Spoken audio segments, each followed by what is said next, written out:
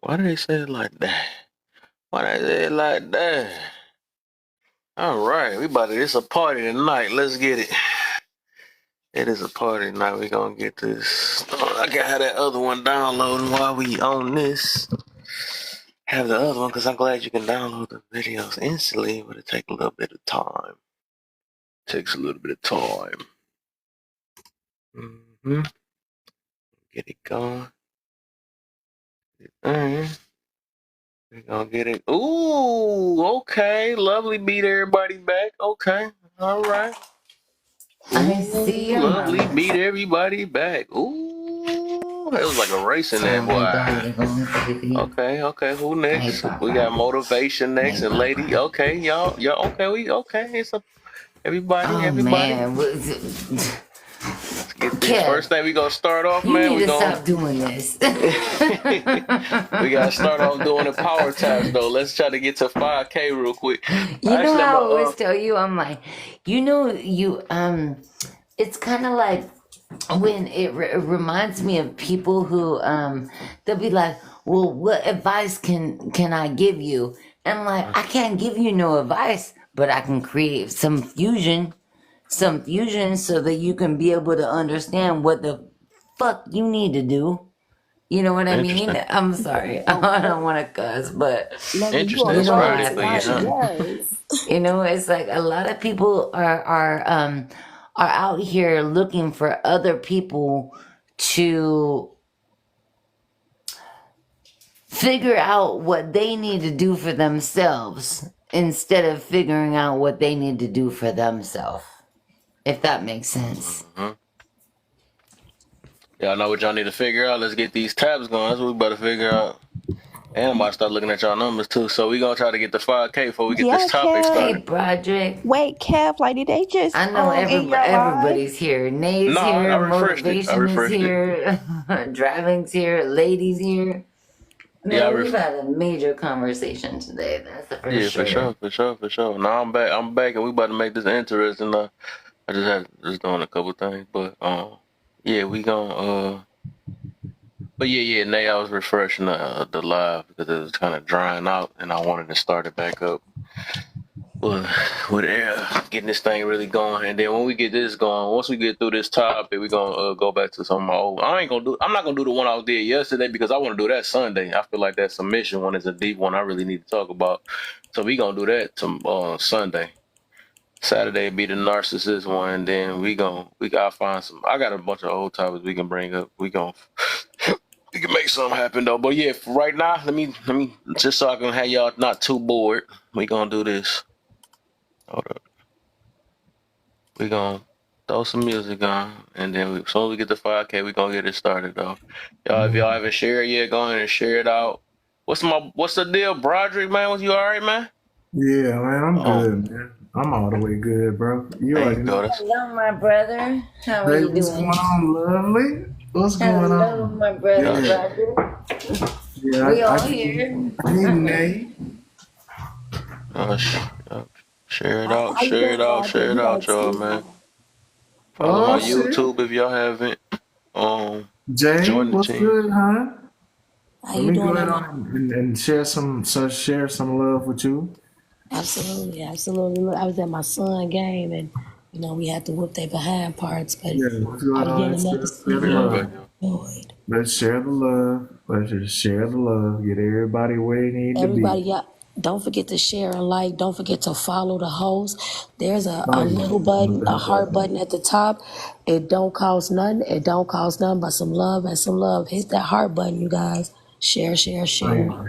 Oh yeah. I'm at the max. I done already did that. I'm at the max. I'm at the max with that one. So yeah. Yeah. So Kev, what's good, bro?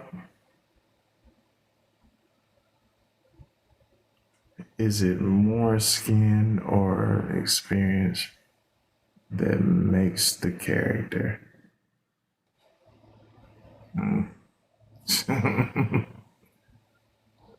Shit, I don't even know what the hell that means.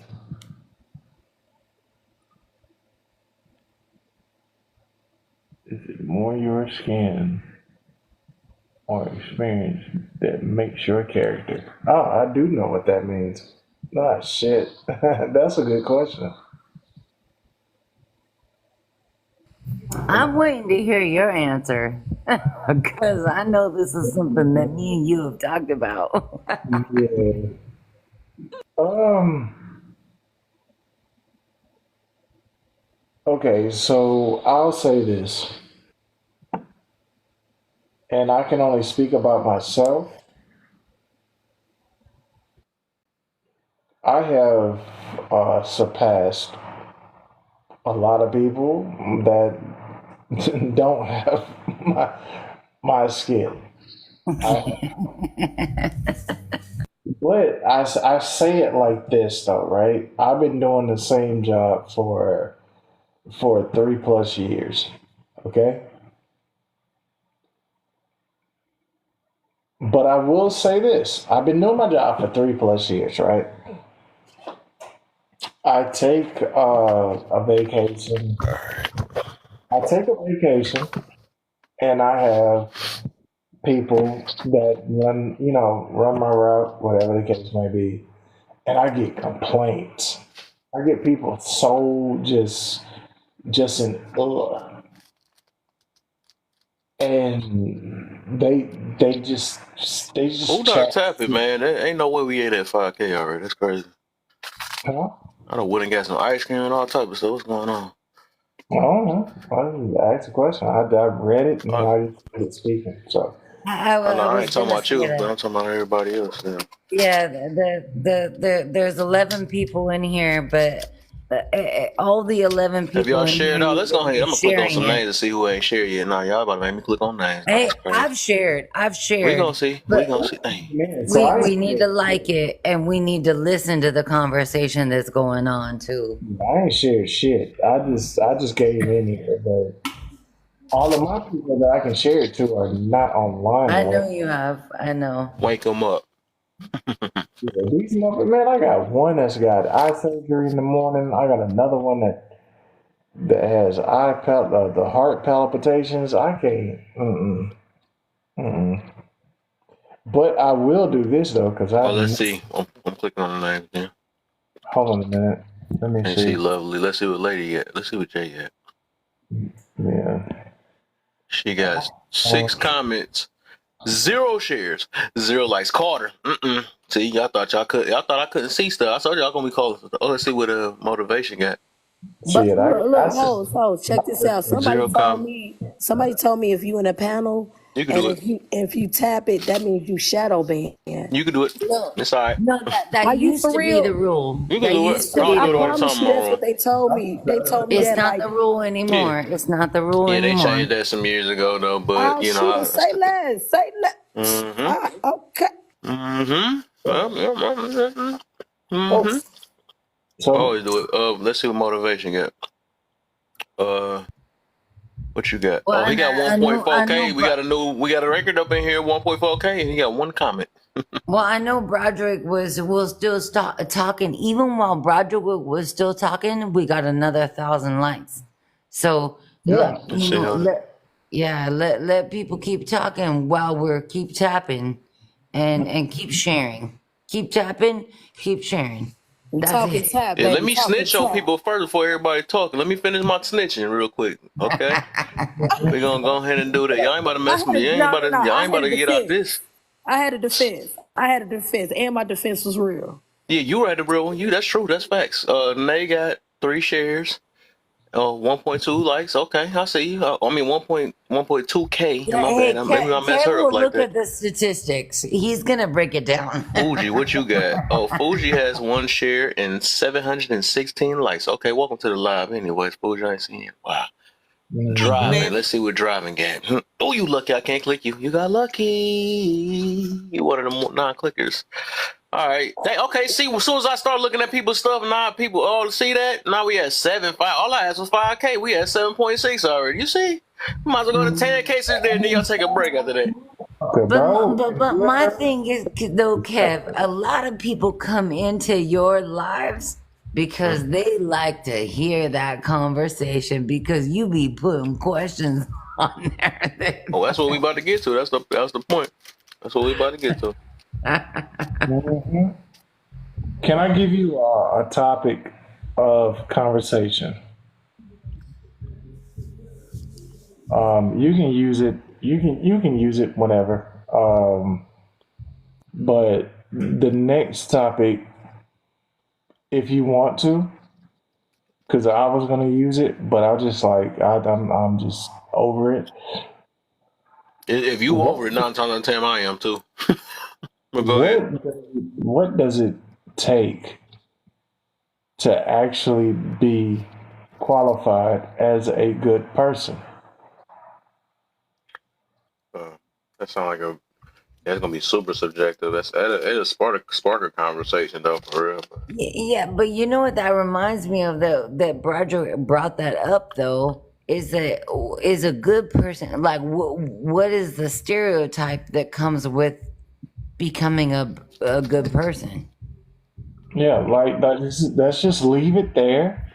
And then Kev, you got that. Because for me personally, I think that if you actually just did that, there's gonna be a lot of people that's gonna come in and be like, "Oh, I'm a good person because I do." It doesn't make you a good Yeah, that's person. interesting. Yeah, that sounds good. Yeah, It do something doesn't. like that. It doesn't. Or what make you a good person? Yeah, you can do it like that. Exactly. Yeah, what makes you a good person? Like Right. what qualifies you as a good person in your mind? Like Yeah. in realm of thinking. I'm gonna jot that down right now in my notes though. I don't know when I'm gonna do. Probably be a And next thing. what creates the stereotype that makes you not a good person? What is the stereotype that's in between that? That's the back question. Right. That's the back I don't question. know if it could be a stereotype or a personal opinion, or I don't know about that one though. That's think about it because Or all what of you saying is the common stereotype of a good person that you're saying? no, Maybe. I didn't Well, say I think, about the stereotype. I'm like, what makes you a good person? Ooh, hold on, Nay, you woke up. Yeah, she woke up a I little think minute ago. like being Go okay, ahead. like I think like being a good person and not being a good person and not being a good person is subjective. Like Mhm. because everybody like example is like different. So what makes us a good person, and what creates those stereotypes? That was a question Do for we me. create the stereotypes, or do we respond to the stereotypes?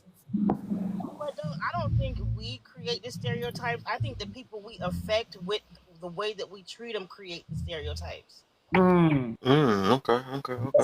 There she go. Thank you, All lady. right, but yeah, let's get to the topic now because we gonna get to we do that later. We do that later. All right, I jotted down in my notes already. Can't do that later because that's your whole topic. This next topic, yeah. Roger said I can borrow it, so I'm gonna go ahead. I actually, the way I wrote it down, I said, "What makes you a good person? What make others bad?" That's what I put Yeah, down. that So was the That's next. what me and Broderick do. Like if you break it down, look, you've got stereotypes, you've got microaggressions, and then remember what lady was talking about earlier, and I think even Honest came in here, and we were talking about good and bad. So what is it? Yeah, just ask me a question about any of it. I'll answer it. all right. Let me get you in on this though too.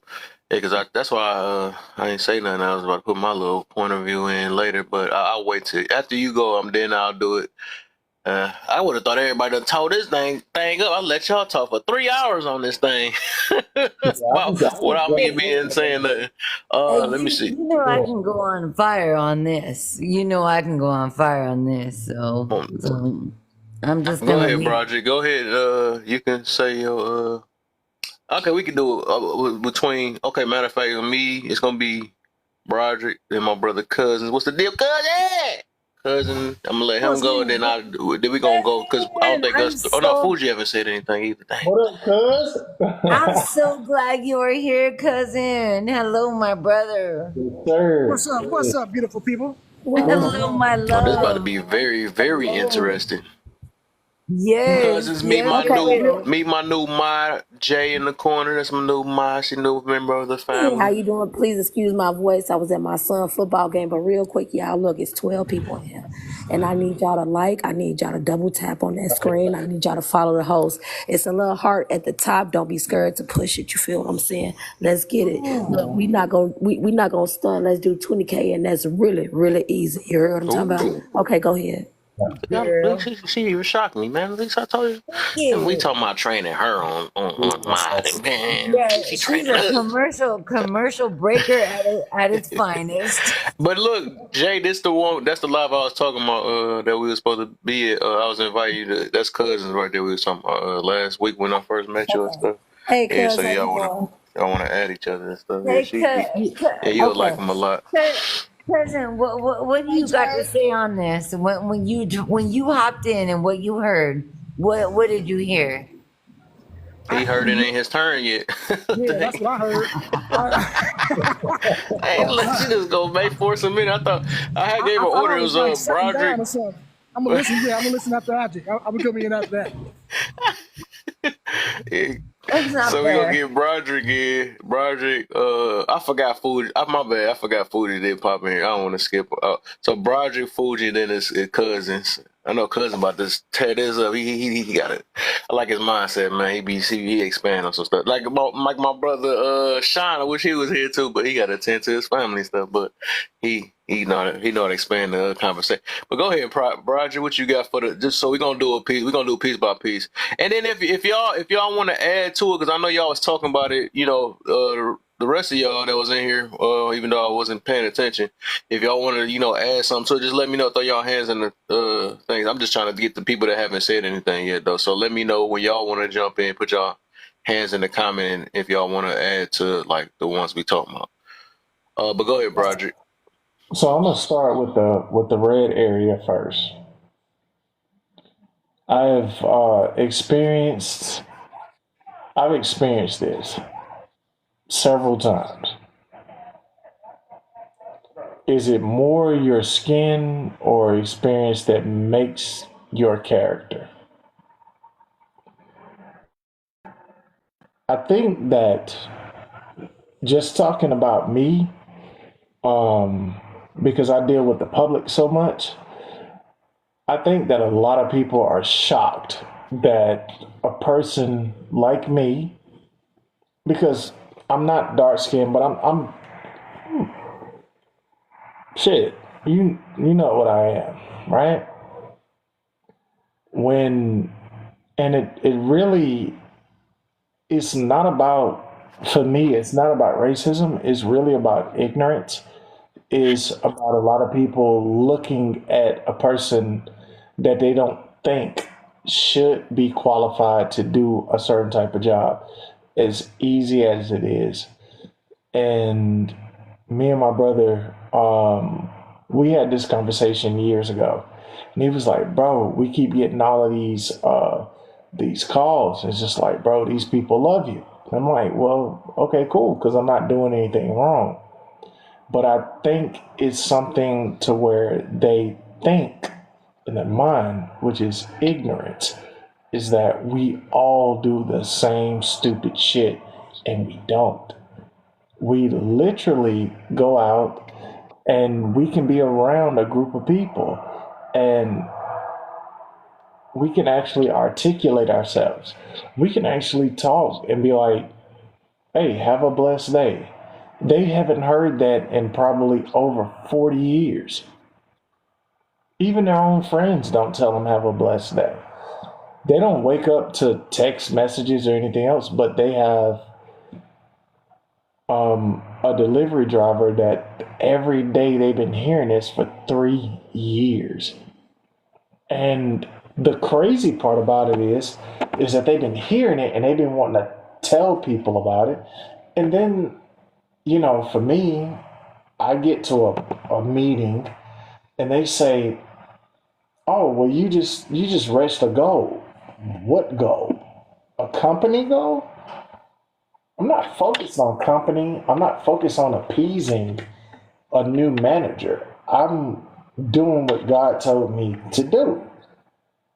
So it's it's the ignorance that creates the barrier of experience. This is nothing more than experience with that first question.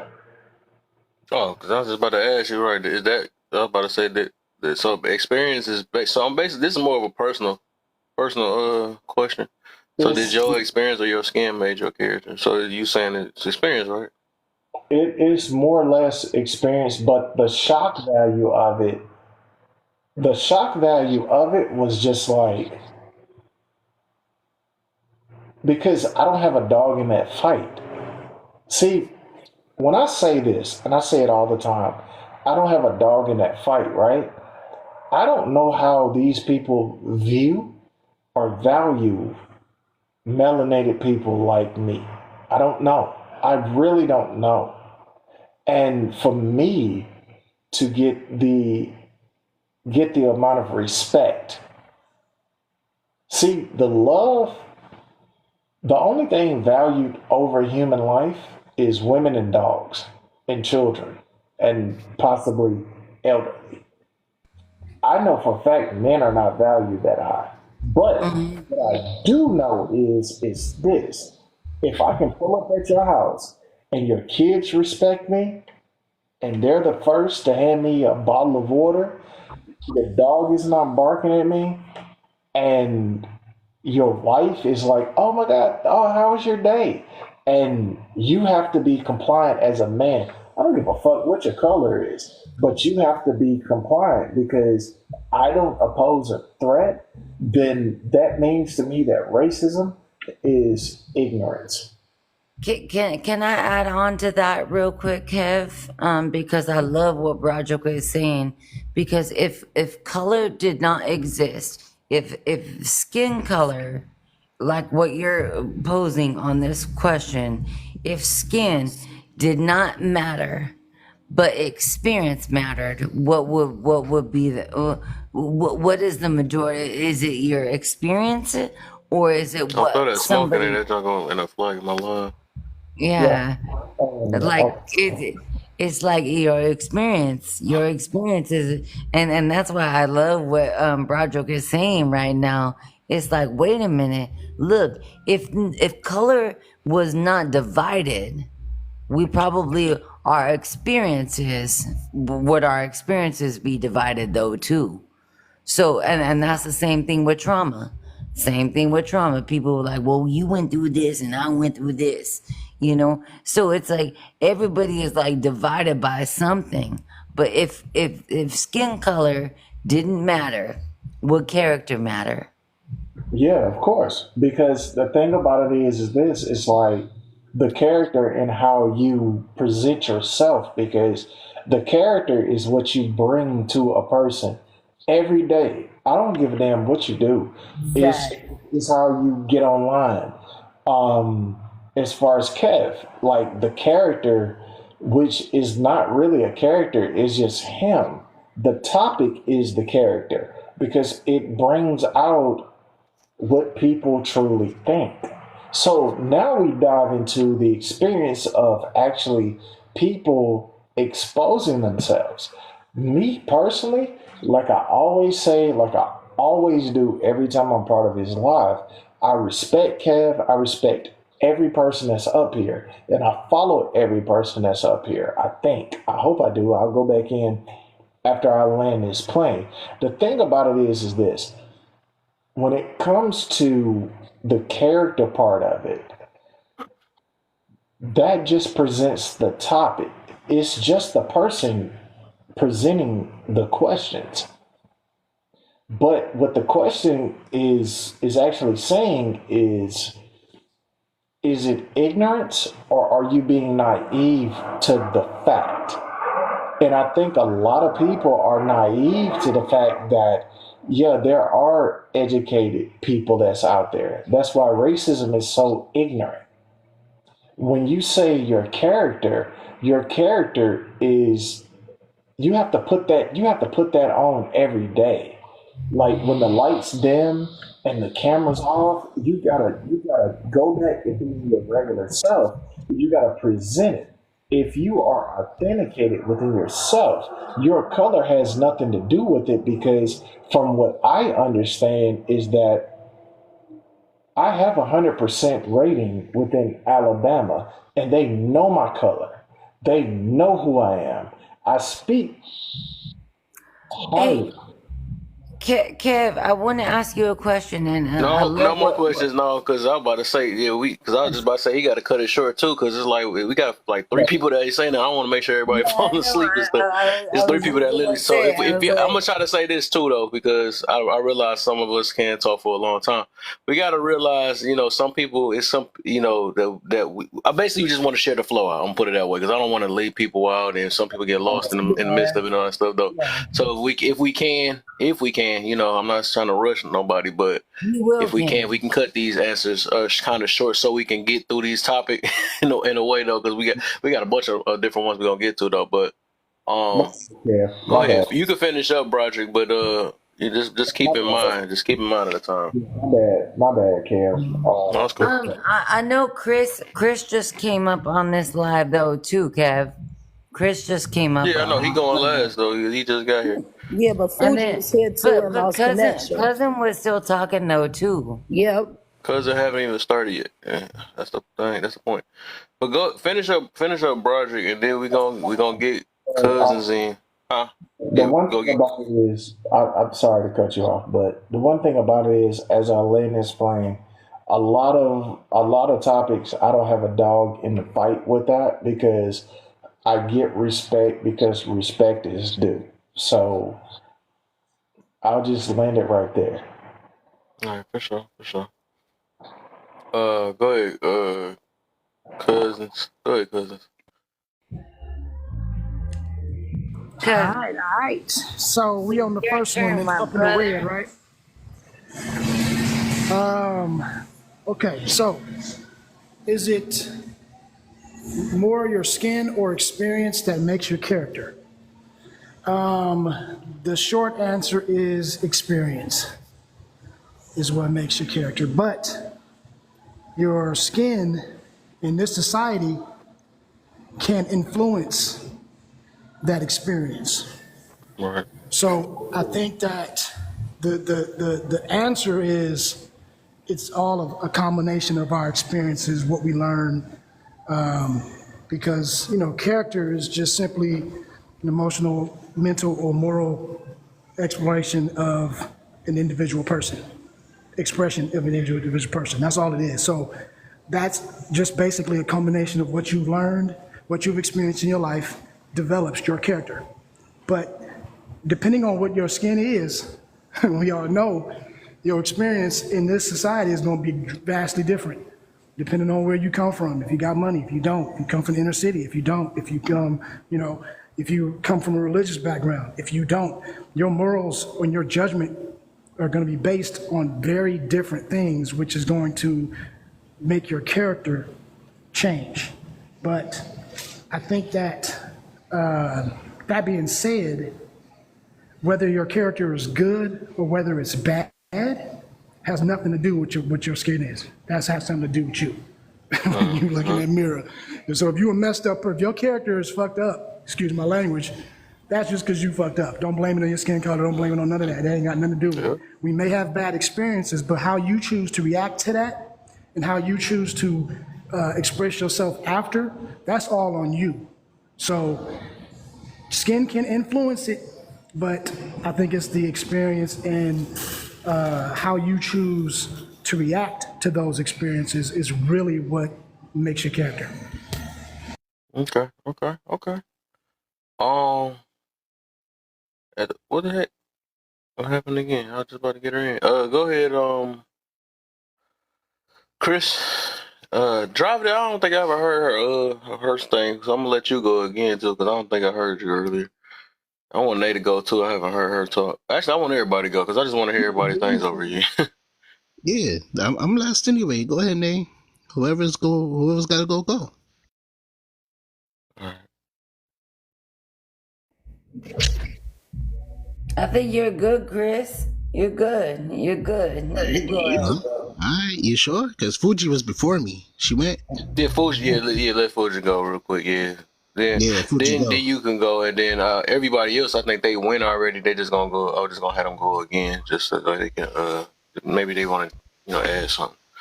That's Thank you right. for the consideration, guys. I appreciate it. I'm having horrible connection issues. We never didn't notice. But thank you for your patience, guys. Is Sure. it more your skin or your experience that makes your character? I think that it's more your character than your skin, but your skin has a lot to do with how a person receives your character, or if a person is open to receive who you are, period. You see what I'm saying? So your character isn't so much as an emotional thing as it is something that's built up by your experiences, like Cousins said. You see what I'm saying? The more that you interact with people and have experiences, it tends to mold your character, because character is malleable, right? But when it comes down to certain interactions, your skin color will sway your opportunity to show your character, if you will.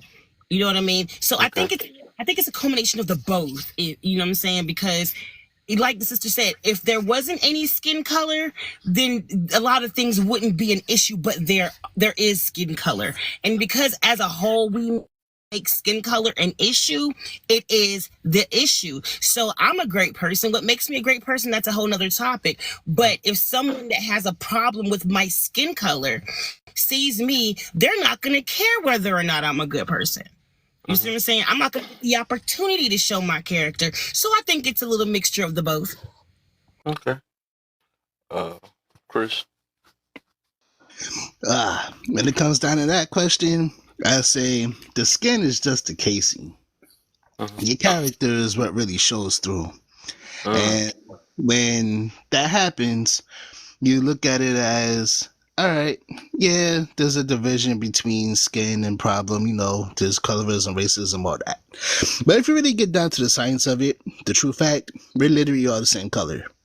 So how can we discriminate against our own? Because just because you're a little lighter, we're still the same color. If you're a little darker, we're still the same color. Different shades, different folk. Now, what really separates us is our character, our experiences, what we lived through, how we looked at it, how we looked at things. He almost getting somewhere where I'm trying to get to. He's still in it. Like, maybe I should have made him go last. Like, no, talking to It happens like that's that good. sometimes. You get to what I'm getting to. Sometimes. So, like, just for example, for our lives, right? We got so many different friends, and they all different ethnicities, different colors, different characteristics, right? We find something in common because we have the character. We have some experiences that they can relate to, some it don't. So that's why I say your character goes with us and dies and stays longer than we do. So again, it's only the case. The character, the experience is what matters. Okay. Nice. We gonna get driving. Then get Nay after that. Okay. So my answer was I definitely think that it's experience.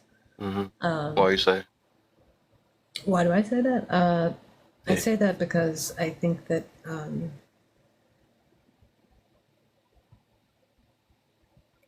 our experience shapes our character, because skin color doesn't affect everything. And I think that our experiences are more prominent in our brains than our skin color. Yeah, travel. All right, Leslie. What's the deal, Earl? Every time I try to hop in his live, his jump be full. He too popular for me, son. What's the deal, Earl? All right, driving. Let's get Nay. What you got for me?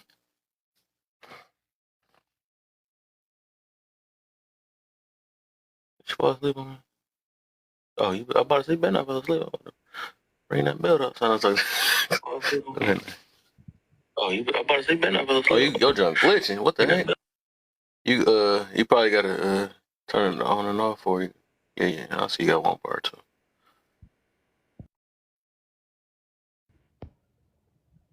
You there? Yeah. There you go.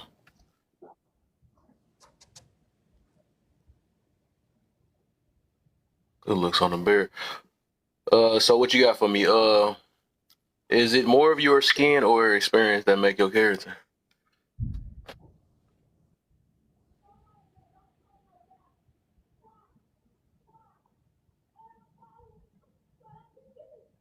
Hello.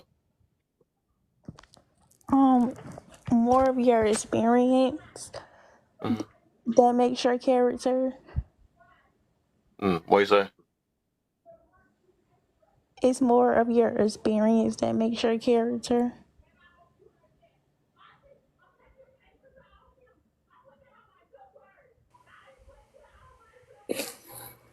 Can y'all hear the background?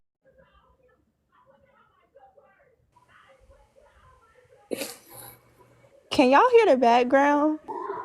No, that's my background. These people are crazy in this apartment complex. Like Uh-oh. She said she up in the hood. no, So this not yeah, the hood. Like every other night. Like this is not even the hood. Like it's Wow. some girl who stay with her boyfriend.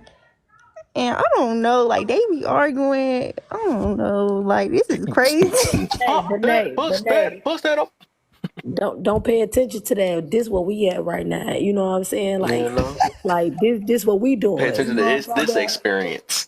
And then look, real quick, y'all, real quick. It's like 12 people. I don't really too much see nobody tapping. Y'all go ahead and press that heart at the top real quick. And if y'all froggy like that, y'all subscribe. I need y'all to share, and do that FYP at the bottom. Okay, I'm done. But go ahead, Miss Hey. Nate.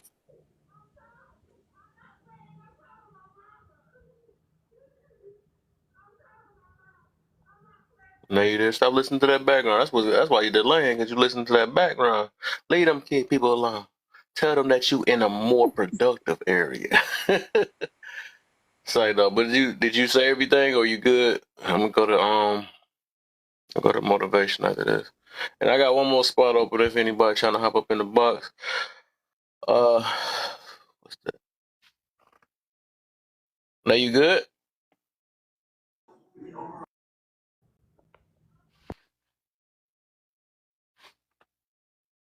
So I should have said yay or nay. Perfect timing. Oh, you said you're good. Okay, cool. Nay said nay. All right. Motivation. What you got for me?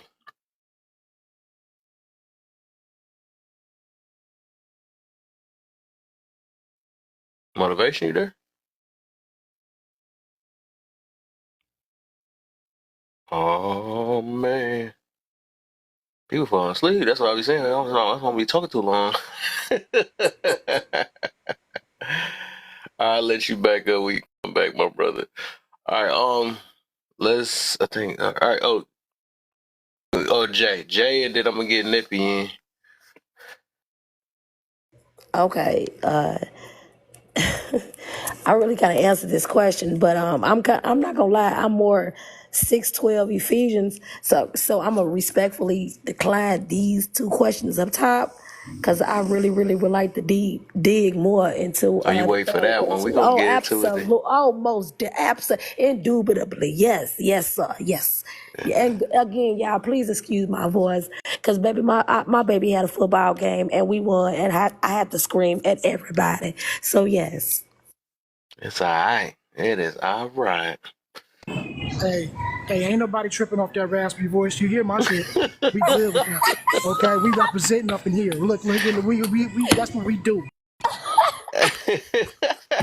Baby, we won. So I had You to say go you at the can top hear of my lungs. we can hear that they won.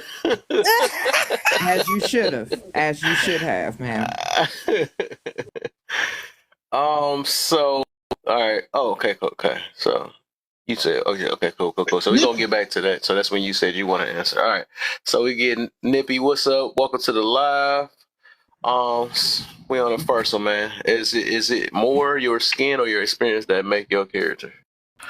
Good evening, sir. I appreciate passage into your land. Thank you so much. Hello, Yeah, everyone. appreciate you.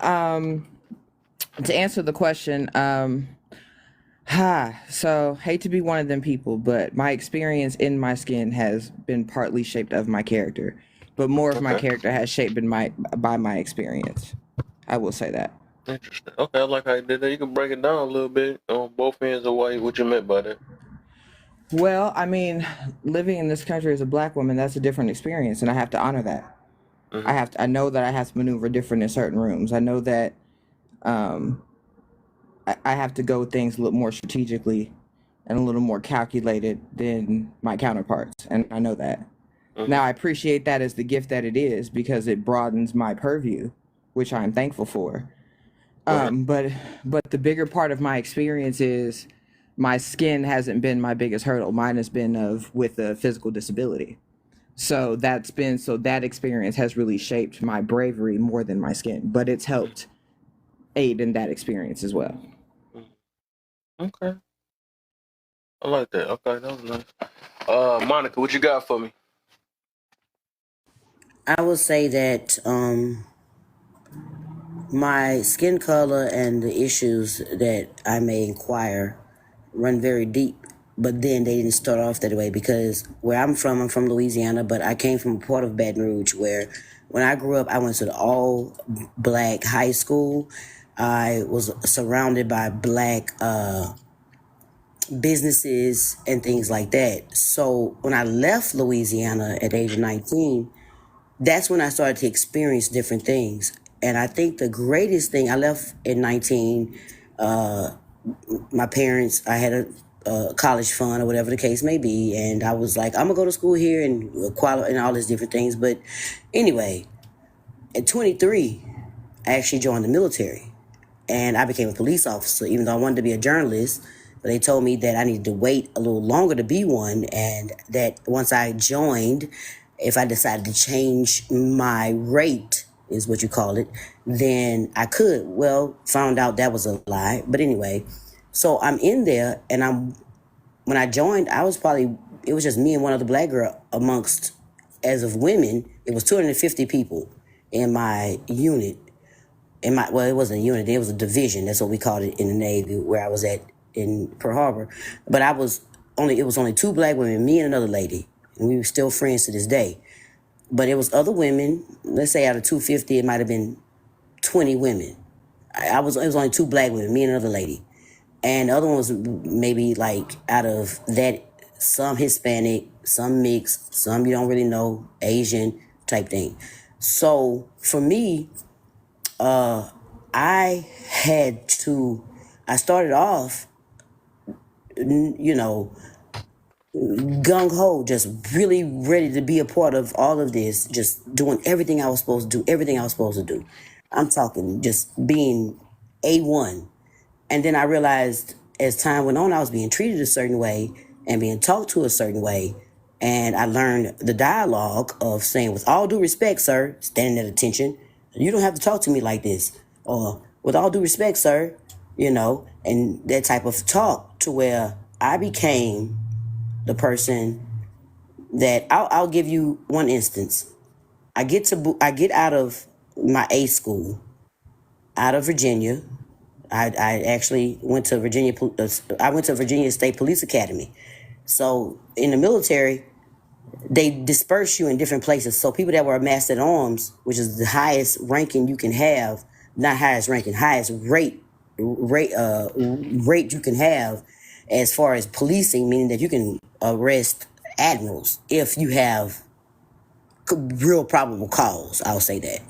So I work with NCIS, which it sounds funny because that sounds like a TV show.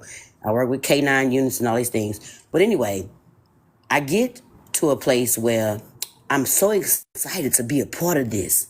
This was back in 2002, and I get my card, which your card was about you being able to carry your weapon and all this type of stuff. It showed what you were qualified in, your name, your race, and all this stuff.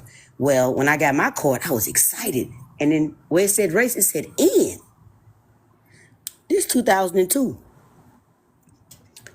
I'm disturbed. I'm like, wait, N? I'm like, well, wait a minute.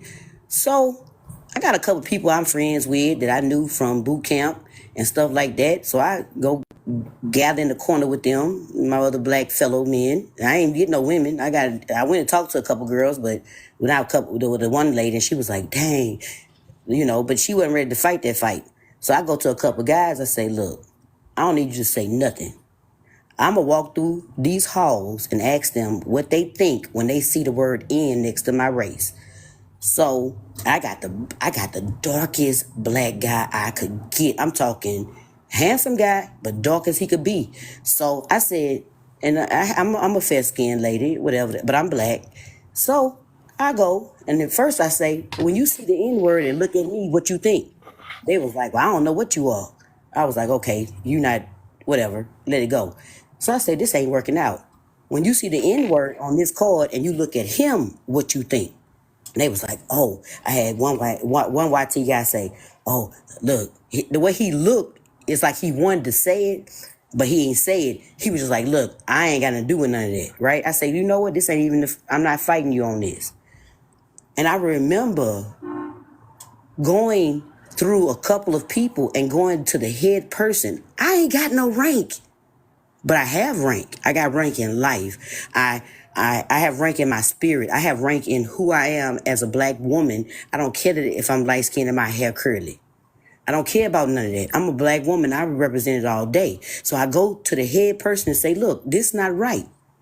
And I'm serious about it. I say, look, to where you have people that the military taught me that you have people that are not used to dealing with certain type of people outside of the military. So now I have to let them know, and this is not me trying to be boastful, but look, I come from a middle class family. This in the 2000s, early 2000s. So middle class was like $100,000 a year, over 100,000. That was middle class. That means you was living, you was stable. This back in the early 2000s, late 90s. So I'm like, I come from a middle class family. I had a college fund. I messed it up. I was one of them kids. I messed my college fund up. So now I'm in the military. My parents didn't even know I was joining. I joined on my own. I told them, look, I joined the military. My daddy was like, you a lie? Because they ain't getting no nails done in the military. You can't have no match. Like, the only matching outfit you gonna have is what they give you. And I'm like, well, no, daddy. On April 23rd, which is my birthday, you got to drop me off at the MEPS Center in New Orleans, because I'm from Baton Rouge. You got to drop me off at the MEPS Center. If you don't, the police coming to get me. They coming to pick me up if I ain't show up. He was like, what? I showed him the paper. He was like, wow, okay. She said it. So anywho, what I want to say is that I stood up for not just me, but all of us. And with that being said, do you know the next 5 years of my life there, no matter how perfect I tried to be, it was an issue because I stood up for my color. I stood up for who I am, knowing when I told them, you can sit here. They had a racist guy. He was he was part of the Marines, because that's who they had back in the gunnery. He was a gunnery. That's who they had given us our weapons when we got to load up and go out to our actual post. So I said, look, the N word, this N that you got next to my race, you could put it for a lot of things. You could say I'm a Negro, but I ain't been a Negro since the 50s. When I did my application, it said African American. So Right, They had to change it. Monica, and that's good. But we want to give everybody a chance to speak. I'm sorry. somebody beat me too. I was I'm gonna land literally Yeah, my plane. What I'm getting at is that after I did that, they made it hard for me in the military. They made it right, so right. hard for me that anything I said or anything I did was an issue because I stood up for myself. One thing about your color is being black. When you stand up for yourself, you can't even have a higher tone as far as being direct, not hollering.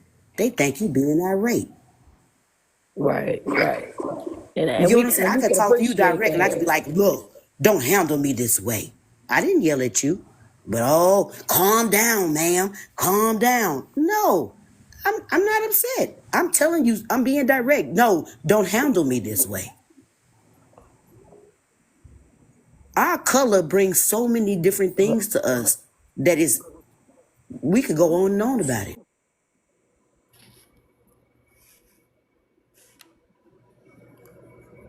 So Yeah, we just trying to get to everybody. 'Cause everybody opinion, facts, everything.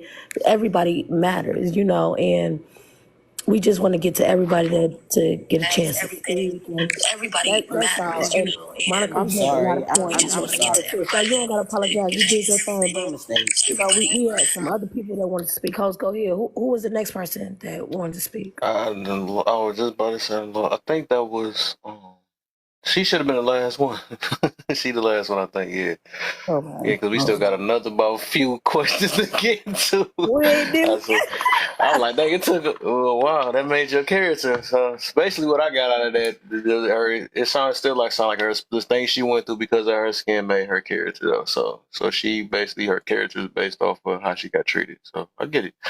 All right, so I guess to sum that up.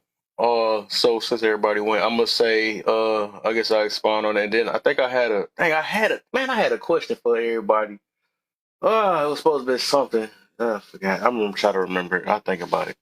All right. So, I would just like I said earlier. Yeah, I do believe that it's our experience though. But the main thing I'm trying to get to about this is that I think our problem is that we can't see past just our skin. We think we only just our skin, and that's our biggest thing. Just because.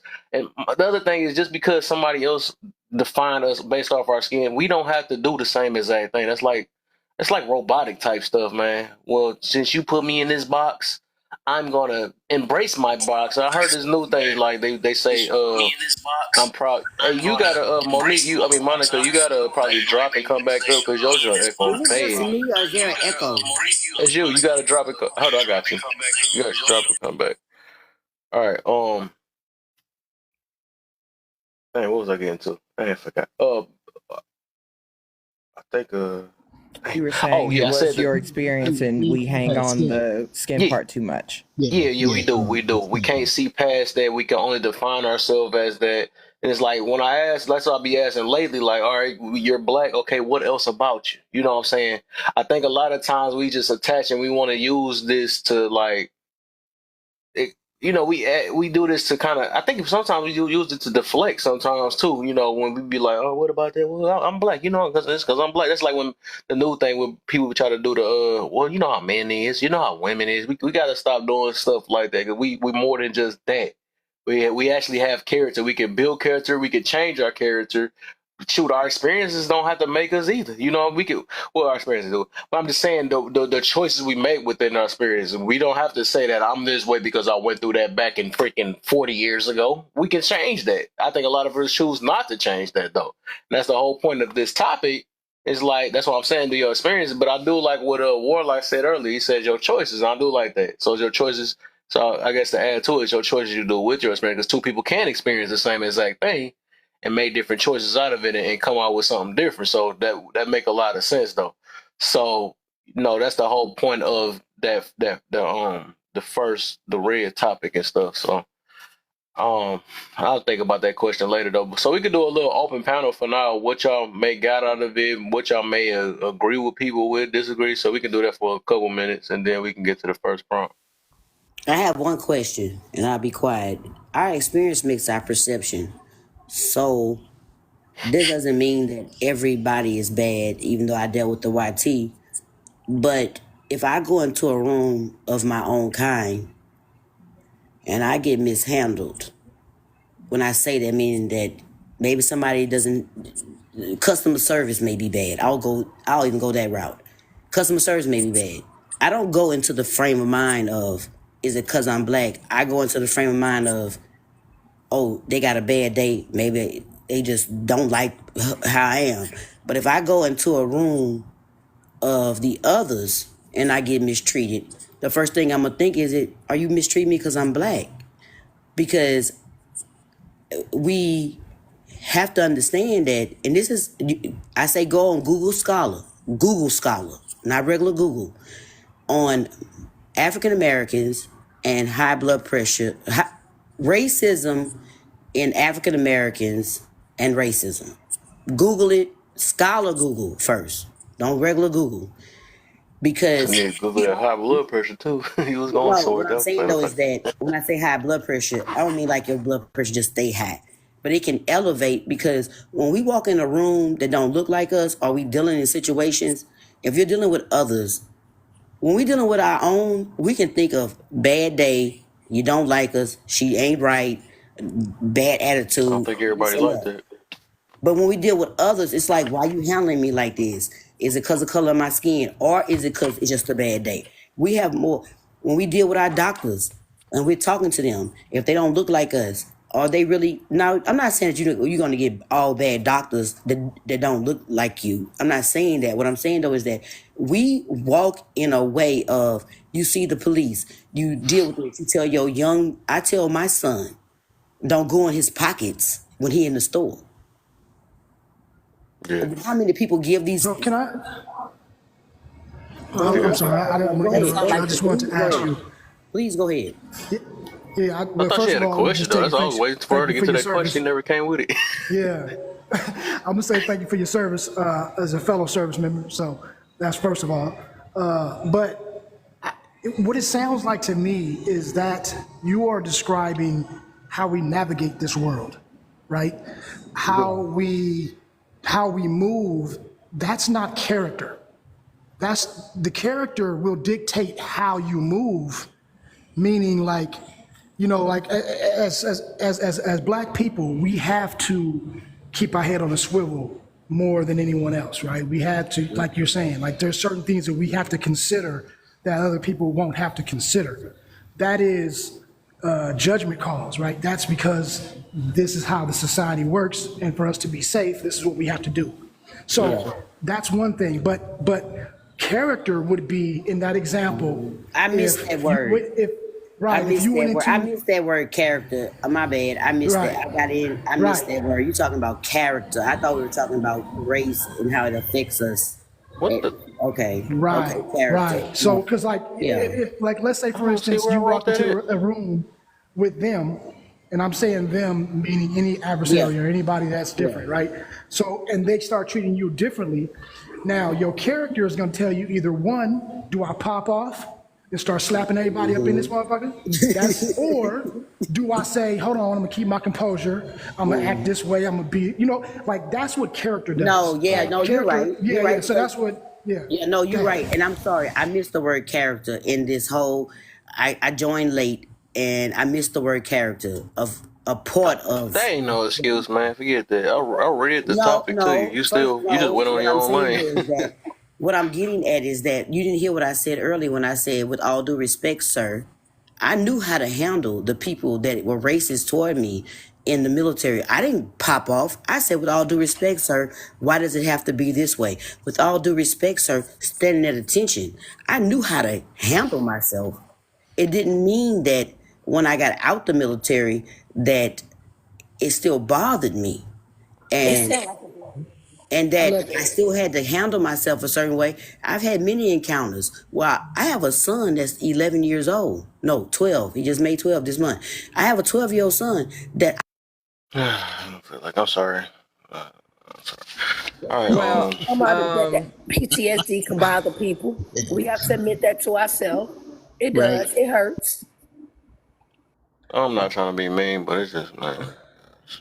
So, I mean, I'm just trying to get to the conversation. That's all it is. Just get a conversation. It's not a story time. I understand some people like that though, but it's not even. I'm not trying to do that.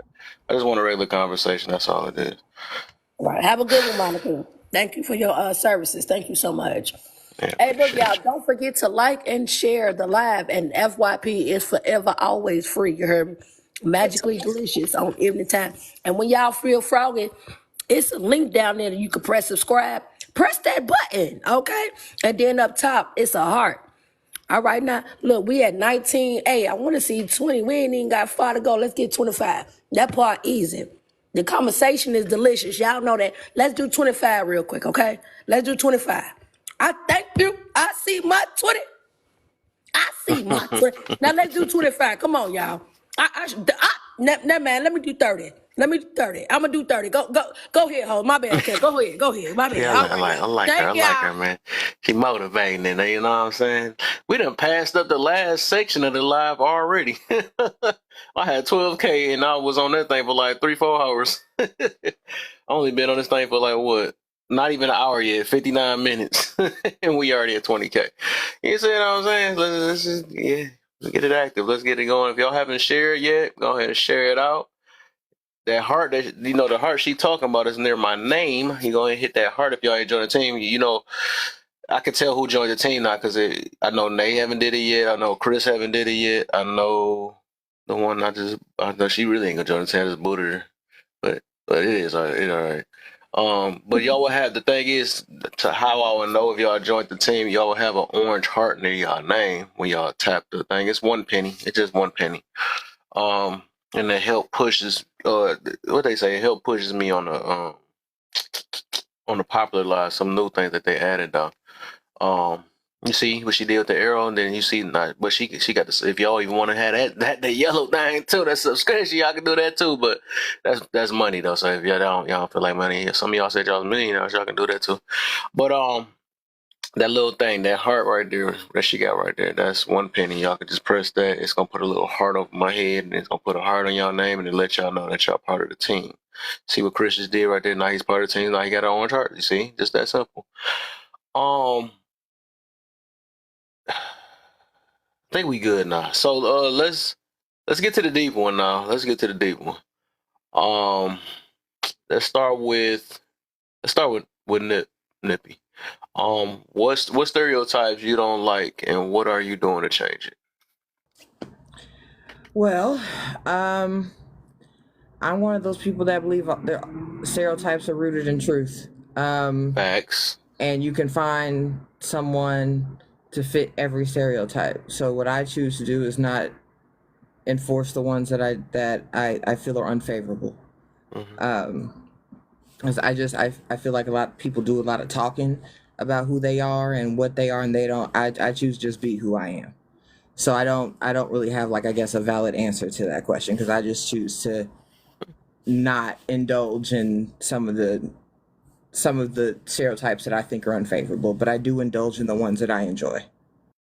What's the ones you don't like though? Like, be specific.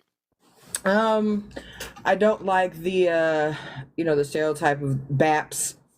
If you're familiar, like, with that whole stereotypical popping gum, gold tooth, long nails, skimpy clothes, uneducated speech, lack of language skills, feel like no problem resolution, and that goes across many demographics.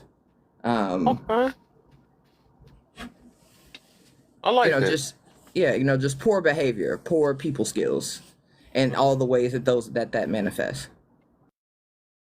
Okay. That's what I want. Yeah, that's what we can do with this one though, because I do want to hear the different ones, and some of them might not even be, some stuff that might be, we might have to pay attention to though. So I like that one though that she used. So okay, RCD. Yeah, how you doing, host? Can you hear me? Yeah, I hear you. What's up, man? You all right? I'm good. You and Lady J, and to my brother, Cousins B, everybody, good evening, good morning. Oh, if you know Cousins, then we about to be good in here. We about to be good. Look, we got another raspy voice up in here, man. I'm loving this night. Let's talk about it. Come on. Get him. I'm going to get him. The raspy crew, let's get it, baby. I'm about to make me over here start call some stuff up real quick. We raspy and LLA. We raspy and light skin. We got all kind of stuff up in here tonight. It's gravy up in here, boy. But real quick, drive up. What was you looking at and typing? Are you taking notes or something? Because I did see something that you were doing, and then automatically your screen popped up. So I'm not sure if you was taking notes or on another phone. I'm inquiring minds want to know, and that's my mind. Said driving. No, I was taking notes, and I was texting with my mom. Okay. All right, y'all go ahead. Like and share. Don't forget. Let's do it, y'all. Come on now. We at 21. We can get to 30 really quickly. Let's do this. Mm-hmm.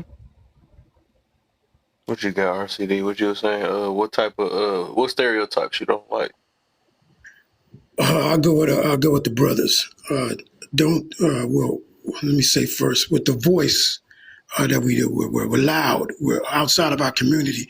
We're looked at like we're loud. So So I don't like that. When we're in a public area, like the lady said above me, we have to use etiquette. You got to think about where you're at and how you should, present yourself.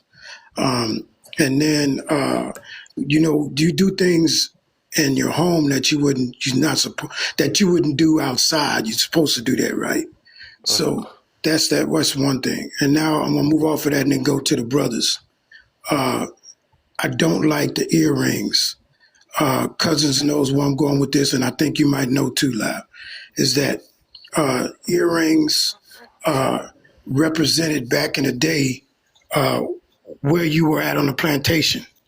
That was possession. I'm glad I stopped wearing earrings. Yeah, well, I know it would, and they talk about these fads, Laugh. That's not nothing to laugh at. The fads and stuff, I understand certain things, I get that, but the thing about it is that if we were to really understand what to do and what not to do, I'd like to think that those of us that have the understanding of wanting to be respected and have a knowledge wouldn't do these things. So the earrings is another thing, and the lady talked about the teeth. Well, the jewelry, that's you can wear a certain amount, but you don't have to be go overboard like a Mr. T. You know what I'm saying? I mean, I don't understand that was part of what do you want to call it? That was kind of a fad and some personal things that he went through, but I get that. And now I'll go to the dress code. Tats and dress codes and stuff. You remember what Crisscross? You know who Crisscross was, right? The rap group. That just I didn't realize what was going to happen after that, but that is bad. That represents, what that comes from in the prison system. That a lot of us don't realize that the younger ones don't, but that just represents that you would belong to somebody when you sag like that. And then the other thing I'll say, and then I'll land for right now, is because of the lack of proper child raising or parenting, we have a lot of us in our community to where there's a lot of anger in the young men and women. You look at them, whether you're looking at them for, I think I might know you, or just looking at them just a glance a little bit. A lot of times you get a flack for that. And I'm like, just over a look, I can understand certain looks you shouldn't, but if you look and just glance and stuff and what you're looking at, these things is, to me, those are annoyances. It should be, if you look for a period of time, somebody say, hey, bro, what's going on? Can I talk to you about what's going on? Just something that I got on that's, that I don't see. What I'm talking about? Mm-hmm. And well, you saying that's a stereotype? Or are you just saying that's some stuff we experience as being especially both? It's okay. How can I say? How could I say? It could be a younger Yeah. I did. I did. I made a mistake on that, and I'll say this, and just to add to what you're saying, laughing, and I'll land. I had a situation where I was at a restaurant, KFC, and I thought I knew this brother, and I didn't. And I kept looking. I said, I think I know him. And I didn't hear him under his voice. And then he raised it, and he said, hey, if this dude don't keep looking at me, I'm gonna, we're gonna have to go get, fisticuffs. And I was like, what the? And when I finally heard that, I looked away, not because of nothing else, because I realized how I was wrong. So, so I would say if that's the proper thing, is whether it be proper eye checking or we stereotype each other. There was a stereotype outside of us, and then there's some that we stereotype each other. So, those things, I wish we would stop, for the, because it's annoying. And then I'll talk a little later on the dress if I get another chance on the dress code. So I'll land. Okay. Nay,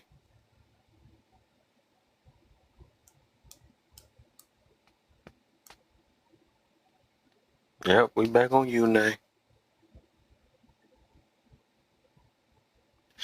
When the last time she commented? Make sure she check in on her.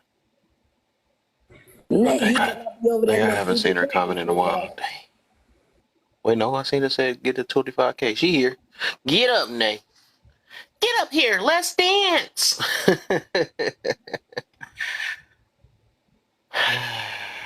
We'll get back to her then. She takes too long to unmute. Let's go, cousins. It's on you, my brother.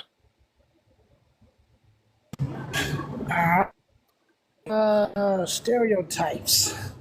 First of all, before I even start this, let me just say this, okay? There would be no earring slander up in this motherfucker, man. Hey, no. I hear what he's saying, though, and I totally agree with the sagging. But we have to understand that earrings. I mean, this has always been. I don't know if this is a stereotype, but I think it's something that we need to start maybe dismissing. Is the fact that we have history before slavery. You know what I'm saying? And like a lot of the times we stop at or we start at slavery and we're looking at these things. And yeah, that was true. But, you know, kings in Africa always had earrings. That was one way of displaying your wealth. Pirates in the middle centuries would have gold earrings because that was a way that they could secure a treasure in case they ever got captive. They could use that for payment. We can go back to Egyptian times. That was prominent for men of stature, you know, to have adorned themselves with jewelry. Earrings was part of it. So I think that could be subjective. I think that's a good conversation, though, because I do understand exactly what he meant, and I don't even know if a lot of people even know that. So I appreciate him bringing that up, but I just had to give him a little bit of a hard time on that one. But with the stereotypes, man, I think my biggest peeve about stereotypes is not necessarily a stereotype in particular, but I don't like that we keep pushing the stereotypes and then we become the stereotypes. Facts. And then try to justify it. That's my problem with stereotypes. Facts. Because it's like, you know what the stereotype is, you don't have to be it. You know what I'm saying? If you know what the stereotype is, why are you now, you know, choose to become that? It's like, if you know what the statistics are, don't become the statistic, right? Preach. And I think that is my biggest thing with stereotypes, because I think like the lady said before, stereotypes start from a grain of truth, right? Every stereotype has some grain of truth to it. And if you look at a sample poll of enough people, you will find, if not half, maybe a little slight majority of people will have certain stereotypes, right? Because but then again, is that because the stereotype is that way? Or is it because we keep perpetuating the stereotypes? So we keep it going.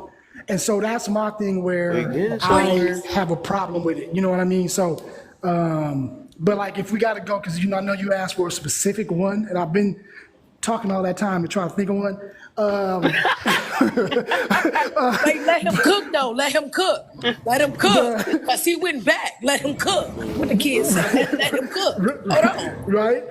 I'm going to say probably the biggest stereotype that it irks me is that men are simple. You know, we use that when we have an argument about, there's some gender argument. Men are simple. All we want is bullshit. No, we're not simple. We are just as complicated as women. People are complicated.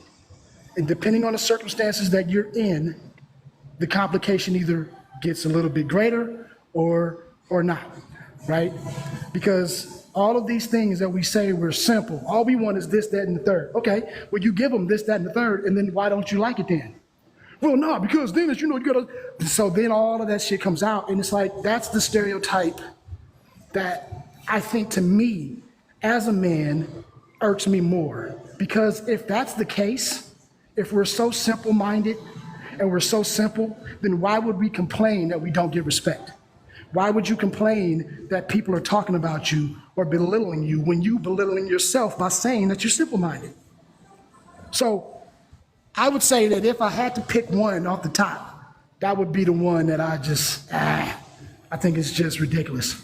And what I do to change it is anytime it comes up, I call them out on it. And I try not to do it myself. So it is. Oh yeah, host and Miss Lady. I wanted to I wanted to come behind Cousins on it and just touch just a little bit on the earring, just a moment, and then just mute if I could, not to be nothing behind Cousins because I didn't want him to just think it was just because of what I saw. It's because of You good, baby. Go ahead, King. Go ahead. This a magically delicious live up in here. We respect yeah. everybody. All Go right, ahead. now again, when he was talking about the kings, majority of kings in history, they always conquered.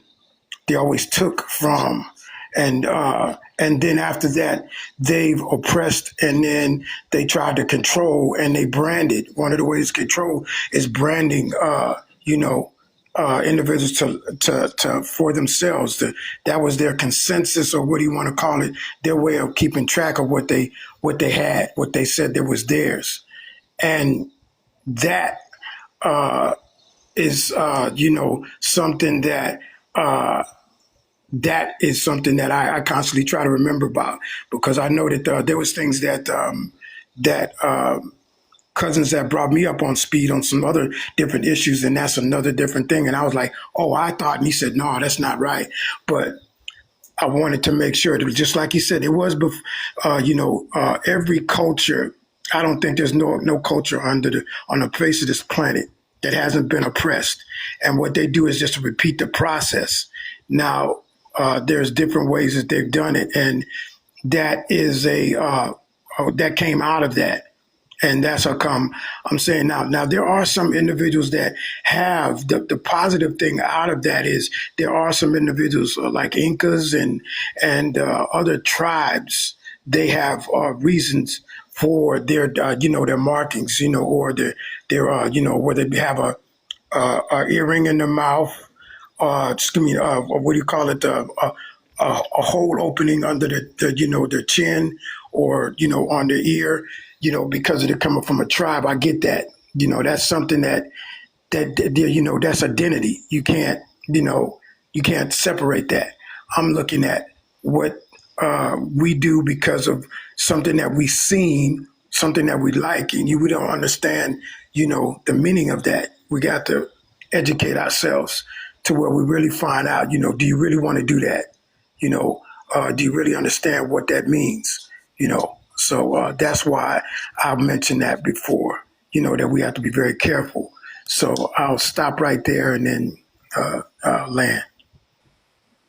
Absolutely. No, I totally agree with both of you brothers. Look, I was over here screaming in the phone. I'm like, you go head on. You go head on because we got some educated brothers on this line tonight. You know what I'm saying? I feel like we could go deeper into that because As she said.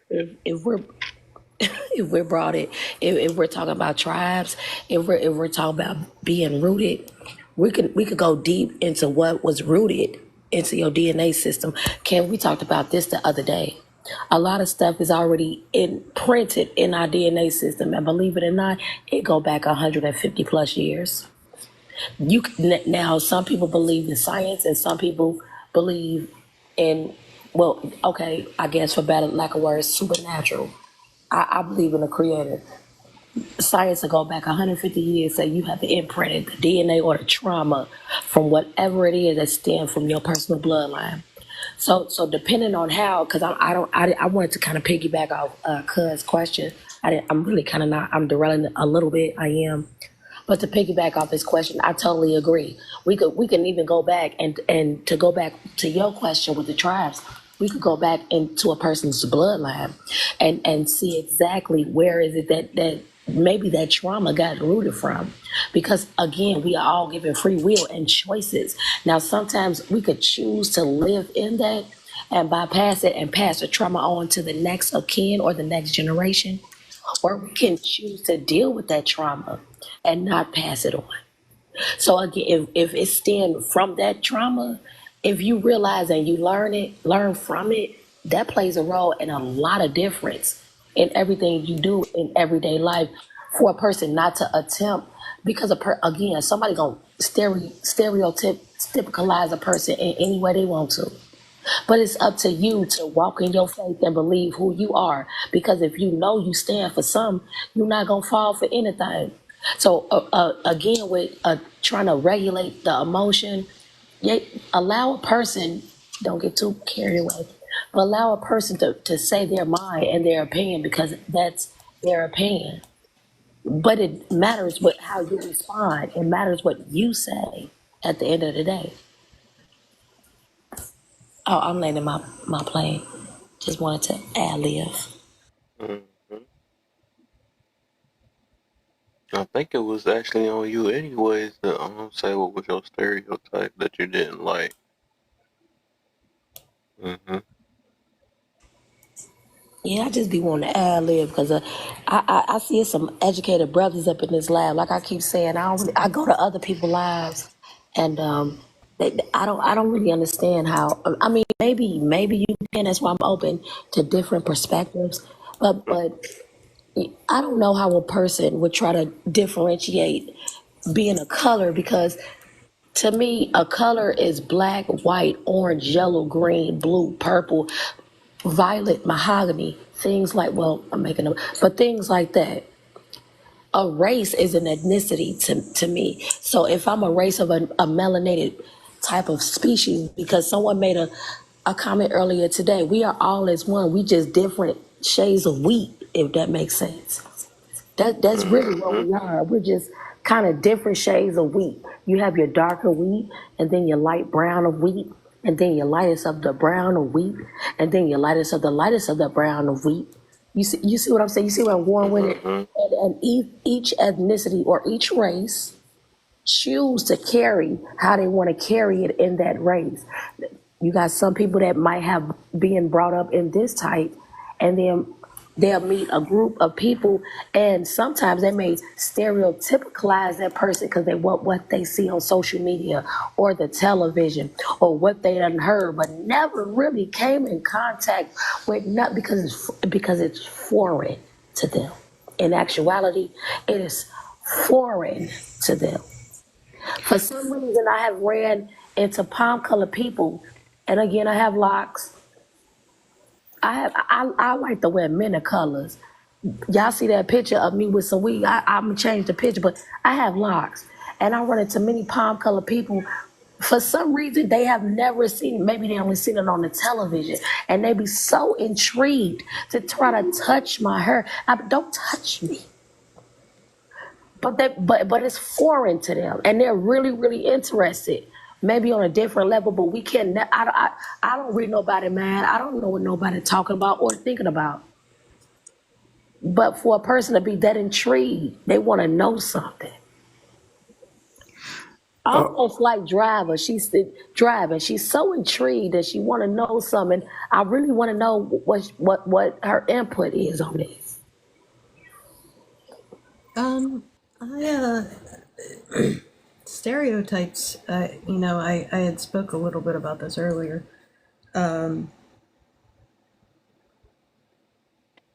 And I had my eyes opened after I spoke, because I spoke on stereotypes specifically pertaining to race, and was shown that there's more stereotypes than just that. And I knew that. It wasn't in the forethought of my brain. But But as why? far as But why though? I think because of, to be honest, the people I hang out with on TikTok. I found myself in predominant BLK spaces, just my algorithm, and I find that topics tend to gravitate towards race, and that's why. Okay, as a non-BLL person, are you able, or do you attempt to find your way, or in your everyday living, do you attempt to make a change? I do. Um, I correct family and friends whenever they portray different stereotypes, um, and I really I I gravitate towards these spaces because I learned so much. And that's really what I'm here for. I want to be a better ally.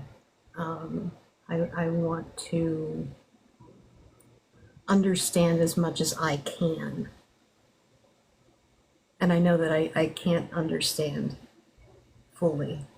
But I just want to understand as much as possible.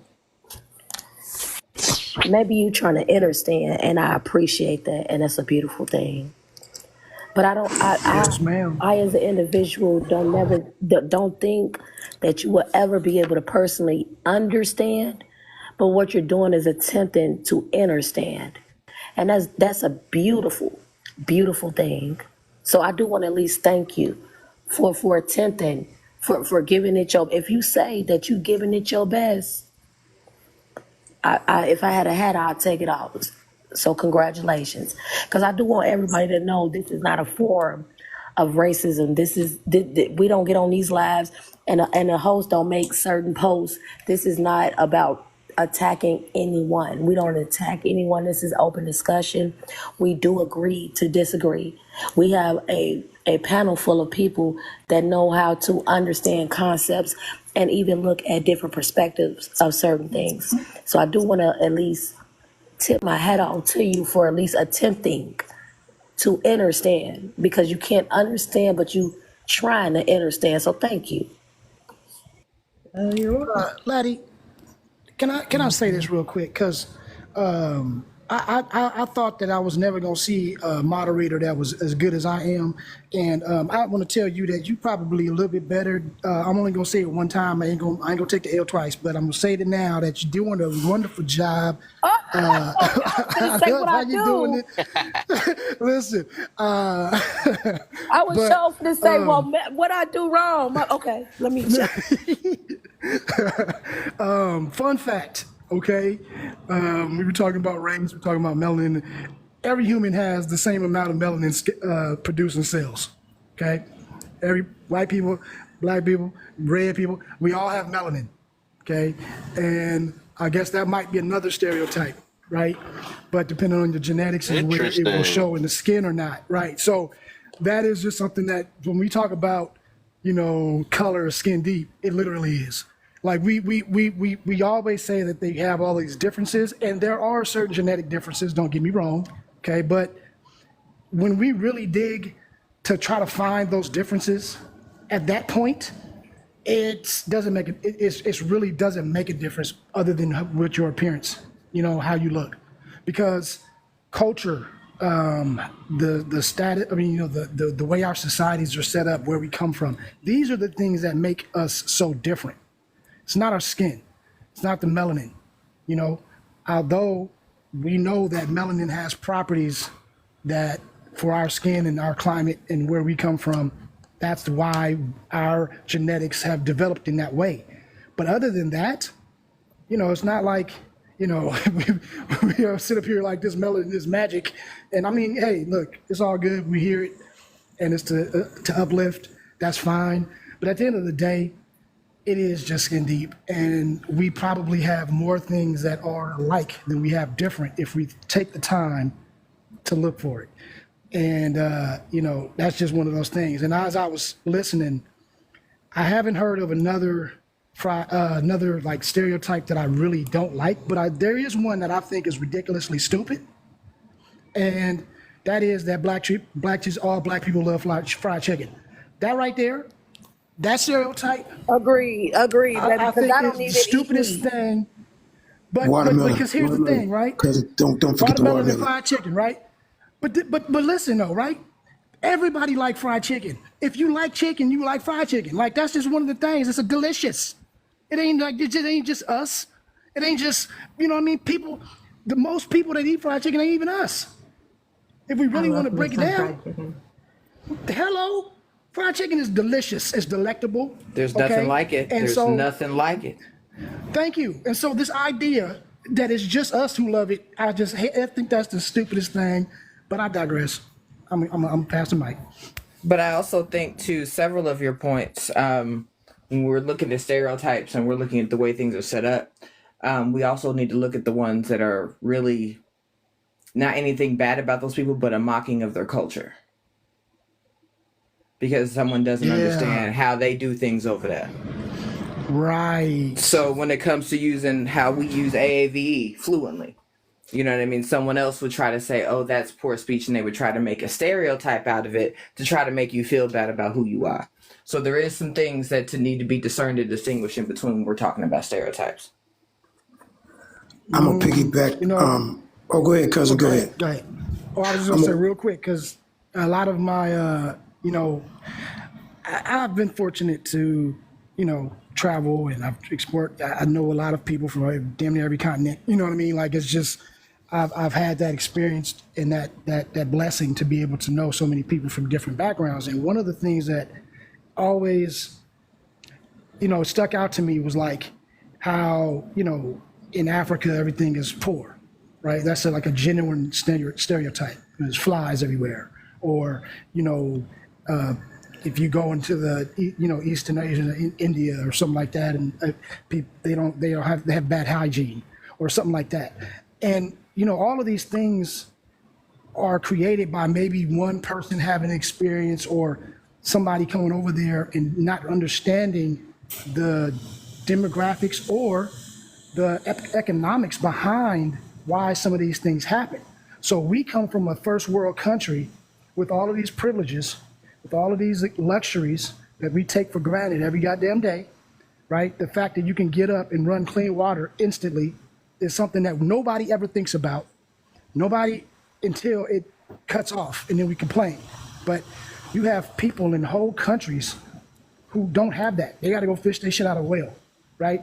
So they have to use that water sparingly, right? You have a bar of soap that we go here and spend all this money on Dial and all these other, crazy soaps, whatever. Got your little in the pumps and the plastic, and when you use up the soap and it's only a quarter left, you throw it away because you ain't tripping because you're gonna go ahead and buy another one. When we have these people over here who one bar of soap costs more than they make in a month. So yes, they might come out a little tart sometimes because they have to conserve. But we think it's funny.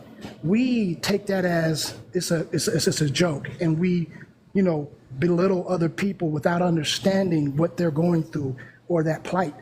And that is just a level of ignorance that I think, to be in a first world country, we should not have that. To be in an age where we can Google anything and learn anything in an instant, how are we still so ignorant? That's a crazy question. Because they be picking up their phones and playing Candy Crush. Hey, agreed. Agreed. Here's something that I'm going to piggyback off of Cousins and also Nippy, and then take a little bit of Miss Lady. We need to understand all of the things that we heard. We need to educate ourselves on all of the different cultures because, again, with the things that Cousins was talking about, that comes from colonization, oppression, all of those things that are over there. Everybody on this planet, if we were to love each other and not be selfish, nobody would be broke. Nobody would be homeless. Nobody would need clothing. We'd all have clean water. We'd all have everything that we need to thrive, not survive. But because of the oppression, because of the stereotypes, because of the racism and all of the other things that comes along with it, I'm not going to go too further on that because I know that the host has those other topics that are down there that's going to cover that. But that is why we have all of these problems. And like what Cousins was talking about the exposing themselves to different cultures. If we would try to do just like what driving was talking about, I want to understand. I want to understand the third world country. I want to understand my Mexican, my Spanish brother and sister. I want to understand my Asian brother and sister, and so on and so forth. Now, when somebody says something, that's out of, that's in other words, that's not right, you can correct them on that. And everybody knows that nobody wants to be told that they're wrong, exposed that they're wrong, especially out in public. You're wrong, sir. This wasn't no, and you prove it to them that they're wrong. You do what that military lady inspector Louis, sir, that but I disagree. Why do you disagree? Because what you said was false, and this is the answer for that. Now, there's going to have to be a change in that person, because they realize now that they've been exposed. And you're not doing that to be mean, but you want to let them know that right is right and wrong is wrong. So it's very important for us to make sure that, before we misinform, get the wrong information, and now we say something that's not right. I had to been corrected by, my brother Cousins and other people because of certain things that I thought, but I'm glad I got the information now, So now I know that I thought that what I heard, well, who told you that? Did you research? It's very important for us to do that. So now, when somebody says something, we'll know if it's right or wrong for one. And then also, two, if we get a chance, we'll be able to help that person, he or she. And the more we do that, the better off we're going to be. And then we won't have to worry about the things that were the different things that separate us. We'll be looking forward to more things that could connect us. And I land for right now. Facts. Hey, always be leery of somebody who's scared of a fact check. I'm just saying. Absolutely. Because you can always be wrong, and you gotta live in that sometimes. It ain't your life. The bridge will not fall. I think it's more accountability. Like, if you're wrong, you're wrong. Accept that you're wrong and learn from that, and then move on. Fuji, you had a question, or you wanted to speak on it too? Yeah, I wanted to speak to the stereotype topic, but I'm listening to the points. They're so good. Okay, so the stereotype that really gets me, and it makes it's personal to me, is it's the single black moms that are the reason why all of the black kids are fucking up. Excuse the curse word. It's the single black moms the reason why the young people are going downhill. You see what I'm saying? That's one stereotype that I hear all the time. Every time there's a problem, they have to be the child of a single black mom, or they have to be the child of a single mom. It's ridiculous because I'm 44, and in my whole life, I've known a lot of single mothers, and myself included. We work, bust our behinds, we worry, make sure the kids get the best, make sure that the sleep that we lose is worth something. You see what I'm saying? Like, my eldest just got married yesterday. You see what I'm saying? And it's like, I know people need someone to blame, but to just say that everything that's going wrong is coming from the yields of a single black mother, I think is a very unfair blanket statement. You see what I'm saying? Because granted, like the sister and the brother said, a lot of these stereotypes are rooted in truths. And yes, even lies are rooted in truths, but a lot of things can run parallel to these lies and these truths. But I know a lot of single moms in all kinds of states, even overseas, where they bust their ass for their children. They go hard for their children and other children. You know what I'm saying? Children don't even belong to them. They go hard for them. And I think we get a really bad rap for that, just because we're looking at those mothers that's not doing well. You know what I mean? That's not caring about those kids. The mothers that are having problems with their baby daddies or whatever, they're automatically considered single Black moms. And those of us that don't see rest and that don't see vacations and that don't see an exhale, we're still at it 12 hours a day, 14 hours a day. And we get the bad rap too. That's one stereotype I cannot stand. But you know, I hope that you understand that a lot of that comes from men shirking accountability. That's what I was gonna say. Like, do you think that that's not necessarily a stereotype? That's just a bad rhetoric. You know what I mean? Like, that's a bad narrative. I think that's being pushed. You know what I mean? Like, but I guess now that I'm listening, I mean, I guess it could be a stereotype, but it just sounds to me like it's just a, you know, it's a wrong narrative to try to win an argument in a war that is preposterous. And I'm talking about the gender war thing.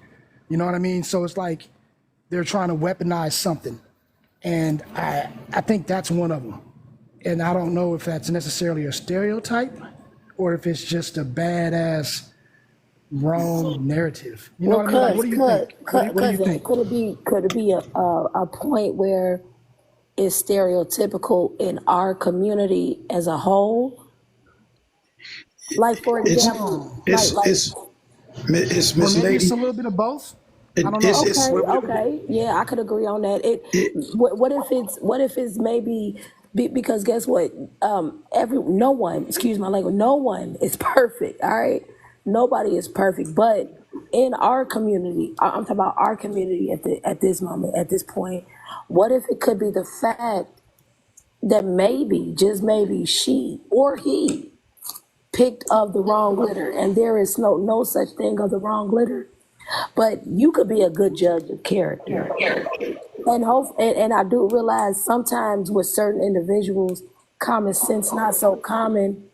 But if you are out here making babies, and if you are out here attempting to do the do and provide like as you should, and a woman or a man see, and that could be universal too. You or and a woman or a man see that, hey, I kind of even see this now because guess what? You'll see if it's not working in the beginning. You'll see that.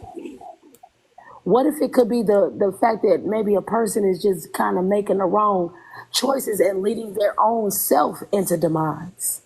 You know what? Well, then you would have to think about the many different ways that someone becomes a single mother. It ain't just always because they picked the wrong partner. Their partner could have passed on. Agreed. No. Agreed. That goes back into we could stereotypicalize, but we also have to take accountability too. It could be baby mama, baby daddy. It could be the fact that you at a job. It could be the fact that you in general population. It could be the fact that you at a gas station. It could be the fact that wherever you at, wherever you doing, or whatever situation.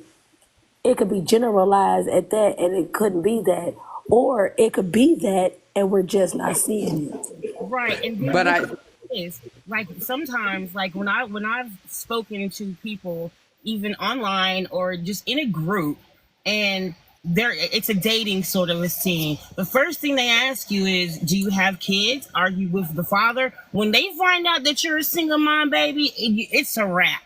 You see what I'm saying? So it does become a stereotype as much as it is anything else. You know what I mean? But that's not necessarily true because I'm a single mom. I'm a single mom. Right, I have a right. 22-year-old and a 16-year-old.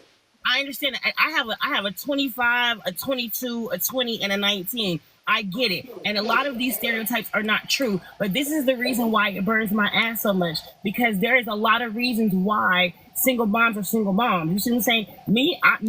I chose career over relationship. You see what I'm saying? And that was my choice. Dad is amazing. Still around. Been there for forever. It's just I chose a career first. You know what I'm saying? And I thought that I had time to nurture a relationship later when I realized that time waits for nobody. You know what I mean? And then here I am. And I mean, I don't regret the decisions that I make. But at the end of the day, when someone hears that you're a single mother, automatically they assume that you're still screwing the baby daddy, that you're on welfare, all you want is money, etc. It's not always true. And I understand. promise. I just know it's not. I know it's not true, but what I'm saying is that's the stereotype. You see how But irking it is? Yeah, for sure. here's the thing, though, on that, For ladies. sure. Here's the thing, is that in outside, I'm going to use Miss Lady's phrase, intra or outra. In other words, in other words, the information that we give out, what we express outside of in our community, everybody knows it.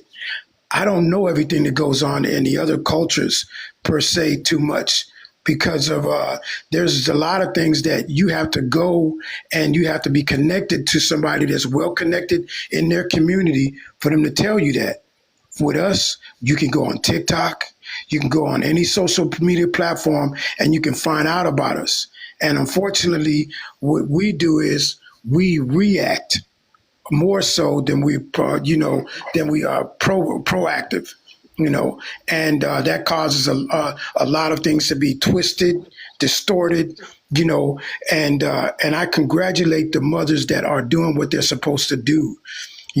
It's all because the breakdown is because of if we do not understand the dynamics of a relationship, don't get involved first. Just like Fuji was talking about, I was pursuing a career, you do that. That's what your mind is on. You do that first. You can't put too much. It's just like putting too much weight on a bar and trying to lift it. You're going to hurt yourself. You have to prepare yourself for certain things, and it takes time to get to those places in our lives. But a lot of us, we want to put everything on a plate like we're at a buffet and then go down and sit down and try to put it all in one setting. You can't do that. You're going to hurt yourself. So again, it's very important for us to know the dynamics of a relationship.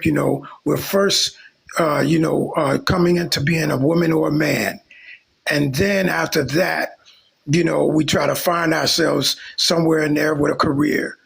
And then hopefully after that, we want to get into a long-term relationship. We need to find out what a husband looks like, or what a wife looks like, then what a mother looks like, what a father looks like. We try to do all that stuff at one time, and we wonder why come everything is happening to us, and that's the problem that we have. Until we stop doing reckless behavior, careless behaviors, not rationalizing, not making proper decisions, we're going to have those problems. And now when somebody says something to us, it's just going to be compounded on. It's going to be like bricks falling on top of us. We have to prepare for those different things. But I commend Mother Fuji on that because we don't hear enough about that. A single mother or a single father saying, I heard some on different panels, I'm a father of this and I had this happen. And all of my kids are grown. They got successful careers, married. And, Miss Fuji said, I just had one of my children got married. We don't hear that. I hear all the time is I got one child plus, got baby mama plus. And you shouldn't be like that. But if we don't learn those different things that we need to have, we need to learn 101 communication. Learn, what the dynamics of a household look like, how to run a household. We don't learn that stuff at the right time. Like we say in the military, and I'm going to land. If you fail to plan on failing. Hey, can I just interject this one little thing too? I mean, I hear, and I guess that narrative, it's been pushed by statistics and studies that aren't being disseminated correctly. And so like you get a certain amount of numbers, or you see a certain study or a certain statistic, and then you run with it, and then you start looking at other things, but you don't look at the variables on how those statistics were created and what exactly are they talking about. Because the reality is the majority of us are not, it's that small minority of degenerate people on both sides, right? Who are basically getting all of the loud noise And now the whole community is the problem, and it's because of this small group of people. But the reality is, like, most people are just trying to get it together. People make mistakes, people do whatever, but like that particular stat, right? You have, okay, if I look at the status or the Census Bureau and it says this how many people are married, this is how many people, kids, this how many people have kids, right? And then they do the math, and then they say, oh, well, if they have this many kids, but they're not married, that means they're single mothers. Okay, now let's go compare look at some stats about, crime or something. Then they conflate the two and put it together and say, see, single mothers creating all the criminals. What? And it's only because this is a narrative that they're trying to push, when the reality is, in our community especially, most single mothers, they only single on paper because we don't get married at the same rate as everyone else. Well, we still living in the house. You have a lot of people who've been not married, who've been single for 20, 30 years, but yet they raised their whole family. They didn't did all of that's what we come up with, right? But that is in that stat, right? So you have single mothers with the fathers in the babies' lives, because you will also hear these people at the same time say what? We are the most in our kids' lives as black men, which is a true stat. So how then, if we are the most in our kids' lives, how can it be also true that the majority of women are single with the kids being denied their fathers? See what I'm saying? It doesn't work. But because no one does research, because no one, and this is not to say that that is not an issue that needs to be addressed, right? Because on a micro level, it does need to be addressed. I get it. But at the same time, we are like making this into some big ass issue as if this is the only reason for the downfall of our community or some shit like that, when it probably is more of a symptom of the degrading of our community as opposed to a cause. But that's a whole nother conversation. I'm just saying, I think that people need to get this correct. You know what I mean? And I appreciate you bringing it up. And cousin, would you say that in some space, especially when we're dealing in statistics, because the one thing that I think people lose when talking about the numbers is that we're all a statistic. We all fall under a certain number of a certain percentage for a certain thing. And if you wanted to, you could make any argument using any numbers you want to, without actually, if you take the human aspect out of it. Because the other part is, when it comes to a lot of these things in our community, we forgot that the first fight was for humanity, then freedom. And the loss of humanity is what's got a lot of people messed up out here, because they've been tricked to believing that they're less than. So how we fix that problem is there's a lot of different answers. There's not just one answer. But so that's why it always kind of, for lack of a better term, weirds me out when I hear people use statistics, because like, you can just pick the one that works for you right now, you know? In debate, there was one of these unwritten rules. If you use a statistic in your debate, in your argument, you get a 60% more chance of being taken more seriously. So you sound like you're more confident, or you're competent, when you have statistics. And most of those statistics can't readily be fact checked at that point, because nobody knows what the fuck you're talking about, right? Another crazy statistic, 80% of statistics are made up. And that's another made up statistic. You get what I'm saying? So my point is, talk about it. Right, we can do this shit all night and make up shit, and it can sound right. Because all I need is one idea, and then I just need one study or something to support a fraction of that idea. And then I can make that sound correct. And that can go for anything, right? It can go, and so statistics are good by showing results of certain things, but it can never tell you what the cause is. It can never tell you the context. It can never tell you any of that in a statistic. But yet people use statistic as though the statistic is a fact, because this is what they got from that statistic. And that is just the fallacy that I think we all fall for, especially in these TikTok debates. Yeah, let Yo, me try to couldn't agree squeeze in. more. Let me squeeze in this one. Yeah. First off, yeah, let's keep on tapping it up. I had to stretch out a little bit, man. I was sitting in that crunched up thing, so let me get my back up and in so I could talk. But what was the? It was a part you said. And did everybody share? We can share some more. Y'all wake some people up. Yeah, y'all can wake them up. We can get to 30K. We can make it there.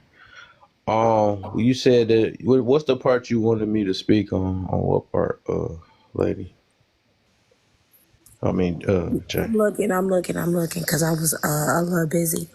RCD, sorry. RCD was like, you see this? And I'm like, yeah, I see these comments. So Mhm.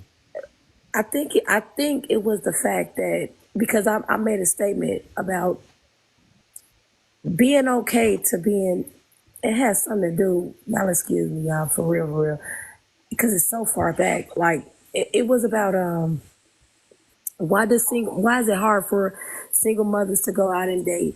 And when a single mother does say, hey, I'm a single mom, this, that, and the third, that's the problem. And it does not get talked about, which it should. I Yeah. did agree, and I said, okay, I'm a single mom as well.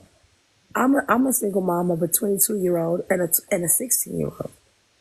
I don't have a problem when I say, hey, if you want to deal with me, I have children. And Yeah. children, and I have 2 boys. I have 2 active children in my life. I do not have a problem with their father. There is no issue, and there's an active father in their life. If you do choose to want to deal with me, there's a package. I am Bounce the package. So when I kind of see other people, because I have a couple of friends that are married, but when I see other people saying this, it makes sense. There are other issues I run into, but for me, the single mom issue, that was never an issue with me. Now, if we're talking about having children out of wedlock, absolutely. I'm pretty sure maybe 2/3 of the world did that. Okay, that is a known fact. It is what it is. I know I had my children out of wedlock. I also didn't know the knowledge that I know now before I did as well. So I do believe in learning and growing with your partner. I don't think, now I do think that the single mom as being stereotypical, yes, that play a role in things. I do think men look at that sideways for whatever reason that and maybe a man could enlighten me on that part.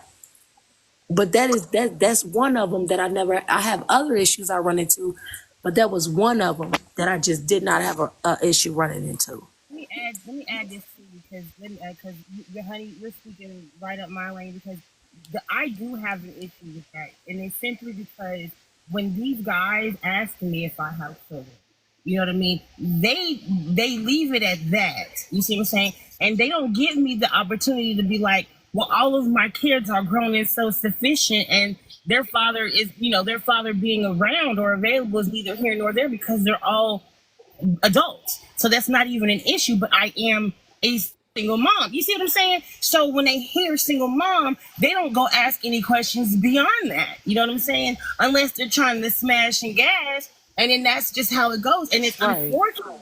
But when they hear that, they don't ask any more questions. Oh, you're a single mom, you're automatically a gold digger, shit. And I'm just like, well, damn. You know what I mean? And I just leave it at that, because I'm not going to impose or press myself because of what someone's belief is. And I tell other women that face the same thing, because there's a whole bunch of us that do. We talk about it all the time. You know what I mean? You can't make someone that doesn't know how to read your blueprint read your blueprint. You know what I mean? Agree.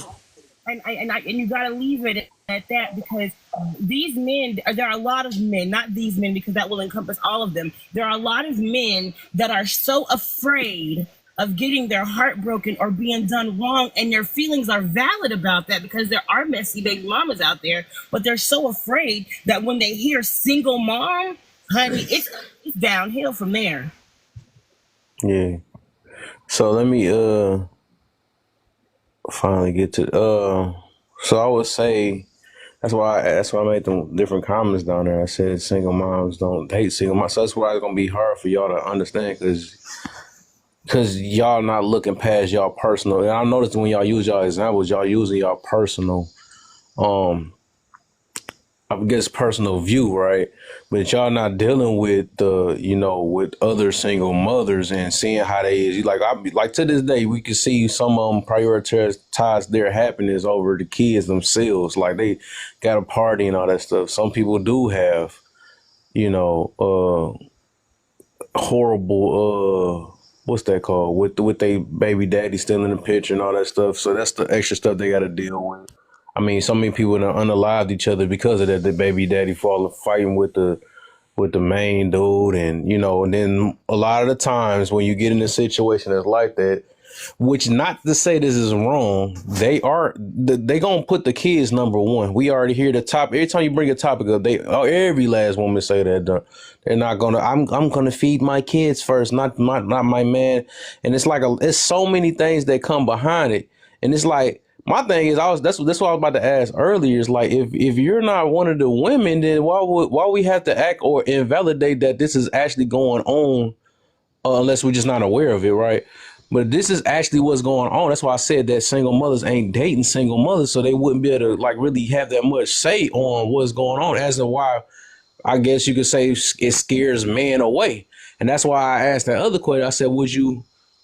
Which I probably believe what she said, that she probably let her son do it. But I would, I would think any parent would be like, that you'll want your son to have their own. You wouldn't just want them coming in with already, with trying to take care of somebody else's kid. Hold on real quick. Give me a second. I had to let Joetta up. But that's just what it is. But I would just say, just like somebody was like, because I got people in my family that trying to talk about that, like, man, you kind of switch some things up, because there was some things I don't agree with. I mess with Kevin Samuels, but some things when he was like, just get that thing. No, I think when, like, especially if you are that, I think that's the more of a time where you have to be more celibate and all that stuff, so you can make sure you got a guy that's dating you for you, because it's guys that's only dating women, or especially mothers, right?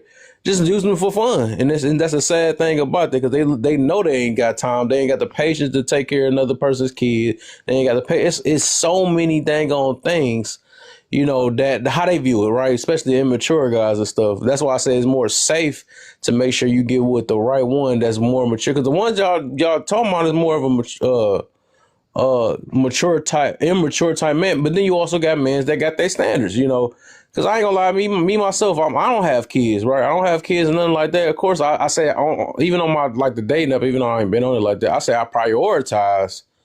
I will prioritize, or I would have a preference of, rather not have a kid. But if she did, but had a wonderful mind and all the other stuff, that'd overpower a lot, And like, that's the one thing that a lot of women can change, but they don't even want to change that. It's like, at least, you're already going to come with the pack. I hate to put it that way, but you're going to come with something extra, but at least try to adjust the things that, be something different from what a lot of these women that don't have kids have, make that special, like, be more submissive, be more feminine and all the other stuff. How you going to be exactly like the other women? They don't have kids.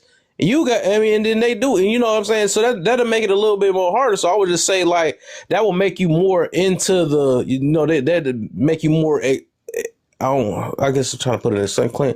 Basically more, they will want you more. I would say, I'll put it that way, because you'll be different from the other women. You know what I'm saying? Because it's already a setback when you come in with, that's just reality. It's already a setback when you come in with kids. I can't sugarcoat that at all. I just can't. Another dude don't want to take care of another person's kid, yeah, especially if it ain't theirs. That's just reality. Unless a dude that just don't either. I don't know how to put that. I don't want to say no standards, but if a dude just, like, if he can't have kids, maybe something like that. But but if he can't find nothing else, of course he's gonna be like, I'll take a girl with kids or something like that. But I don't know. I'm not trying to be too harsh because I know, but it's just this is just what it is. I can't be around the bush either, talking in here either though. So that's just another point of view on why it's like that. I didn't realize that was a host that put that down. I'm sorry. Let me mute up and let this person speak. I just want to say something right quick, Kevin, and you actually said a whole lot there, and I just want to say something, and then I'm going to drop because I'm not an argumentative person. My life experience, it was 7 of us. My mother is a single mother. She wasn't a baby mama because she was married when she had her children. 7, all stair step. There was a gap between me and the twins. A man married my mother because of the children. He says, your children are so nice and respectable, because she had us like soldiers up in the house. Okay? And she knew she just wasn't out there with different baby daddies and all that. That's the reason why I put in the comments. It's a big difference between single mothers and baby mamas. Okay? Single mothers may have had an unalive dad or father, like my dad was unalive when I was like 5, 6 years old. And those are single mothers that would just, their husbands are not around, or maybe they may even have got a divorce, but she had all her children by her husband. A baby mama is out there just having babies by any and everybody and never been married. You cannot link the two women together. They're either a baby mama that never been married, that sacrificed their womb and their life to have a baby by a man that probably was unworthy, or they actually married that man and it just didn't work out, which becomes a single mother. I think if men really use their logic and say, I can deal with a single mother better than I can a baby mama, it's a big difference between the two. Okay? Now, I know women don't like to hear this, but don't be a baby mama. Well, especially if you had 4 or 5 different children by 4 or 5 different men. Men look at you differently when you have done that. You are now a booty call. That's all they're looking at you at until the real wife come along. I'm going to practice on you. But a real woman is out there for me. But I'm going to practice on you because I see you will give it up. That's what you just showing him. I'm going to give it up. Okay? And if he's smart, he ain't going to leave his seed in you. Okay? He going pump and dump and keep moving. And if you do say it's his baby, he going to say get a blood test just to make sure it's mine. That's what a smart man will do today. Since 39% statistics say people paying for children, men paying for children that ain't even theirs. Okay, so you women, my daughters, think about this. These men ain't on it no more. They are hip to the game now. The game that women have ran on men for years. Okay, these men are smart today. They're using their logical sense. And they was like, we ain't on y'all's woman's game no more. We gonna make sure that baby is mine. We're gonna make sure that you ain't a 304 or a baby mama.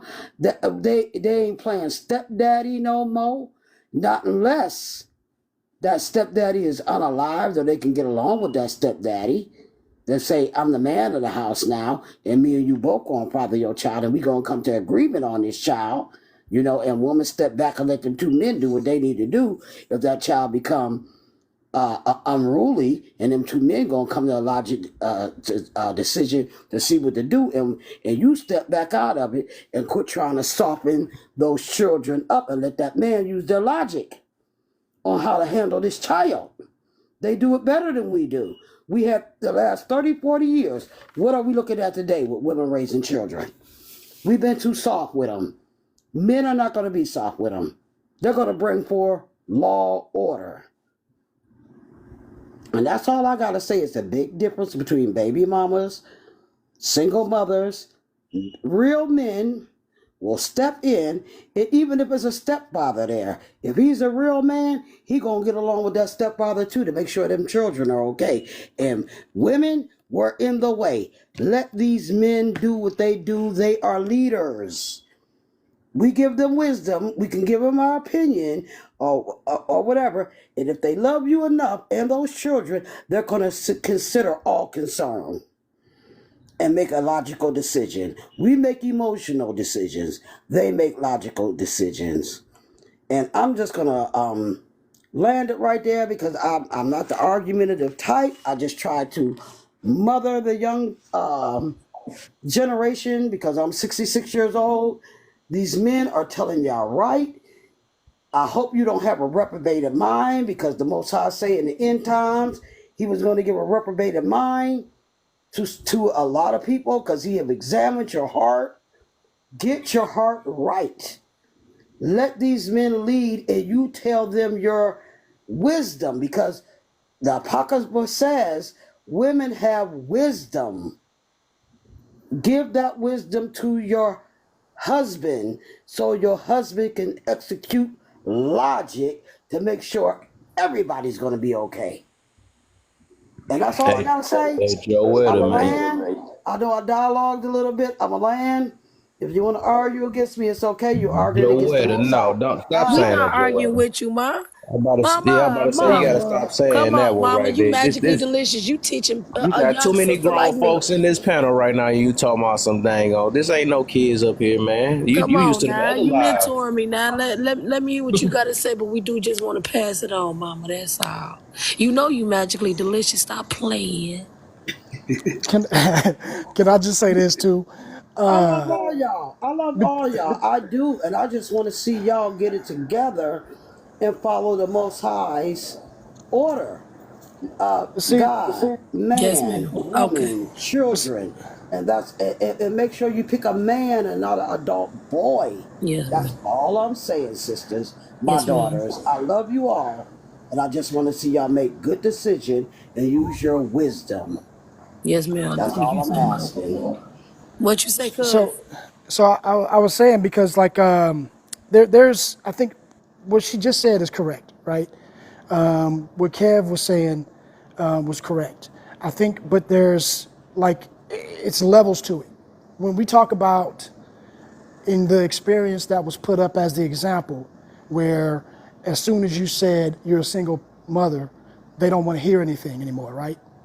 That is, in that example, that man has no reason for not wanting a single mother. It is the status quo. It is that he is, oh, my friends, you know, it's not cool to deal with a so I'm out because he doesn't want to hear anything else. That tells me he is immature. That tells me that he is the person that is not necessarily talking about, because if he was a real, like I hate to use the word real man, but whatever, we're gonna use that because we understand what that means. But that person is gonna ask you questions. That person is gonna investigate. That person is gonna say, wait, okay, that's not an end all game changer. Because the reality is that most things that men say that they really want, or I'm sorry, the things that men really want in life are usually single mothers have that. You know what I'm saying? They take care of their shit. They take care of the house. They do all of the things because they are caretakers. So men say we just want peace and we just want this and we try to leave it simple. But in reality, the real life, if you have a good woman that is a great mother, that is the one who is going to give you everything that you need in your life. Not want, need. But most men don't understand that until they mature up, and that usually comes later in life. So when you have these young guys just listening to rhetoric, the first thing they hear, okay, oh, and they're gonna turn off their hearing because they are not mature yet. So you just dodged a bullet. I will say that when we talk about being dating a single mother, I personally believe there is a time for that. If you're a young man, I say you shouldn't. And the reason why I say that a young man shouldn't is because you wasted her time and you're wasting yours. I understand that we talk about we have to have experiences and we got to practice and all this other stuff. But when you have somebody who was caring for a whole life and you just want to play, move on, bro. Integrity tells you don't mess with a single mother because you wasting her fucking time if you're not trying to do nothing. And you should know better than that as a man, because only thing that you're gonna get out of it is a good time. But what you're doing now is you either gonna hurt her, you're gonna end up getting hurt, you're gonna have a bad scar. All it is just recuperating and resuscitating the same problems that we have in the community right now. So why, if we know better, we need to do better, right? So I would say for that particular reason, a young man just starting out in life, he's just trying to have fun. Don't mess with somebody that's serious, that got a life that they got to take care of. Don't waste their time. So I say for that reason, yeah, I don't think young men should be dating single mothers unless they serious. You get what I'm saying? If you serious and you really trying to build, then that's one thing. Then I say go for it, because that's going to be a good woman for you. Now, a baby mama, see, like Granny was saying, see, that's different, right? That is a degenerative lady. That's what it is. And she was degenerative before she became a single mama. That's why she a single mama. Because the dudes was out here when she was just single, up in there dipping, because she was the 304, because she was this way. So y'all can't be surprised now that she got kids. She gonna change? No, don't work that way. That's what she was before. That's what she is gonna be after. Unless some major event happens in life and people kind of, the lights turn on. But in most cases, that's not what it is. Just like if a dude has always had this mentality of ain't shit, he probably gonna be that forever. You know what I mean? Like, it's just, right. So that's what it's gonna be. So we have these type of people that we run across, and we have to do better discernment to figure out who they are. And we should, like Granny just said, not confuse the two, because just putting single mother in that same category, or just saying that if you are a stepfather, you a simp, or if you a stepfather, you a pushover, or man, that's bullshit. Stepfathers are motherfucking Superman out here. They're real MVPs right there. What are you talking about? My grandfather was the best dude I ever knew in my entire life. Better preach. And he was a stepfather, but he treated us all like we was his.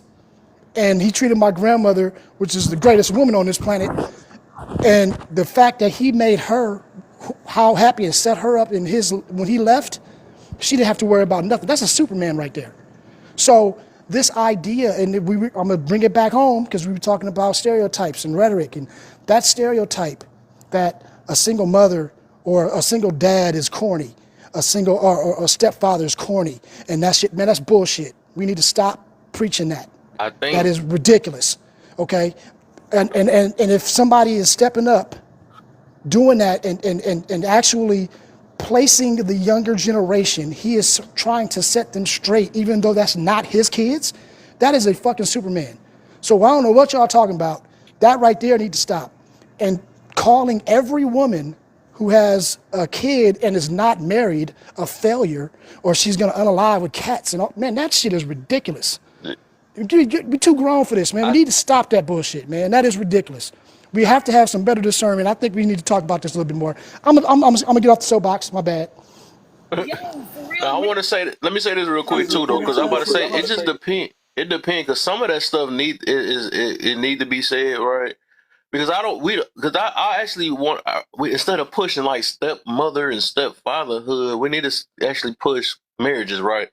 Because the thing is like that's why it's so important, right? Everybody be like, "What's so important about marriage?" We see now, we see now, right? But Exactly, Kev. my thing is like if we do keep acting like or giving everybody a pat on the back and acting like that is right, then people gonna keep thinking they get a second chance every time. So they can be like, well, I know I can mess up. No, we need people to make sure that this should be a one-time thing overall. It should be, because we can't give no little leeway. Nah, I get to the point, have compassion and everything for the people, but the thing is, it's like we still gotta teach what's right and wrong. We gotta. I would even expect people that messed up, if we not selfish, right, will be like, I don't want my kids to go through the same thing. I don't want my kids to be a single parent. I don't want You know, I don't want the next people to make the same mistake as me. So we can't, in a way, we can't uplift it because we trying to save everybody's feelings at the same time, right? That messed up.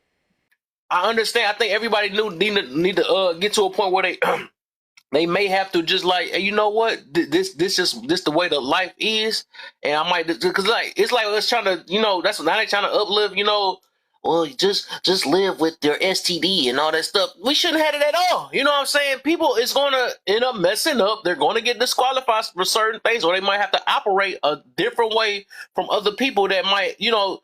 But it's still, we can't make it seem like it's a good thing. You know what I'm saying? Overall, I don't think that's a good thing. I don't think having STDs is a good thing or whatever. But I'm saying, dude, just the thing is, you live with what you got and make what's best with it. It's not to say it's no hope, because I'm pretty sure a person that have a STD could probably still find somebody or whatever like that. But in reality, they need to know in their mind that they may be excluded from a lot of different things. And things happen for a reason too. If they that should be more of a time where they invest their time in God instead of investing in trying to be in with another person. You should invest in, you know, getting to know yourself, know where you failed at. No, you know, but people be so quick to jump to the next, to the next, to the next. I need somebody that can take care of this, and I need somebody that can do that, and I need somebody, you better come correct and all that stuff. Now you have all these standards now, but you didn't have it back then. You know what I'm saying? You're trying to come with all this stuff. Not to say you shouldn't have standards, but I'm like, you very demanding now the whiz kid not, but you and they want to get on everybody like, you know.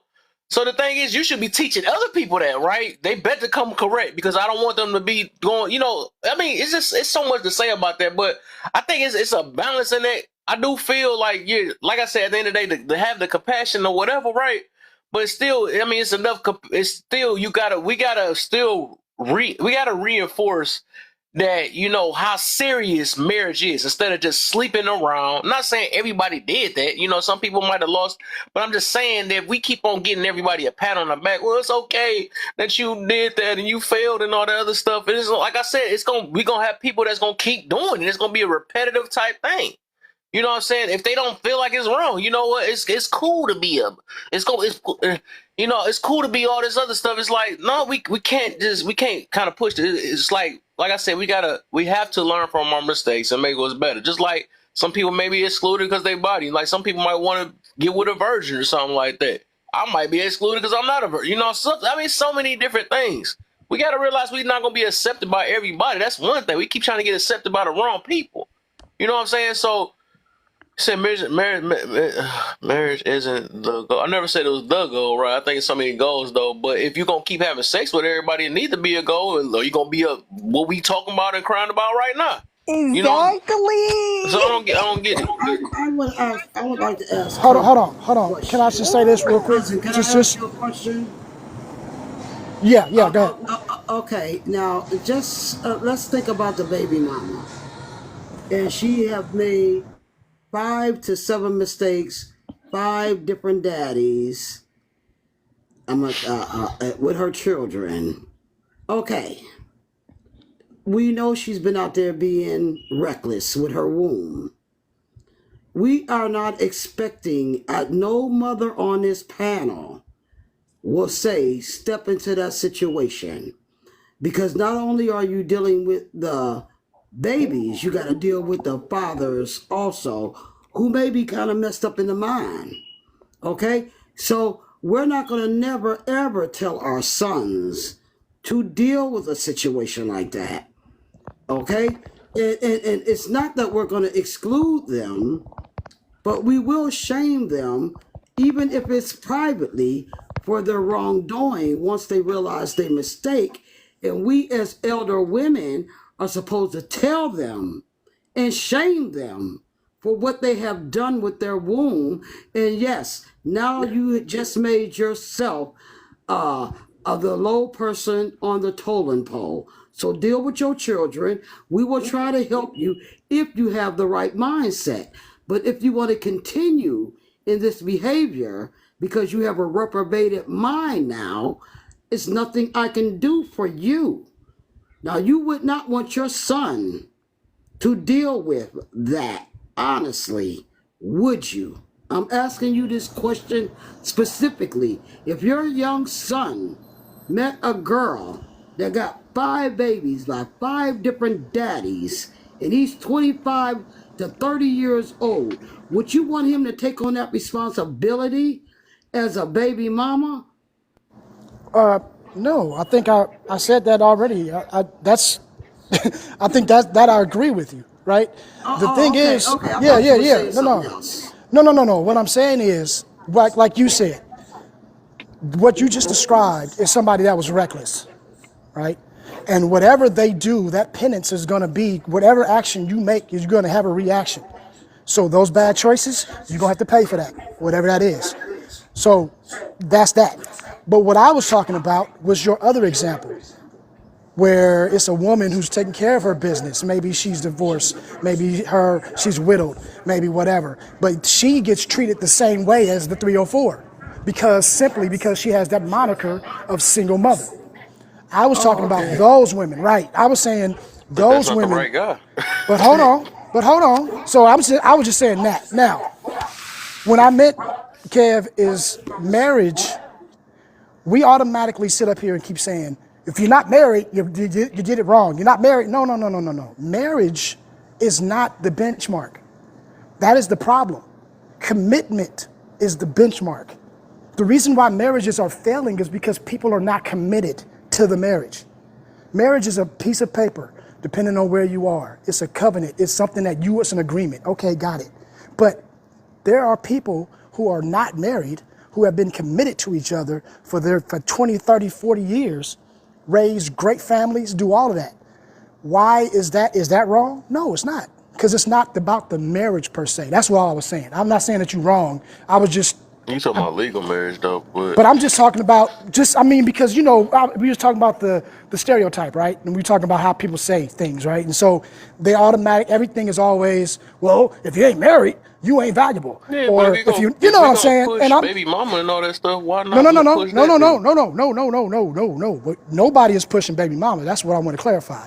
Not one ray iota are we pushing become a baby mama, okay? Never that. But what I'm saying is, when shit happens, if you are a person of integrity, that's what we're talking about, right? We're not talking about degenerates. We already know what degenerates get, okay? I don't want to talk about the people that are degenerates for more than 5 minutes, like me personally. I'm moving on to the other people that really that's just, regular people that need some guidance, and we just trying to get it together. I'd rather address that than address this toxic slum that everybody want to stay in, because those people are going to always do what they do. It's nothing we can do to change that. Sitting up here as a man, right, talking to a baby mama of 7 with 7 baby daddies and telling her that she wrong and what she need to do is a waste of fucking time. And you should be ashamed of yourself because you're not interested in her. Why are you even talking to her? That's my point. But now what Granny said was, let that woman talk to her, right? That's what they should do. But as men, why are we online 24 hours a day? Yeah, baby mama, you doing this, you about to die, you about to unalive a cat. Right, Why are we get doing that. that shit? That is whack, y'all. That is ridiculous because we're not They interested tryna in humble those them, anyway. man. Yeah, they Right. just trying to. You just trying to, yeah, exactly. So that's what I'm saying. I'm saying, like, that is not my fight. I'm not dealing with them anyway. We should not be even, what we should do is we should tell our youngsters, hey, this is what you need to look out for, right? These type of women, this is what you need to look out for. Don't do that. But to talk to these women, to try to quote unquote change them or humble them, or for what? Because it ain't doing nothing. Yeah. It's just making you look like a scrub. And so now, Correct, brother. You got it. right. And that's all I was saying. I'm just saying, like, we know that marriage is probably, let me say, a successful marriage or a good marriage, a healthy marriage, is the best way to get the best results, generally. Okay? I think everybody can agree to that. However, life tells us that that's not always the ideal way for everybody. And that's fine. But if you don't, and if you choose to do something else, this might happen to you. These are the examples. It's the good, the bad, the ugly. I think those are healthy conversations. But when we start to demonize people because they're not married, or we start demonizing people and say, hey, well, you made a mistake and you have no get back. I think there's a grace period in there, right? But when you get to Right. that point where they degenerate, like you were saying, hell no, they got to leave. We leave them alone, leave them alone. But a regular woman who has had a bad situation, and now she's just living her life, raising her kids, doing her thing.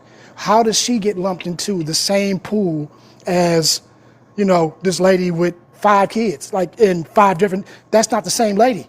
You know what I mean? But yet, if you look at these online streets, they put them all in the same bucks. And I was just saying we need to separate it. That's all. Yeah, Yeah, you but know that's some what? man that they don't want anyways too either. I mean, that's on both ends. That's true. That's true. And I've been saying this for the longest, and nobody's been hearing me. We cannot link single mothers in with baby mamas. These are 2 different women. Okay? Now, to all You my said nobody ladies, been hearing you. nobody's been hearing me. I say it's a I think difference all of us between a agree with you in baby. here. Yeah, but I know I've been saying it on other lives, and they Oh, you always talking about say in general? women, Okay, I got you. I'm yeah, about to say in we agree. general, right? And they always say, single mothers, baby mamas. No, these are 2 different women. Now, us as women, and I'm talking to all the women on the panel right now, it's our job. We don't want the men to shame them. It's our job to shame them because they're not going to take it good from a man. Get out of the sister code. They It's don't not take it about a good from women sister. either. Look at that, just a girl. It's not about a sister code today. It's about right and wrong. Do some soul searching. If it's your cousin, your best friend, whatever, and you see them in this situation, you shame them privately. Don't do it online or whatever. They can take it better if it's privately, and you give them a tongue lashing for what they're doing and tell them the situation and what they're in right now, and you will never get that 6-figure man. So you made your bed hard. This is what my grandmother used to tell us. If you make your bed hard, you lie in it. I ain't lying in it with you, but I can advise you on what to do. This is our job as women. Don't let the men come online and do it because they're not going to take it well from the men. We as women got to do it. Quit Yeah. giving baby showers for these single women out there wanting to have gender reviews and baby showers. Don't celebrate that shit. Shame them for it, if anything. If you act like a boyfriend, a girlfriend, only thing you're going to land is a boyfriend. Carry yourself like a wife and you will get a husband. Okay, and that's all I got to say. I All wanted, right. I wanted to also say one more. Dang, what was it? Dang, I had it on the tip of my head. It come back to me. All right. Yeah, this is a very it's a very touchy area, but Miss Joy, she said something that I was hoping that was going to be said, and that's the women that are actually mothers and doing what they're supposed to do, you're going to have to isolate yourself, just like somebody that. That has because you got standards. You realize now that there's things that you're going to have to do. As a mother with 1 or more children, and you're not having the support, you got to find out where the good support is going to come from. Men and women. If you don't have a good couple that you can find, a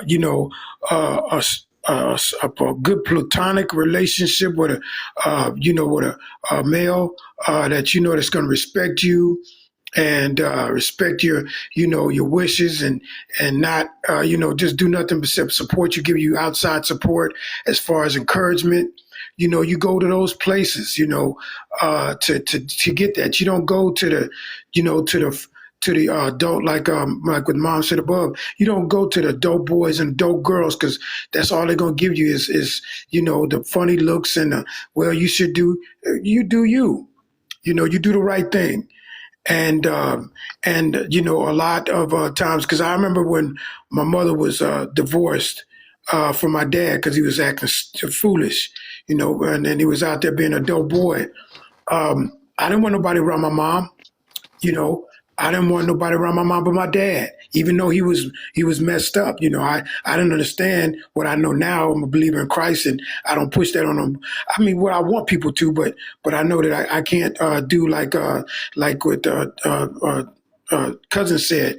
I don't put anybody down because they're not doing that. It takes time to get to that place. But what I do is I try to give good, solid information. Doo-doo. Like I've heard. What you about to say, host? No, I was being funny. You said doo-doo, but I was fooling. Well, I meant to say, what I do. What did you also Sorry do? about Yeah, I that. got you. Just correct verbiage. No, that's right. That's good to do that. The correct verbiage on that. But what I try to do is share good, solid information. Like, I do realize that from a child standpoint, I would prefer my mom to get married after I'm out of the house and I'm stable. I don't want anybody coming around my mom until uh, my mom is I'm in she's in a good place. I don't want to have to have my mom worried about am I going to have to worry about finding out having somebody in my life because now I got one child, two child, or three or four. I'd rather be stable to where now my mom's 85. She's going to be 86. If she happens to get married right now, I'll be doing just what any child would do. I want to find out who the guy is. If he's all right, then and I'll be praying that everything works out great. But I would not, being what I know now, I would not want my mom having to worry about that particular thing. I'd rather be out. I'd be out of house. She's in a good place, and now she could just say, I have children that are adults. They're on their own. They're doing their own thing. When she knows that person that she's going to talk to is a good potential, she has the blueprint on what the man should look like for a husband. And that way now, there's some things that she shouldn't have to explain to him his duties. He should already know them. Like what cousin was talking about. There's certain things you should already know at a certain times in your life, but unfortunately in our community, we don't. We have men acting like women acting like men, and everything else that you have, and it's just a big mess. And now we have to figure out what's what. Well, we have to address it. Excuse me. I don't have to figure it out. I know what's it. It's just a mess. And my thing is that, like what I heard the host say, is that we need God there. You need God to be put first because a lot of us thinks we know something. We don't know nothing. You need to know how to communicate. You need to know how to be have 101 with your finances. You need to know what it is supposed to be like to get in a good career and keep that commitment. And then you need to know what a father figure is, what a husband is, before you get into that place. Not try to, well, what do I do? No, you got to have a blueprint. And then the wife said the same thing, what it is to be, out the house now and on my own, and then find my career. And now the career, and this maybe not happen like that, but that's what you shoot for. If it's something changes, then, hopefully you have some instructions there, to where now this changed. Is this the right thing? I need to talk to somebody. I need to pray. I need to find out, is this person, just a simple platonic relationship. Is this person a good person to be around me, male or female? Because everybody that's in your ear shouldn't be in your ear. Everybody shouldn't be receiving you shouldn't be giving your energy out to everybody. These are very important things, like cousins and some of you I was talking about. We need to sit down and hash things out. So now there won't be no, like what the heard, so no mistakes. We that's all we know. We know how to make mistakes. But what about making the right choices? We need to know that before I land it for right now. All right. So I want to say, I just thought about what I was trying to say earlier, and then I'm gonna let Nate go. I think I've seen Fuji mute a few times too, but I wanted to say, and I want to emphasize it because I want y'all to get the part I was saying earlier, which probably got, I don't know. So, like, I think my best advice to give, like, for like especially single mothers, right?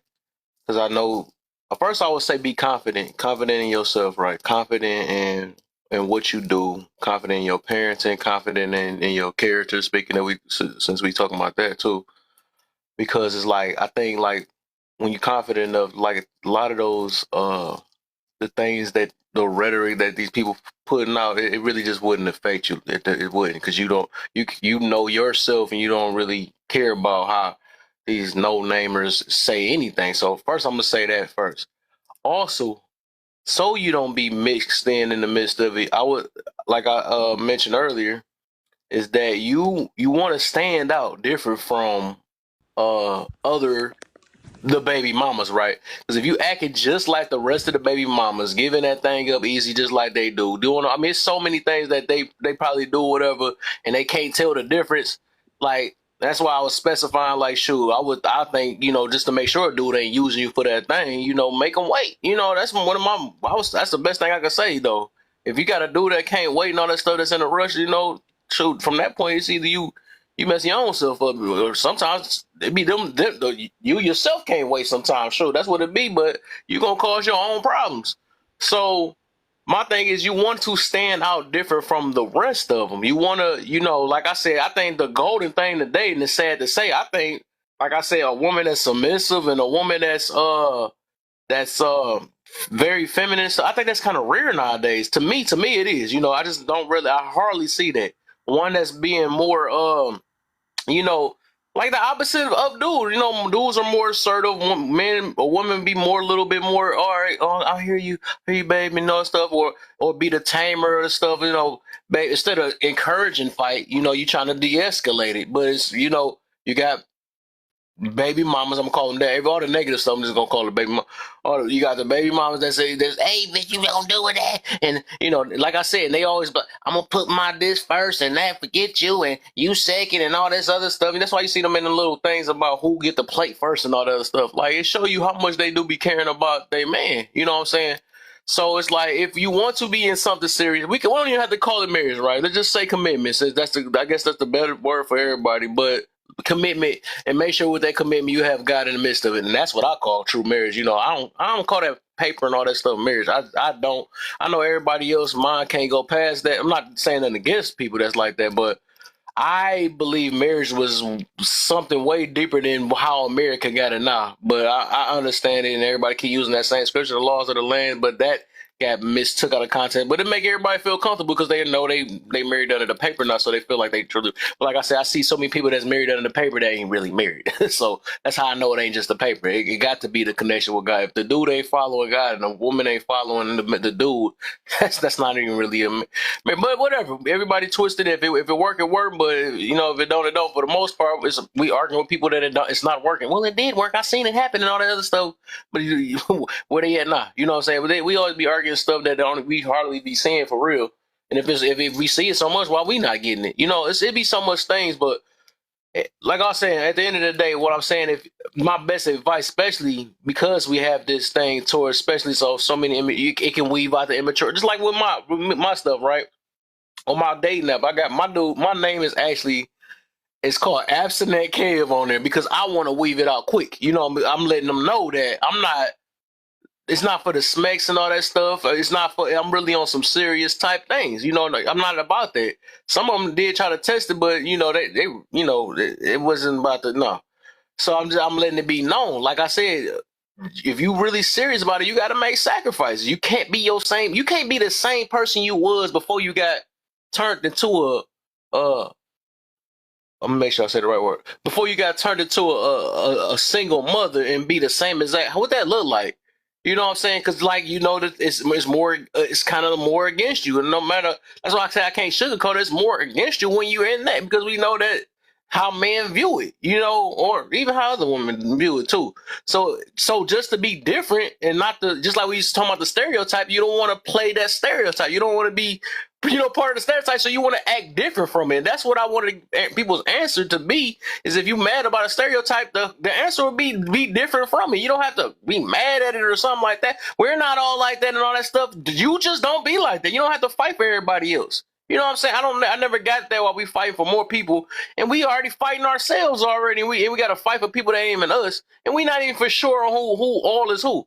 So it's like, at the end of the day, as long as you good, that's all I really. You're not about to see me keep fighting over some drunks and stuff. You're not about to see me keep fighting that man is dangerous. I know I ain't no dangerous. What I gotta cry about that for? I don't have to do that. I gotta just show different in action. I'm not like that. And if you think I'm like that, I mean, you didn't want to take the time to get to know me, or you just that freaking scared. You don't need to talk to nobody if that's the case. But that's what I'm getting to. You want to stand out different from the stereotype. That's part of it. We back to the topic again. Ain't that funny, right? So that's what I would say. So that's the couple of advices I can best get, especially we were just talking about the single mother thing, you know, and that's what any stereotype. I think that's the best thing to do. But go ahead. I did just stretched out. Okay, like, so what Man of God said, like, like he said what I say every time, like, we be thinking we know something and don't know nothing, like, exactly, like, Mm-hmm.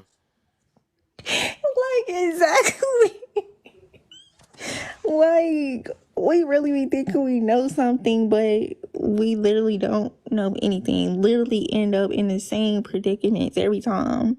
But then we know everything. Like, if we know so much, then how we end up in the same situation we were just in. And then like that mistake thing, like, I don't know. It's like, I don't know, like that, well, like some people say like it's like a mistake or whatever, but it's like, can't nobody make you just be doing stuff out of order. Like, nobody makes you do that. You knew what you was doing, so like, you did that, and you did it again, and you did it again. So, like, yeah. But, like, also what you were saying, Kev, like, I just don't be understanding, like, and also, like, with the whole, like, it's just a paper thing, like, with the marriage. Like, I also don't look at it like that, but yeah, like, people have different views, like, and I do understand, like everybody go, like, isn't to get married, but yeah, but like, why just date around, like,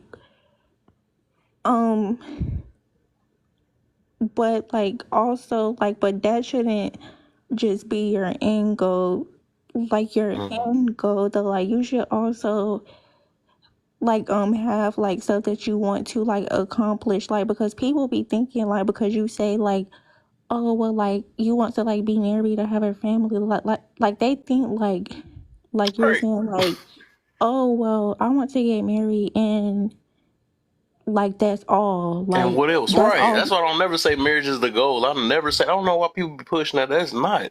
like, they be delusional, It's like, a no, goal. babe, like, that's not It's not all the I goal. want, like, if I want to be having kids, I know I don't want to do out of wedlock, all out of order, like, Right. I know what I'm doing, I want to do it right. And that's Because when it it's a won't be goal. no Right. mistake. Like, I Yep. won't be saying that I made a mistake. No, I didn't. I Mm-hmm. knew what I was doing. So, yeah. Yeah. Like, what? But yeah, like, that wouldn't, like, be my end goal. Like, I would still, like, be accomplishing things, like, after that. But yeah, like, I really believe, like, that's what people be thinking. And yeah, like, also, like, with the whole girlfriend boyfriend, like, that's really not no commitment. Like, yes, like, I want to. So that one, what you wait, just hold said, on, like, wait, hold on, like, because yes, like, the wife, like, hold on, like, because the wife and the husband is, like, also just like that's still like a title, but but I just feel like you cannot hold, like, somebody to the same standard as, like, when you're, like, married. Like, I don't like, I just feel like that's really different. Like, I don't know, like, people really be trying to hold somebody to the same standard as a boyfriend girlfriend. Like, I mean, like, they don't have to, like, do all this stuff for you. Like, they're not obligated to. Mm. She just said something else. A lot of times people don't miss. You know, when we're talking about, just like you said, Kev, about the baby mamas, and then also too what mom said above, you know, there's a difference between a single mom and baby mom. You know, there's a difference between a boyfriend and a girlfriend, and then a husband and wife. She said it, and that's the difference. You could get There's out not of a supposed to be a situation. difference with those though. With the No, no, no, with the no. That's the boyfriend and thing. That's girlfriend. no. We to stay right there. Stay on that. See that I like what she said. That I just I wanted. That's why I jumped in. There's a big difference when you got a boyfriend and girlfriend. Well, I got tired of she always yada yada yada. Man, I'm tired of her. I'm gonna walk away. You can't do that when you marry. You better if you walk away. You better explain what you're doing. I'm going into the room right now because I feel like we not getting anywhere with this. I ain't leaving the house, but we gotta take a break on this because it seems like we going at each other and stuff. It's not gonna be good, and we definitely don't want the kids be thinking that we going with no. See, we could see that's the thing. That's the commitment. You see what I'm saying? Because if you're gonna really commit, that's what the marriage is there for. A lot of people don't think about that.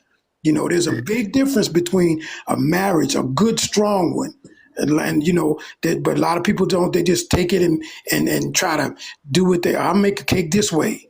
Well, yeah, you can make a cake that way, but marriage ain't like that. Marriage is supposed to be one way. But now because of the twisted ideas people have, marriage can be this way. No, it can't. And I'll stop right there. But I'm glad that she said that because a lot of us don't understand it. It ain't got nothing to do with age. It's just understanding. You got people. I'm 58 years old. You got people that it's in my age bracket that act like an adolescent. Yeah. Let me ask you a Wait, cuz before question. you do it, I swear Yeah. I want to Go ahead. get this so bad because I Wait, hear Go this ahead. so. hold on, cousin. Huh? Like What? also like man of God because like hold on like also like man of God because they also say like they can't like get married or something like they're like I don't know like too young or like they can't really do it but I don't know people be doing everything else like sleeping around this many kids this many baby mamas baby daddies I don't know Yeah. like just like life chaotic like Check Let, this out. All let right. me say this for y'all. Add some more to my head. It's gonna hurt. It's gonna hurt in a minute. But I want to say I gotta because I actually I don't know. I've been talking about this for a long time. I actually kind of disagree with a few of the things. Right. I get what y'all getting to about it though. Me myself, I think that's the problem that we do treat because a boyfriend and girlfriend. First off, that's made up, right? But that's some stuff that somebody came with, and if we was want to go with any religion, you never see in nobody's religion to say boyfriend or girlfriend. If you did find it, let me know. So with that, right, my thing is, since we're doing it right, since we doing the boyfriend girl, I feel like it shouldn't be a difference, right? If your whole goal is to be committed, and in the midst of it, right, and this is another thing too. This is the reason why. So my thing is that, so that's why I'm about to say that even the part with the paper thing, right? I really want y'all to really like like really think about what I'm saying for real because like it was a time before America, right? Because I think we only stuck at America. Before America, it was no such thing as a paper. It was a commitment between God, the two people, God and two people basically. It's three people, right? Three, right? I don't even think it took a pastor. Some of the time it took the father to marry them, whatever. But my thing is, I be thinking about like even how Adam and Eve, right? Who the heck was the third person that did? It was God, right? To marry them, right? It was, I mean, it's so many. I be thinking about different, and it's three different ways to get married. Even if we was going biblical, right? It was three different ways that it happened, though. It never said you had to sign. And none of them, I don't think it ever said you had to sign a piece of paper. But this is in America, right? That's the reason why I said that's the paper part. Marriage itself has never changed. It's the way that they make people get married. That's what changed. Or the way people operate in marriage is what changed. But like I said, back to the boyfriend and girlfriend thing, the fact that we saying that it is changed, I think people are coming up with the mindset already because it's not supposed to be a difference. You literally, if you are committed in God, right? If y'all making a connection between y'all two and God, and it's like it's no way we can judge it. We keep talking about we doing outside judgments, like I know we be ragging on boyfriend and girlfriend so much and saying like y'all just that whatever, but some of them been in deeper, longer committed. I know a friend right now to this day without that didn't have to involve the government, right? But who's the? I can't call it and say if they spiritually married or not because that law is not part of it. I can't really call that. I don't know what connection they have with God, and I think that's not our job to sit there and say, well, if I don't see a legal thing on there that y'all not married, we can't. And I know it's kind of deep. It's very deep though. I know it is, but I'm just trying to let y'all know that it was a time, but way before paper, it was really the command was between two people and God. And we cannot tell nobody what their relationship with God is. We just can't. And the paper can't confirm that. And that's the reason why I use the opposite, right? I said that it's people that don't have a connection with God that's legally married. So who's really the married couple? You know what I'm saying? That's what I'm getting to about that. Can I Just speak because you on have a that, brother? paper signed, that don't mean God has helped sign that paper. It just don't mean it. Let me, I just really want to finish this too, though, just real quick. But like I said, and the thing is, I want to get deep, really on the being different from a boyfriend in a marriage. I think that's a childish, immature type way. Because like if you, it's either you're gonna be serious or not. If it take a And now that's this one I'm gonna throw paper. If it take a paper for y'all to be hesitant on leaving each other, that's crazy. That's fake love. That's fake. Oh, now I'm not gonna leave you because I have a paper that I signed. If you have a leaving type mentality, it's gonna happen regardless. That's just reality. Some people have been saved by that paper. They have, and they've been more motivated though. But if it take a paper to motivate you to stick in with a person, that's why there's a lot of marriages that fail, not because they like, dang, I got forced. No, you knew y'all didn't like each other. Then y'all legally did, and y'all still broke up anyways. So a thing, my point on that is, if y'all gonna break up, y'all gonna break up regardless. It's not a paper in life that's going to save you. It's just not going to save you. So my thing is, that's what I'm saying. Like, it shouldn't be a difference. It's not as soon as we sign that paper, now we can be closer. We can be more real or not. I never believed in that either. You know what I'm saying? I just never believed in that. So it's not supposed to be a difference between those two. It's not supposed to. But like I said, just to not mix the thing, because I know what you're trying to get to, right? Is that it's so many people doing marriage type things, and they not even having a commitment and doing it in God's way. Let's say it that way. They're not doing it God's way, which I would say marriage, right? So it's people that just do that and they be like, I don't want to really do that. And I don't think that you're a person that I really truly want to be with the rest of my life. But yet you open your legs and all this other stuff. And that's one of the main things. That's still gonna be part of the rest of your life. But now you're doing it with it's so much on that though, but I don't know. I don't hope I didn't throw too much at y'all, but I'm trying to just show y'all that it's just like, it's beyond what we've been taught. You know what I'm saying? Marriage itself and all that stuff. That's why married people hate talking to me sometimes about that, because they stuck at, that I went through getting this paper and my man did this for me and all that other stuff, and you can't tell me anything about marriage, but I know about the Bible. That's the difference, right? And if we both reading the same exact thing, you can't show me in the Bible where it say that you had to sign any type of paper in America. It don't say nothing like that. Like I said, but that's too deep for people to talk about nowadays. It's too deep. Hold on.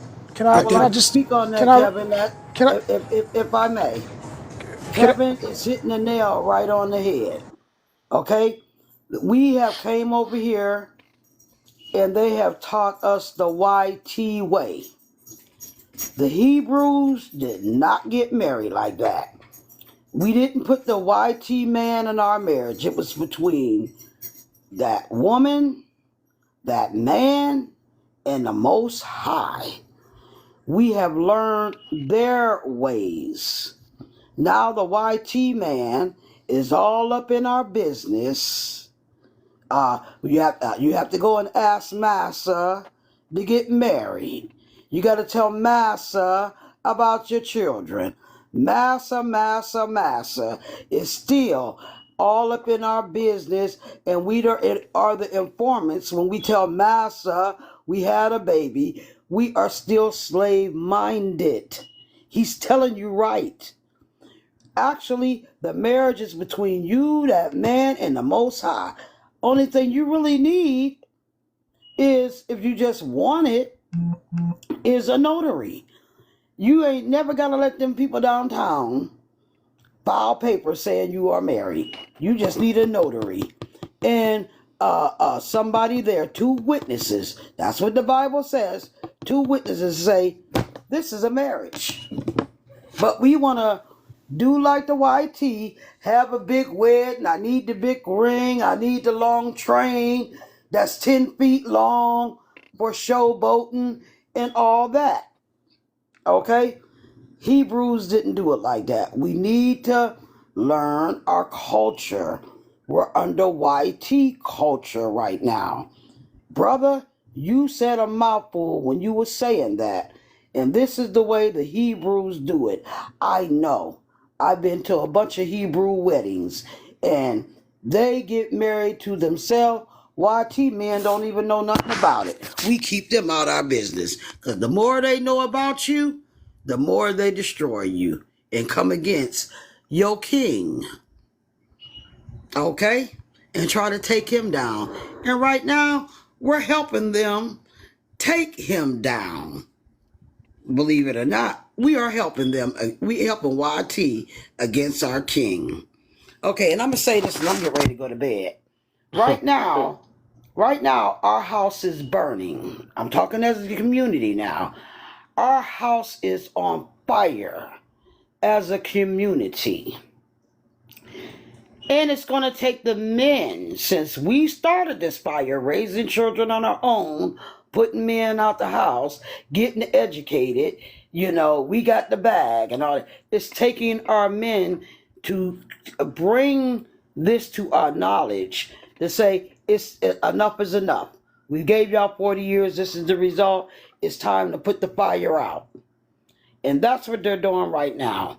They're putting the fire out, and they're going to separate the women from the 304s or the promiscuous women or the women that got reprobated minds, all that. And they're going to go for the few good women that's left, that's not dressing like a 304. Like somebody was saying earlier, you can tell a 304 from a single mother or a baby mama from a single mother. Yes, it starts with your appearance. Okay? And I'm just going to say that. I'm a land. Love you all. I hope what I said sink in. And let's put the fire out in our community. And let the men hold that hose to put the fire out. Don't always be argumentative. Let it soak in before you respond.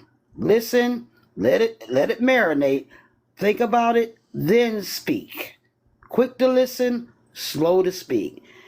Love you, Kevin. Love everybody on the panel. Talk to you later. Good night. All right now. Yeah. Can I just say this real quick? Because I've been trying to respond before we get too far away from it. The thing about the boyfriend, girlfriend, whatever the label and title that we try to put on stuff, I mean, people need these titles if they do whatever. But the bottom line is commitment, okay? You cannot just turn on commitment. Oh, we're married now. I guess I'm committed. No, it don't work that way. You commit. That's the reason why you get married. See, people think this thing is marriage is like the final frontier. No, it's just a tool. Marriage is just part of the journey, okay? It's just one elevation of the journey. After you get married, you have to actually work on the marriage for the rest of your life. So it's not the final be all. That title, people need that for some people, like Kev said earlier, to motivate them. Okay, really it's for tax benefits. It's for the benefits because we live in a capitalist society. That's the bottom line. So we can talk all the shit we want to, but that's what it's about, okay? If you live in this America, to be married has benefits, it has perks. That's what it's for. And they need their taxes. And they need their bit, you know what I mean? They're going to need their little bit of flesh from you. So that's what it's about. It's about money. It's capitalist. That's what this is. That's why you have to have a license. Okay. But as far as the relationship is concerned, if you go into any type of relationship like, well, I'm a boyfriend, girlfriend, that means I don't have to commit, then you were never committed in the first place. Period. Right. We can sit up here and talk shit, but it's like my fiance, what's the difference between now, last year, and next year when we get married? Am I committed any more than last year right now because she's my fiance? No. Am I going to be committed anymore? No, because I'm committed, period. There is no extra committed. There is no level to commitment. It's either you are or you're not. It's either you're honorable or you're not, period. We have to stop with these ideas and like, oh, it has to have a sliding scale. Some things, you know me, right? I don't choose sides. I'm always trying to find, the worst side and the best. I'm always trying to go on each side and be fair and all that good shit. But there are some things in life that are black and white. Most things in life are gray. It's all about interpretation. But there are some things that aren't. There are some things that you got to stand on, okay? Honor, being committed, those are type of things that you stand on or you don't. And when you are talking about it's my girlfriend, okay, but if you now are saying to me that there's different duties of wife and no, that's different duties when you live with somebody. Maybe that's what it is, right? Because if you're a girlfriend and boyfriend live in two different places, yeah, there's different duties. If you live in that same house, guess what? The duties become what it is because we have to live life. But the commitment and all of that, how you love and where that goes and all of that good stuff that comes in a relationship, if you don't have that before you're married, then when you're married, that shit is gonna fail. That if you don't have it before, you might as well it ain't coming. That's why you do it. So this idea, Kev, I'm with you. You know what I'm saying? You can't have a situation where, if I'm only a boyfriend, I don't have this title, then I have a different level of commitment. If you have a different level of commitment, that's just your commitment, regardless of the title. You see what I'm saying? And I think that's the only pushback that I would have is like, yeah, we do different things. We show our love differently to someone. You may not go all out for somebody that you're not, that you don't know is committed to you, right? So a boyfriend, girlfriend, quote unquote. You might not do all of the things that you would to somebody that you have feeling that, they are totally committed to you. I get it. But once that level of commitment is reached, regardless what your title is, that is where it doesn't change if you now become married. So I don't know. Y'all can take that. I don't know. I was rambling for a minute, but I just had to say that before we moved on. Let me add something. Here's the thing Yeah, let Bougie go. She got the tiniest Okay. voice. She been waiting to talk for a long time.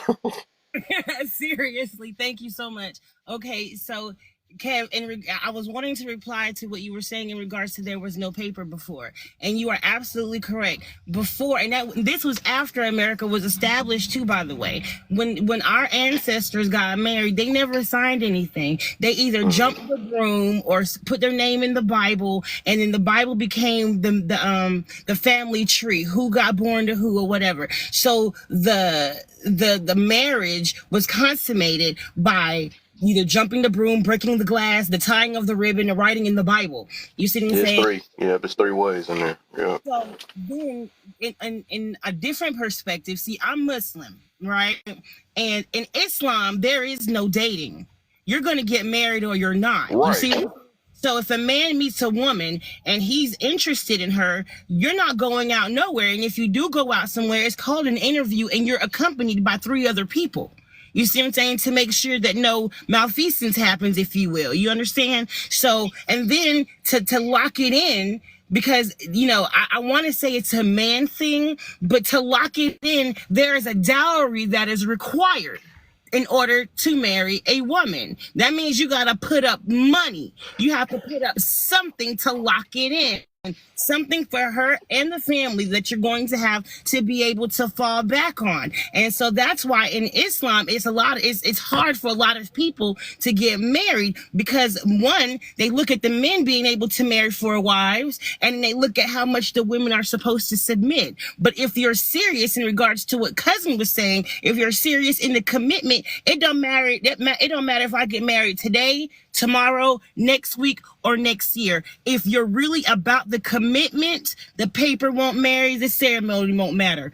It is what it is. The boyfriend-girlfriend thing, to me, is a westernized way of saying that a marriage as a trial period.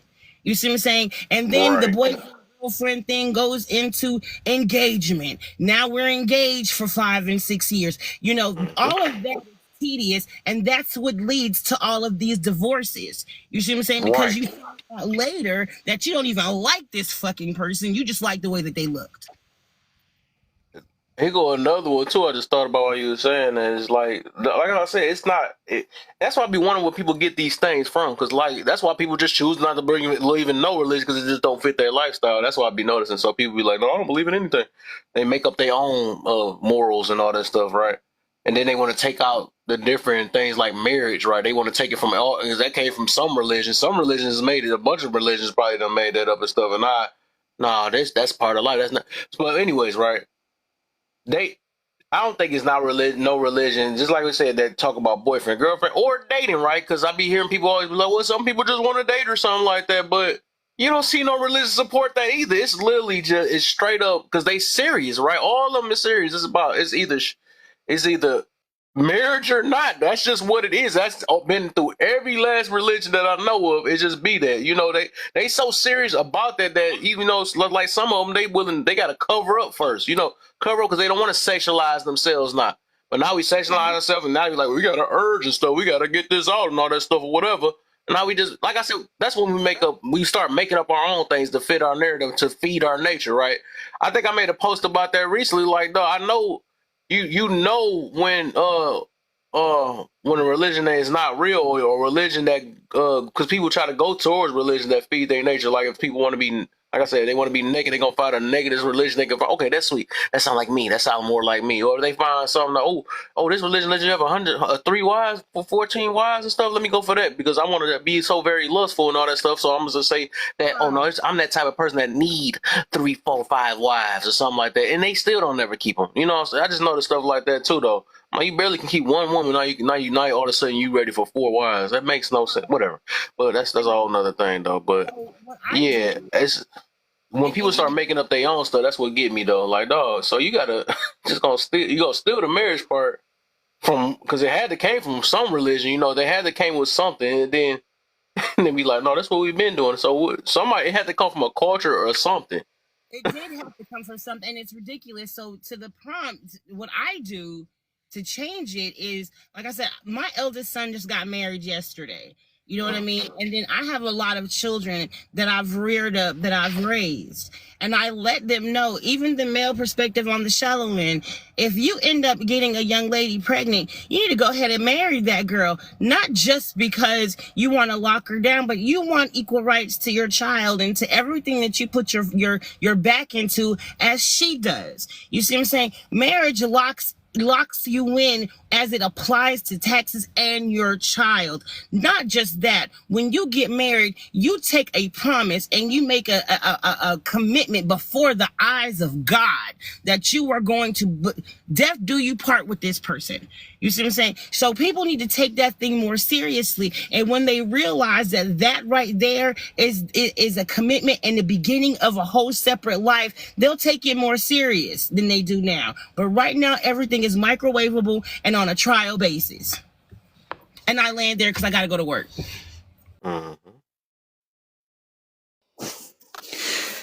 Yeah, Kev, I was just saying that that you know the tablets were a way of making the covenant in the beginning, and there was a paper that they wrote on to pass information down. So paper was in there, and whether we like it or not, in order to go to another country, we have to use paper. In order to prove that we own something, we have to put paper on there. You know, we have to make that, you know, even though we, like you said, the mindset should be there, you know, and inside we should make sure that, you know, this is what we really want. But to finalize everything, there was paper involved. So, you know, we can't get away from that. That comes whether we're in the western part of the world or we're on the other side of the world. There's always paper involved. So where was Adam and Eve's paper? Well, that's the very beginning. If you know the Bible, there was God put Adam to sleep, and He made Eve out of her. There wasn't nothing to be done about that. That's totally different. Okay, So after that's the that, it thing. was Wait. everybody else that Listen, got married. They listen. Hold on. okay. Listen. That was a supernatural thing that took place. Okay, Okay. he made them for each other. All right. Now, because of what they did not do, which was follow what he said, there was rules to be made in that place that they were living at. He had to put them out, and over a period of time, there was different things that was done outside of the area that God was using Adam and Eve in that had nothing to do with what happened in that garden. You see what I'm saying? It all happened to do because of what they did after that, and they passed it on to the children. So there was other things that was going on outside of that garden, that place that they were made, that was pertaining to them and the rules that they had to follow now that were different before. You follow me? Yeah, Yeah, it's crazy and because I just plus, looked that up. It really said that, especially if we talking about biblical, it said Well, no yeah, paper was ever that's the thing. found. A lot of people just, but we clump stuff together. You can't do that. There's a lot of things that's but going then you on. gotta yeah, Right. you gotta understand, though, Kev. When that happened, it wasn't it wasn't 30 billion people on the planet either. So how do you keep track of who is who? Who is your wife? I We're get living that. in an area where it's legacy, Yes. where you got to pass something on. So if you can't prove who you are to pass it on, Yeah. that's where the papers and all that stuff came from. You know what I'm Yeah, I saying? get Because it. I back in the get it. I day, get it's necessary though. yeah, What yeah, yeah. I'm just It's not. just I'm not trying to limit that. That's what marriage is. That's what I'm trying to get people to understand. It's not that marriage is not just you right. writing it Well, down. It's deeper than that. It's literally you in the well, connection but connection to God and making a commitment, or you say covenant. I even looked at the definition of covenant. It's an agreement, right? right, But that's right. agreement to y'all three and God. That has nothing to do with the paper. Because even if we do the paper, who you gonna give it to? Just gonna boil it up and throw it to what? Bury it or something? Well, but see, that's two different things, right? There's a spiritual and what you're talking about, and then there's a legal. We're talking Right. about we live in a world, so you have to have a legal Oh yeah, precedence. I get that part. Otherwise, that's Yeah, all. So, yeah. but to what he was saying though, right? You also got to believe too that back in the day, a marriage wasn't a marriage until you consummated it. Okay, and so people took it serious because otherwise you didn't get no trim, you didn't get no ass unless you was married. It wasn't no cat. You know what I'm saying? So what happens is you it was, literally like, oh, if I'm ever gonna get something, that's why it was inherent. And at young ages, we gonna get married because now the consummation is part of wifely duty. Now that's where that came from. That's what it started at. You get what I'm saying? And then as time goes on, now we have casual relations where all of those things that actually forced marriage, and so to speak, right? If you go through time, it was women that couldn't supply or provide for themselves, right? They weren't able to, they weren't allowed to. So you needed that man. That forced a lot of marriages. Even if the marriage was bad, they couldn't go nowhere because what the hell are they gonna do? Like that started to weed out. You got more divorces, right? We started seeing now. You hear people saying all the time, says the more rights women have, the more divorces. Why is that? It's because they don't have the leverage over their head anymore. So now there's choices. And so if you are in a marriage that you can't get out, yeah, you're gonna have less divorces, right? But now you have, hey, I can live my own life. I can, and so now that has become different. And as time goes on, I'm sure it's gonna get worse. You know what I'm saying? I think that it's going to get worse, but then it's going to get Mm. better again. I think it's a That's cycle. You that's know how what I'm we know it's saying? changing because they add certificates to it now. They adding all type of things. Yeah. Next minute it's gonna be like, hey, you need to get it. Now you gotta have a ring. Now you gotta like all this stuff is man-made stuff, and people just don't No, see it. listen, look, y'all don't know. Before it's over with, it's going to be a chip, right? Right. Your divorce You're is not going to really married come, because you don't have a chip. right? You nigga, you not on Wi-Fi. Wait, what? You got to have to Wi-Fi your wife. You feel what I'm saying? Like y'all going to be connected. I mean, I'm saying, the more technology, think about this, bro. Yeah, and people not saying it. Yeah, it's gonna happen, and what's gonna go by the wayside is our humanity. That is what the problem is. It's the humanity because we are so comfortable, we have so many luxuries, we have so much technology that the humanity has left. That's why dating sucks. Because back in the day, you had to get your ass up. You had to go put on some clothes. You had to go to the spot. You had to go ahead and clean your car. You had to, vacuum it out just in case you was going to give her a ride home. You know what I mean? You want to be nice. You had to go in there with a mouthpiece. You had to actually have something to talk about. You had to go sit up there face to face and talk to people. Now, I create a fucking online dating app. I got filters to make me look how I want to look. I can take selective pictures. I can do this, that, and the third. I can make my whole life appear to be something it's not. And then when you finally meet this motherfucker and you realize they ain't shit, now it don't work. But it's okay because that's just another notch, right? And that is, our humanity is going by the wayside because of technology, because of, this information. And so I think at some point, we're gonna get tired of this shit. It's getting there now, you know what I mean? Like people are starting to wake up, and then it's gonna come back to we need to get our humanity back. And as more technology comes, the novelty is gonna be who is real.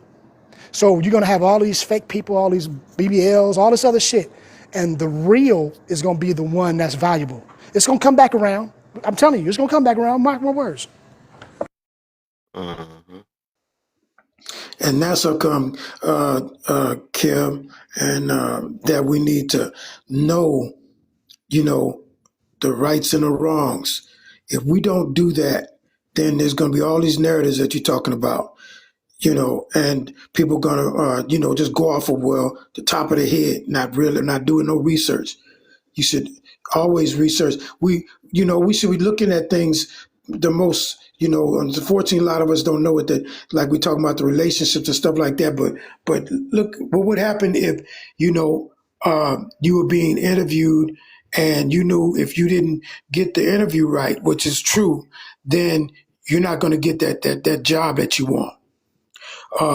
Same thing with you want a certain house, you want a certain car, if you do not, have the proper information and put that in the right way, you're not going to get the results that you want. So why do we think that the relationship is it's not the same as that, but the concept, we have to make sure that we understand the purpose, what it really means. A lot of folks can tell you what that they didn't realize who the architect is. God is architect of marriage, relationships. He's architect of it, but nobody. You won't the people if a person doesn't learn that, doesn't have an encounter experience with that, then they'll just go off of what they see, social media or the people that they know or something they might have read or an idea that they might have thought of or something like that. But what out of all of that, what is it? What of out of all of that is real? We need to cousins talk about. We need to know the real and know how to make sure that we can attach the real, not just in my community, not just in my head, but does this apply outside of my community in where I live at? In the country that I live in, or overseas. What happens over there? We can't be going off of what we think or what we heard. Doesn't if we do, then what you get is what you get. You see what I'm saying? That's what come. There's got problems like we have right now because misinformation. So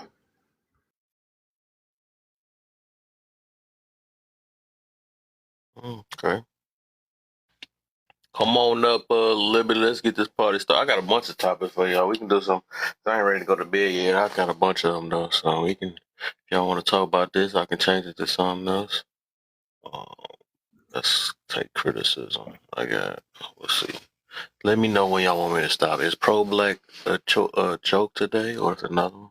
you know the answer to that. So yeah, just some. I just wanted. Yeah, what I just say that on that, Kev, is that I would just like for us as a community to just say until we find out who our true descendants are, mom and dad, and find out well I'm an Indian or I'm this or I'm that. Just say American.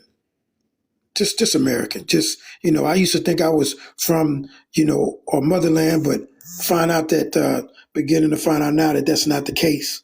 So So that's what my take. Well, that ain't my take. That's just the real. So Mm-hmm. We can get this. Man, Yeah, I ain't ready to go to bed yet, so I'm I, trying to do some reruns. I think that some of the practitioners are jokes. Not it itself is not a joke, but facts. I think that some of the leading voices are jokes, if that makes sense. I can agree with that for sure. I agree, brother Black. Black in the Oh building. man, oh man, here they go. I know you know these brothers right here. Oh That's yeah, a yeah. smooth communicator, but Moaner, below yeah, I me, know. It's and my then brother. fam. Oh man, yeah, you about to get it, bro.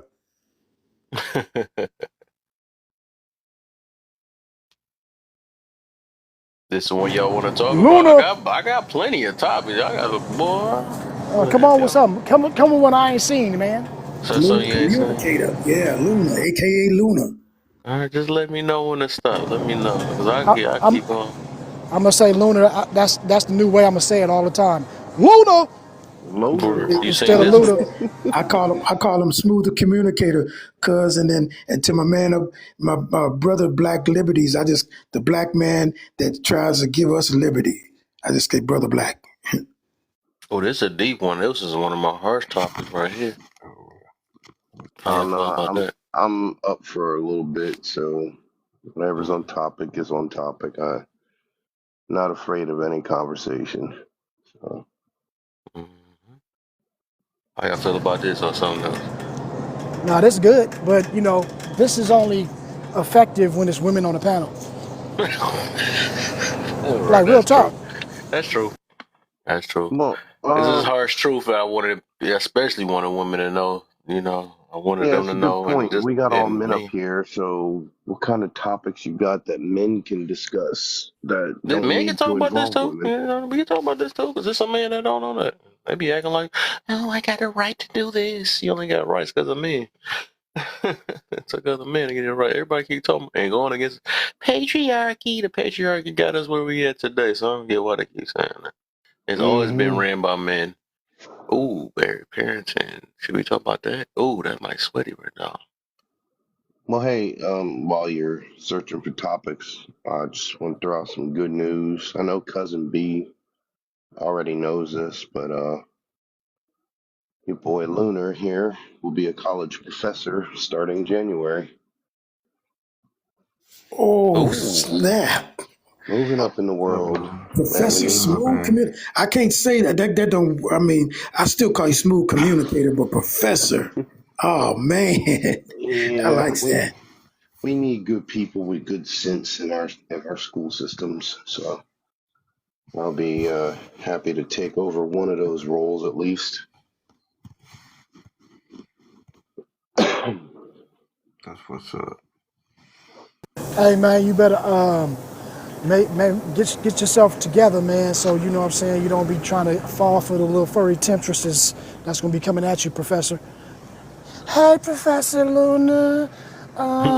I just want your opinion on my new paper. Why you ain't got no paper? Oh, it's at the house. Yeah, all right, Right. bitch. We know what's happening. See, don't fall for that. Don't fall Yeah, for it, Luna. I'm already privy to that. You got to remember, I was teaching high school kids for 4 years, so I know there's a difference in age, but Luna College is is legal worse. down there in college. No, College college is legal worse. down. Just go ahead and get that girl Yeah. an A for her work. that's what I'm Hey, Just saying. go I've ahead and and already pass got it. some practice with hey, saying no. So and they're gonna be looking nice in college. Like it's different. It's different Yeah, when you're in college, player. They're gonna be it like, be ooh, legal in college. I Oh, we know was. yep. I was a student. I was a student, and it wasn't that long ago, so I still remember.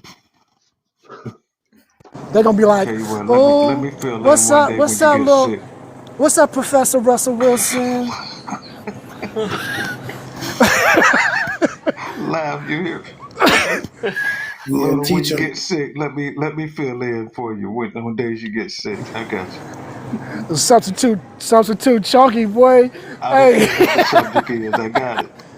I And it's got you. going and it's going to be Who need like extra? drawing too. They're Who going to be need like, extra "Let credit? me draw you." Who need extra credit? Let's go. Who need extra credit? I'm in here. Hey, Lorna, what subject are you So going to be teaching? I'm sorry, Black. Go ahead. No, I'm good. I'm good. I'm gonna be teaching studio art, life drawing, two-dimensional design, and three-dimensional design. Interesting. So Yeah, that's the degree that you already have. So you'll be teaching that? yeah, yeah. I'm gonna focus on teaching art and design. So Oh, wow. Yeah, that's what I Oh, gotta you get just back set up. focusing She gonna be like, on art. Yeah, I yeah, gotta that's a. get back focused back in my art world too. It's been decades since I've been in my art. I gotta Yeah, start man. creating some things too. Come on, man. Come on home, player. What you doing? That's the fountain of Yeah, you youth. got the skill, but you know how it is. You want to work, do other things with your life. You don't pick up the brushes and stuff no more. And, it's Hey, just been a long time. listen. That's how I found my peace getting back into it. You know what I mean? Because for Yeah. a while you right, life be lifing. But hey man, I'd say this: when you got the urge to log on here and bring some politics, just go do some art instead, man. Spend some therapy time for yourself and just enjoy the moment. So it can be reviving very much. Sometimes, man, sometimes when we get artist block, I just tell my students just pick up a pencil and start somewhere. You never know where it's going to evolve. Once you get going, man, your mind just goes into so many different directions when you start doing something on paper. yep, they're gonna be trying to have your mind going in so many directions. We know that. Yeah. Yeah. Hey, Professor, I need some help designing my new OF page. What's up? Look at what I got so far. Yeah, that's what's happening. See that I can see this shit coming for you, bro. They coming for you, man. Well, see, they ain't gonna get nowhere with that because one thing I always promised myself was anything I do with my art or my design is not gonna symbolize or replicate anything on a negative manner that I do not support. So they shit out of luck. Ass is not negative. I don't know what you talking about. Okay. Huh? Titties is positive. I don't know what you talking about, player. All right, free the titty, free them. Oh, I'm sorry. I I'll didn't say, digress. I didn't say ass and titties was negative, but I don't support the OF movement. So Now you know I'm just messing with you, but I yeah, feel you. I know. Yeah, that's good that you got them. You got your standards and you got your tactics and stuff because you can counter all of that mess and make sure that they get that teaching that you got. And then if they got those issues, then you say, hey, look, you can go here, you can go here, you can go here, but in here, this is what we're gonna learn. Can't learn this, then there's a door. We Well, let them know that. and schools have certain standards set anyway. So if anyone's trying to do anything outside of what the code of conduct is, then they're already crossing boundaries. So, Don't they have cameras in those rooms too? well, I'm sure they do. Most of the campuses nowadays, most of the campuses nowadays have beefed up security. So, Yeah, and if with they all of these don't, I incidents. damn Oh, sure got cameras on my stuff. So, say that again, Luna. I said if they don't, I damn sure got ways to record and secure my own way with my own cameras on my stuff. God damn, no Diddy, no Diddy, Jesus. No, sir. Homie, don't play that.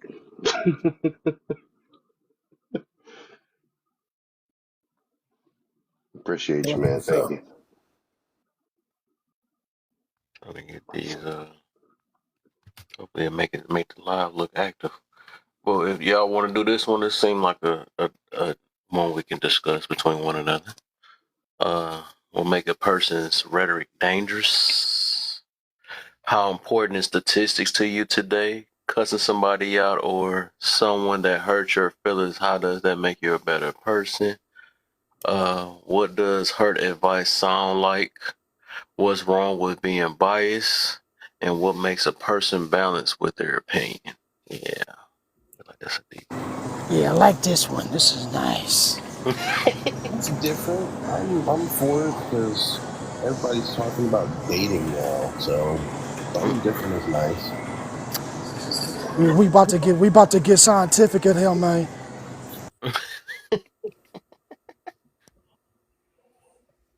What you got for me, man? Which one you want to? It don't matter. You can pick one of the ones you want to talk about. Hey, Black, why don't you start this up, man? Start this up, man. This one is tough. Okay, so how important this is statistics today? Excuse me. I was eating on some peanuts and it just got choked. Very, very important. In an age right now where we all this false information and twisted data and stuff. I was looking back on history. I think it was the Count of Monte Carlo. Am I saying that right? Monte Carlo? Don't know the time period that I'm talking about. The Count of Monte Carlo, something like that. That's the name of her, no? Monte Carlo? Yeah, I think. Yeah.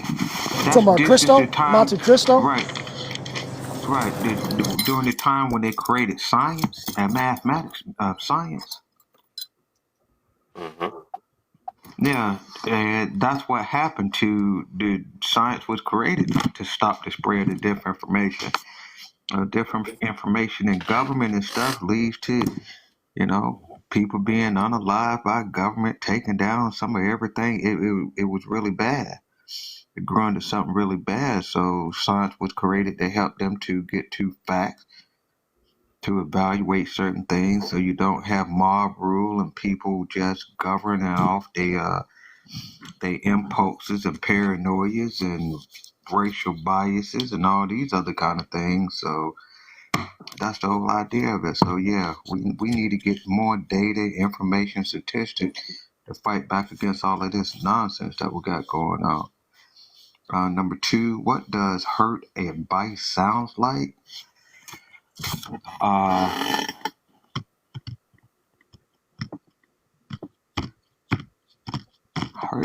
Hurt advice. Hey, hold on, Black. Hold on, Black. Let's.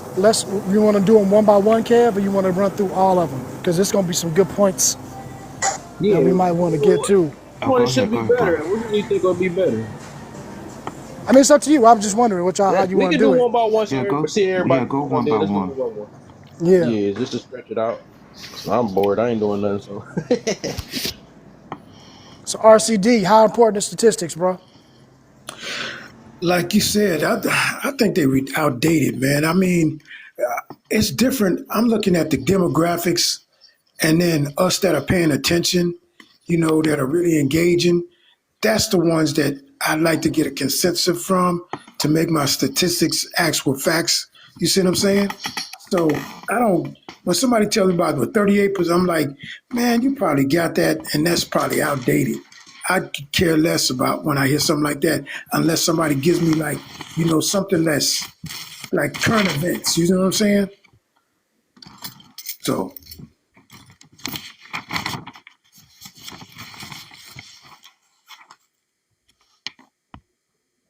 Lunar. Yeah, Brian in the house. We tackling about important statistics today. Yes, sir. I think hard data is always important, but I would also say that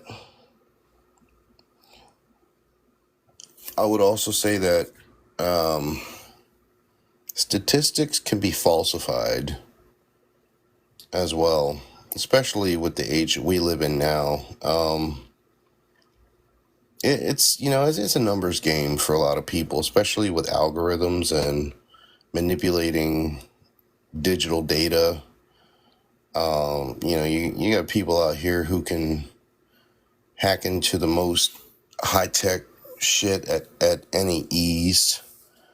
You have people out here that just do things against the grain just for selfish benefit. So hard data is always important because it's factual information, but hard data is also at a rapidly growing rate with evolution. What I mean by that is people are still living in yesterday's mindset, even though things are changing so fast.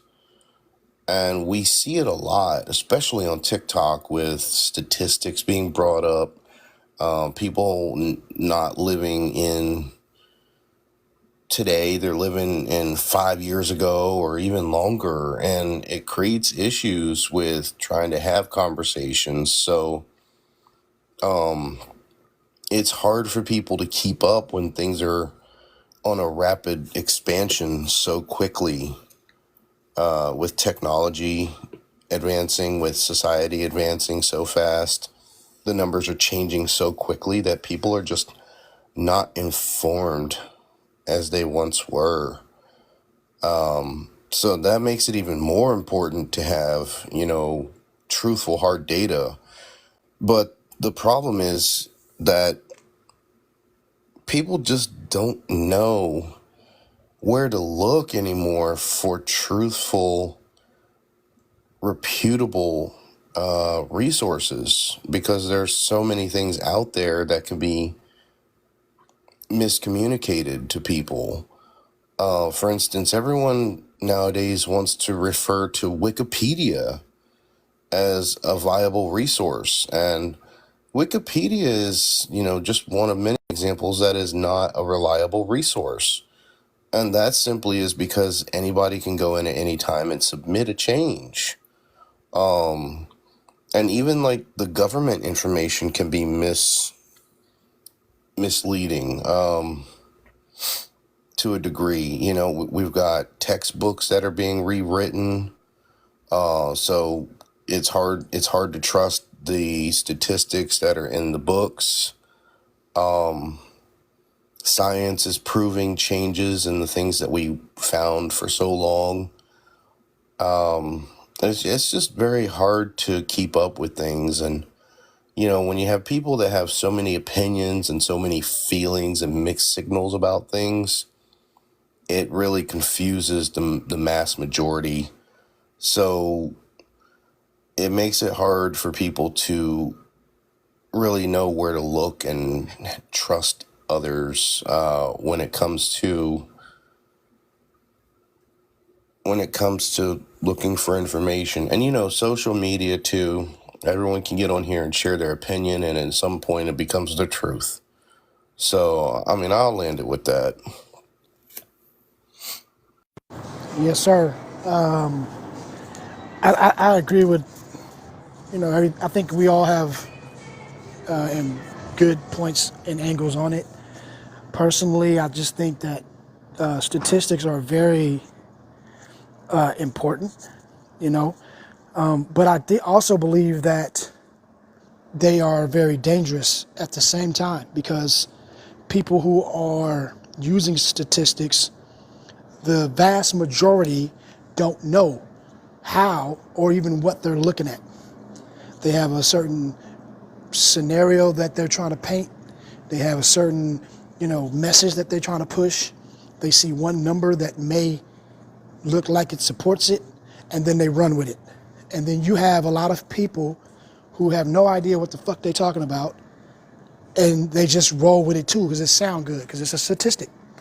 And we know that in your public speaking or anything else, when you use a statistic, most people correlate that with, oh, you must have research, you must be knowledgeable. So people bring statistics out of their ass in any conversation.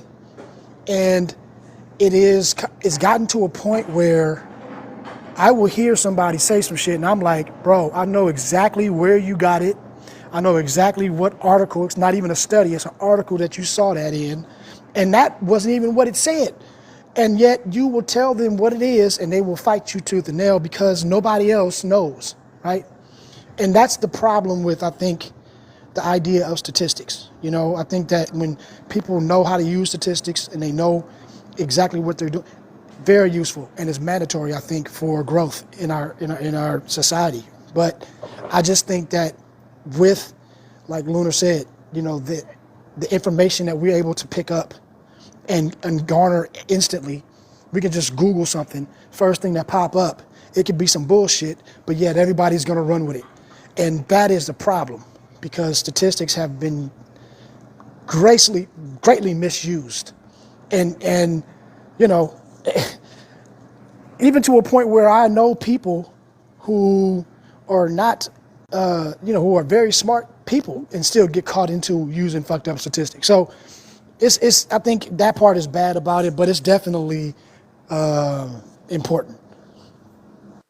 I just want to add, because you brought up a good point that made me think too about something I said was another thing is like content creators on all platforms like YouTube, Twitch, here, all the major streaming platforms.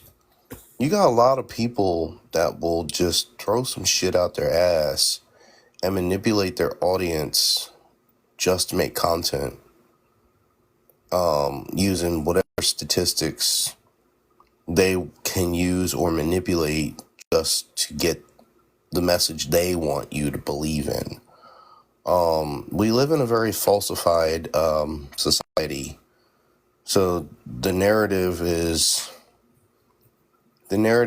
very superficial.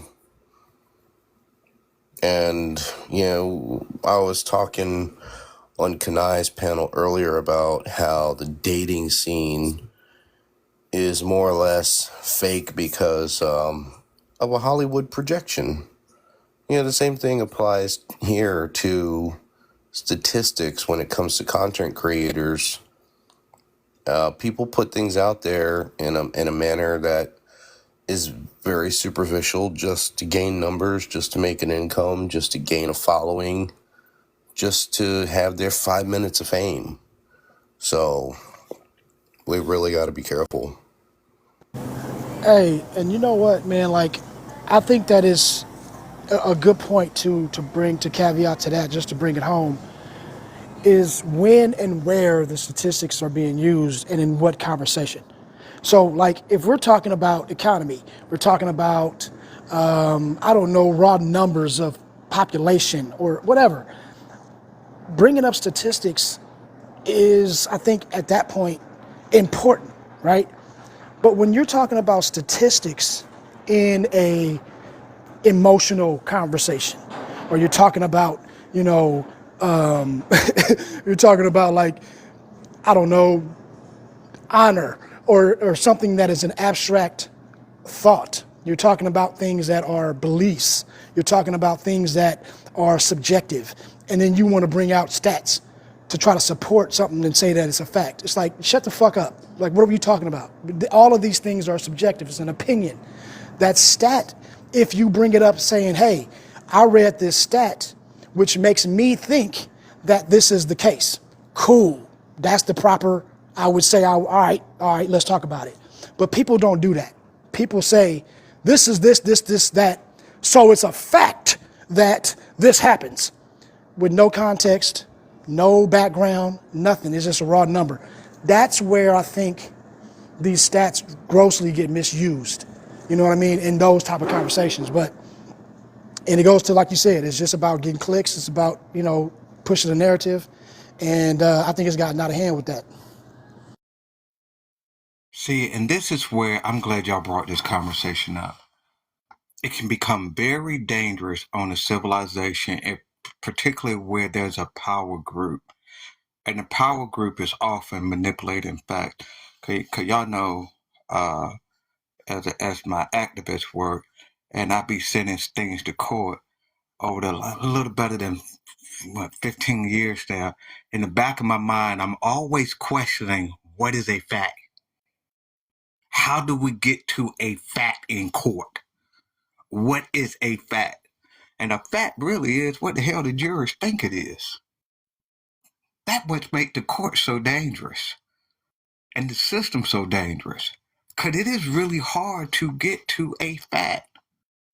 You know, you have some elements of law that somebody written, and then if you prove an element, they say, okay, that's a fact. But that was an element that was written by somebody else. The state legislator says, okay, this burden of proof has to be proof. Just a word game has to be done. But is that burden of proof really proof? And this is how we end up with so many people, innocent people in prison. Yeah. Burden of proof was established. So in the end, The facts was never established. People in prison for crimes that never happened. How can you be in prison for a crime that never happened? The fact never happened. Yeah, the presumption of fact happened. So in retrospect, in cases like that, where it happens commonly, it's simply a competition to pass what is deemed as factual information to come to a judgment. But factual information based upon what? Because like we know, and I be like a lot of people project again. Okay, we all people of color here. Racism is one of my biggest issues I fight because it's projection. It's not a single fact base. But in court, it is a fact. Their projection of you is the fact. The burden of proof is, was you afraid not by act that you committed, but by the projection of the stereotype behind who you are. They fearful. Right. The court can look at, they are fearful. You ain't done shit, but went to the store and got some Skittles. Or like what we saw, my man walking through the new parking lot and all the YT people came out on him. I know y'all saw that on TikTok going through the TikTok streets, right?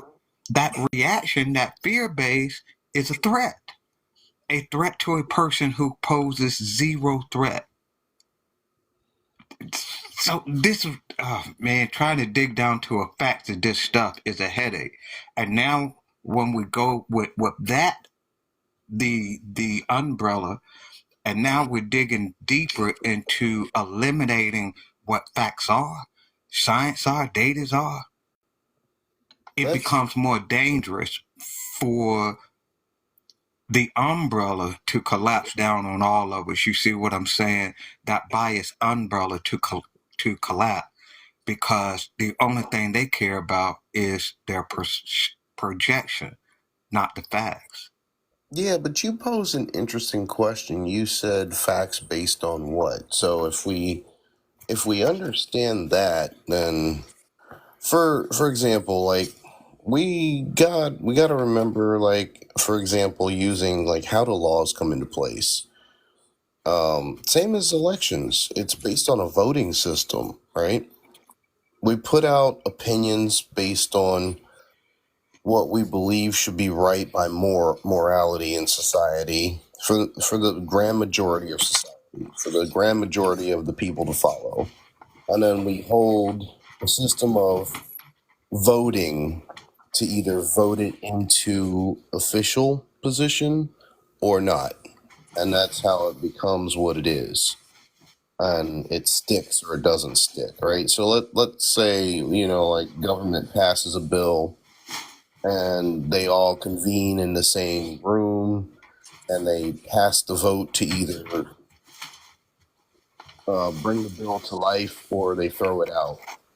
So it realistically, when it boils down to it, it's all about judgment to vote on an opinion that someone put out there in order to put something into place to pass a final judgment. Yeah. And then check this out, right? What about this, Black? What about when they take the facts that we know are facts and then move the goalpost to a point where now you're questioning the facts so that they can Right. insert an extra fact. Talk about that, because That's I what know I'm that's saying. Right. big. Yeah, yeah. Right. That's the fear that I got. That's what the part that I'm worried about, and that's what I see happening. They're moving the facts to eliminate the facts of what they are doing to gain more power and to cause more harm. That's dangerous. That is very dangerous to us as a society. And the excuse is, well, modern times change, so, you know, laws need to change, blah, blah, blah, to hold accordance with keeping up with the modern times and what they're allowing. You know, it's nuts. But the key to me, just like in both of y'all artists, right? The color wheel is the color wheel. Colors don't change. The color wheel is the foundation. And this is how I argue it. Absolutely. Because I know when you want to go into different angles or different elements, they want to confuse and distort. You can blend these colors, and the artist can create anything that he wants off of the colors, but he's still working with the base. Sometimes we just have to go back and remember what our base is, what I call our identity, and replant the tree from there. The truth is, we get lost in the color wheel. We get lost in all the beautiful colors. We're not identifying our primary colors. Right. Who are we? The foundation can be repaired. The foundation is where I go to. That's right. The foundation can be repaired, but it doesn't always need to be recreated. Change. There you go. And you have to make rules in line with the foundation to keep the facts consistent. Otherwise, you're creating mud. You're creating bullshit. And that's how I see that we're doing today. Right. And do y'all see also, it's the level of the pendulum swinging. Like with anything in change, the pendulum is going to swing one way or the other, right? And we know sometimes it's going to be an exaggerated swing because you're bargaining. So if I go with some extreme stance, I'm probably going to get half of what I asked for. So whatever, right? So people are going to the left, right, or extremes or whatever. But now it's to the point where you have to go to the extreme and then you stay there, because we're becoming so biased and so divided on bullshit that now, like, you know, if I identify with a certain person, I have to be way over here on this crazy ass island of thought, or I'm not part of this group. And we all know as humans, we stuck on this trying to be a part of something. So we have all of these things, and then what happens? It becomes an echo chamber of these reckless non-facts or facts that with no context, or all of these different things.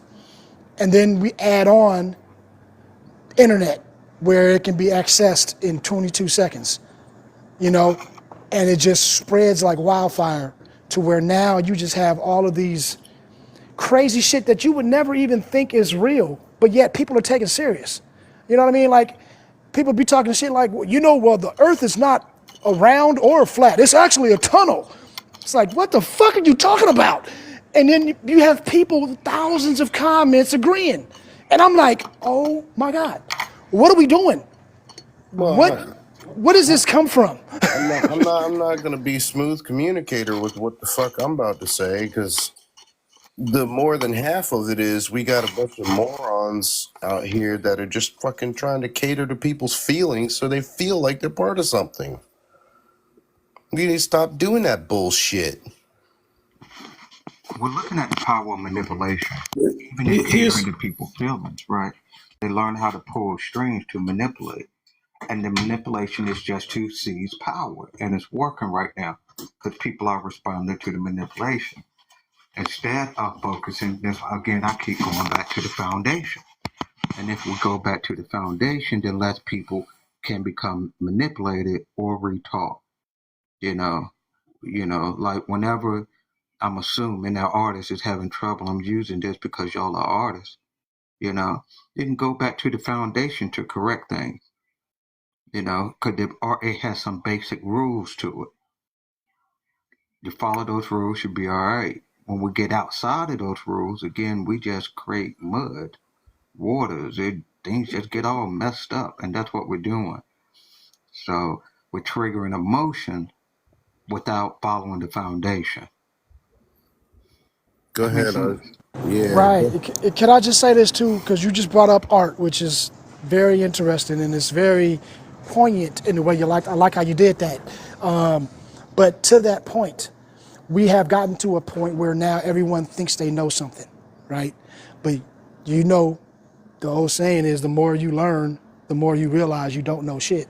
So, but people now are, they know everything. And so they're bypassing the basics.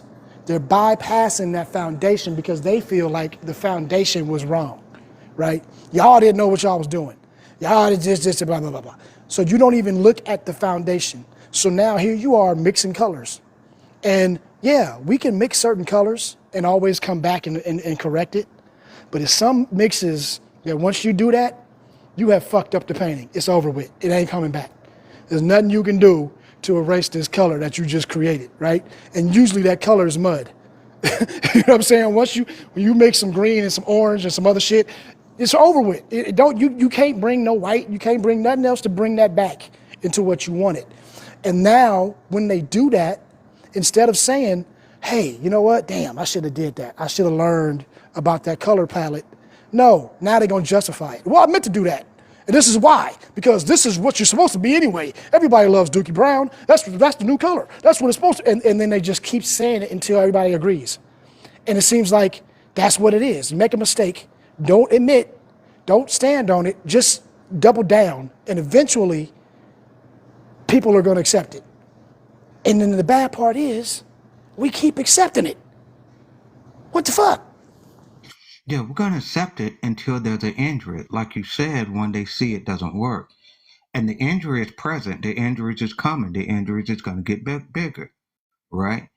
And so, just like the injuries of the past, when there's an overwhelming injury, my problem is the overwhelming injury is going to take place on us first for a long time before it's accepted. It's already in place, and particularly with this politics and other stuff that we got going on, the motion is already set in wheel for.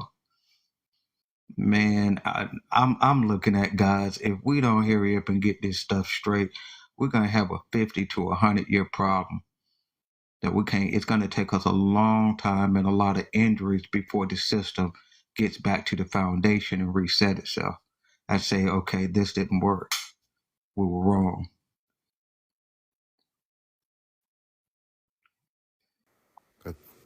Yeah, go ahead, RCD. Yeah, this is the thing that I'm looking at because y'all covered some ground. So again, with the data collecting and demographics and the way that we are learning, that that needs to happen to where we won't have to worry about what Black just said. And and there's a lot of us that's going to fall on deaf ears. That's something that I'm not concerned about to the point that's going to stop me from trying to find the ears that it's going to go into and they're going to do something about it. So I want to find out the ones that I know something's good is going to happen. Because like I get heard from each one of you that, there's all these different, false narratives that's out there. And that's there. That's there to, like, because I said, to double down and make you, feel like, oh, well, ain't nothing going to happen, so forget it. So, I accept what no, I'm going to find out the right thing. No, excuse me, I'm going to find out the right people that I need to share this information with and push this, that needs to happen. This needs to happen. So then that way now won't have to worry about the 50 to 100 year situation that we're in. And not all of us are, or what do you want to call it, just by the wayside, like Otis Redding said, sitting on the dock of the bay, but not all of us are doing that. There's somebody out there that really cares, and that's the ones that I want to reach. That's the ones I want to really get the information to. So again, um, we need to have it in all levels. Like Luna was talking about his professor, and it's in the teaching that he's doing with the art, and then Black is definitely strong on politics and injustice. I know Cousins is that. I forget the Cousins. Do you do what is your profession? He's an artist as well. Oh, okay, yeah. So two artists and a politician, and who our background is. My job is security, transportation, but I'm from righteous. I want what's right, and I want that to happen, and I want to make sure that I can find the people that have that common ground with, and then constantly push that out, and that way, all of the things that happen that we don't like can eventually be exposed. A lot of us, don't realize, these places that we shouldn't be at. We don't have to worry about what's, we do know that's going on, and kind of outside. A lot of us don't outside of the U.S., but a lot of us don't have a clue to what's going on, what's inside sundown places and things that are happening right under our noses. And we thinking that, we're in the land of the home of the brave, land of the free. Yeah, that's what we think. We have to, make sure that those people that we need to wake up and alert, and then they get active. Those are the ones I want to deal with, and the ones that I don't want nobody to fall by the wayside. But there's casualties, and there's casualties in everything, and I don't want that to be an overwhelming amount. As much as less as possible. But this right here is the beginning. But then I want action to be taken, and I'm glad you guys are doing that and trying to make sure I can do my part as well. So that's what I wanted to say about that part. But I definitely want to reiterate about what I already mentioned before about the way of. I know we're dealing with you all over a period of time. I want to make sure that there's a way that I can collect. I like the way I'll use our brother that's not here, classic man. I like the way he does things as far as with the taking down things when he does his platform. I'm pretty sure you guys have a way of you doing that, but that way, that's more accurate. And I believe that by you doing enough of that, you can collect a more concrete amount of information that can be considered data. And you could use that to, how could you say, possibly project in some kind of way some accurate information, and then hopefully use that to where you can go and extend further to where now it will be more visible. And then now we could probably make a path from there to be a short term. I'll say this and kind of land for right now: a short term, a midterm, and a long term goal. I'll land. I agree with that. And case studies, active case studies with humans as the resource is probably one of the greatest ways to do a bit of research, because natural behaviors do not lie. Words can be faked, images can be manipulated, but natural behaviors and reactions do not lie. You can't fake that shit. Just like you said, Classic Man does active case studies with his audience in order to pay attention and learn and be able to teach. And one final thing I kind of wanted to touch on with this topic that we didn't bring up is definitely one of the factors of being importance with statistics today is understanding this from a designer perspective point of view is the past is being erased. History books are being changed. Statues are being taken down. The younger generation is not going to know what existed. So if you erase the past, how in the hell are you supposed to truthfully evolve? It's just like we were talking about down in the comments. Like, it's right there. The beauty of learning art is knowing the history that led us to modern culture and art. Like, there's a paper trail of shit, right? There's landmarks of things. There's a way that humans evolve. And, you know, they're trying to say that humanity's been around for longer than 5,000 years. The problem is we don't have any back paper trail to trace back. So it's almost like whatever happened wiped off whatever existed, and we don't know where we even came from. So when that kind of shit happens, we're stuck with, like, how do we move forward? You can't know where the hell you're going if you don't know where the hell you came from. That's what I'm trying to say.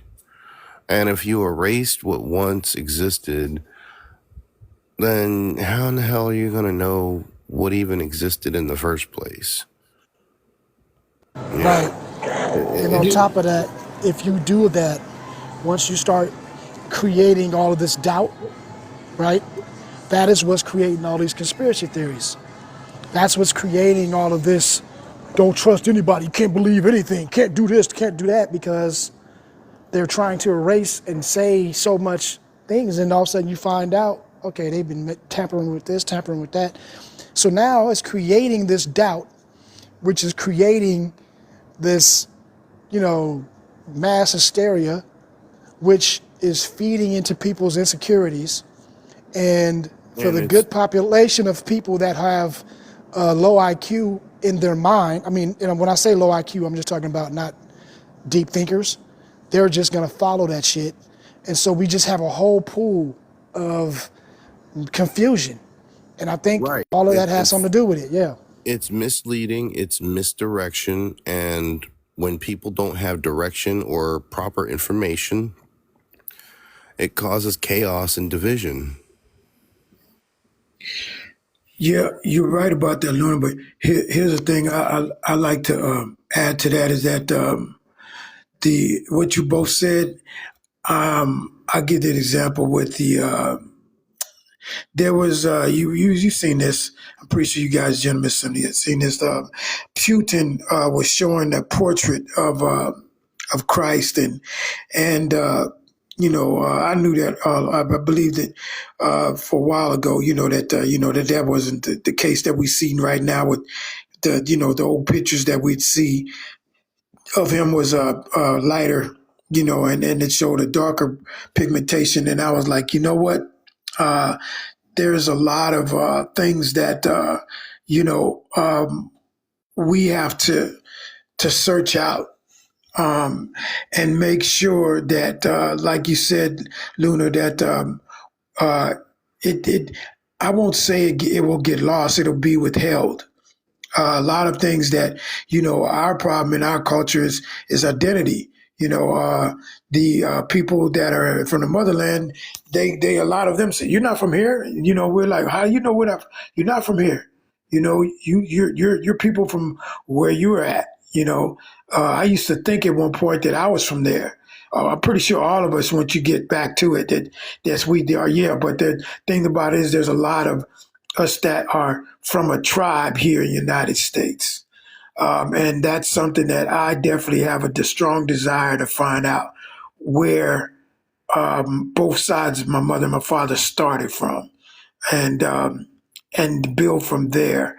Then the other thing is that the things that were withheld from us in the U.S. history, a lot of things that we don't know about, the younger ones don't know about. We know certain things because of the things that we've learned, and that we've had access to. But like you're saying, Luna, I want to make sure that all I have to do is, go to save the disk drive or microfiche or floppy, whatever, and I could say that this is where this happened at, yada yada yada. Well, this is that. That's where it's at, and to the person that really cares. I don't want anybody that's gonna, be like the story goes with Sojourner Truth. I think that if I heard correctly, there were individuals that she was trying to rescue, and then there were individuals that were tellers, tattletales. And from what I heard, that the ones that she felt that was going to do that, what she did, and I'll leave it at that. But you don't want to give it to those kind of individuals. You want to make sure that the information that you pass it on to, like Luna said, they will take it and remember it, and then they'll pass it down. Pass it down to the next generation. You want to make sure that things are documented. Like we were earlier before Luna and Black, when you were here, we were having an issue with the marriage, and then Kev was the host was talking about. He was like, if you're committed, we were talking about you're committed, and paper's not. And I said that now there is the reason why we should have things, because if you don't have documentation on paper of important information, especially in your life, then when you try to prove something in a court of law, then is it factual or is it fiction?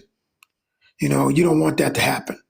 And I'd like to make sure that when everything is said and done, like I heard one of my brothers say earlier about legacy, that everything is right where it's supposed to be on paper. And you have, and I like to have, like, I like what, say this, and I'll pause for a minute. What Luna said about, they don't have cameras in there. I'm going to have something so where now I'm covered. And I like that. I want to make sure that I'm covered, because I say this, a man that covers himself is always going to be covered. And I pause right now.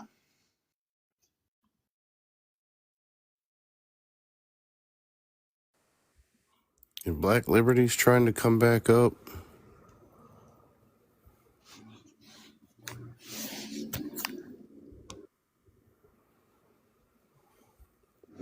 What happened? He had a signal, some problem or something, or what? I have no idea. Just noticed he wasn't up here with us, but he's in the comments.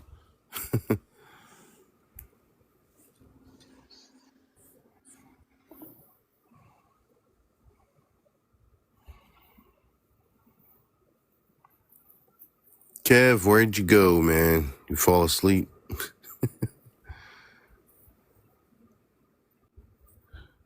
Ah, shit. No, I'm here. If you got anyone in queue, man.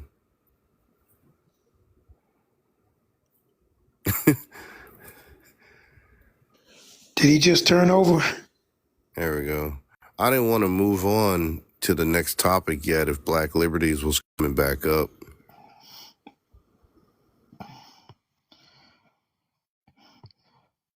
Yo, man, somebody need to give y'all security officer a DWI check.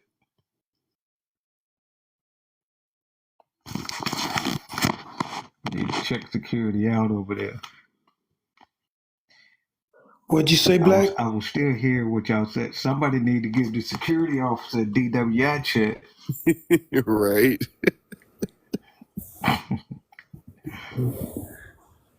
Going back to what you always said about the paperwork, the problem I see that we're having, the historical paperwork is being ignored.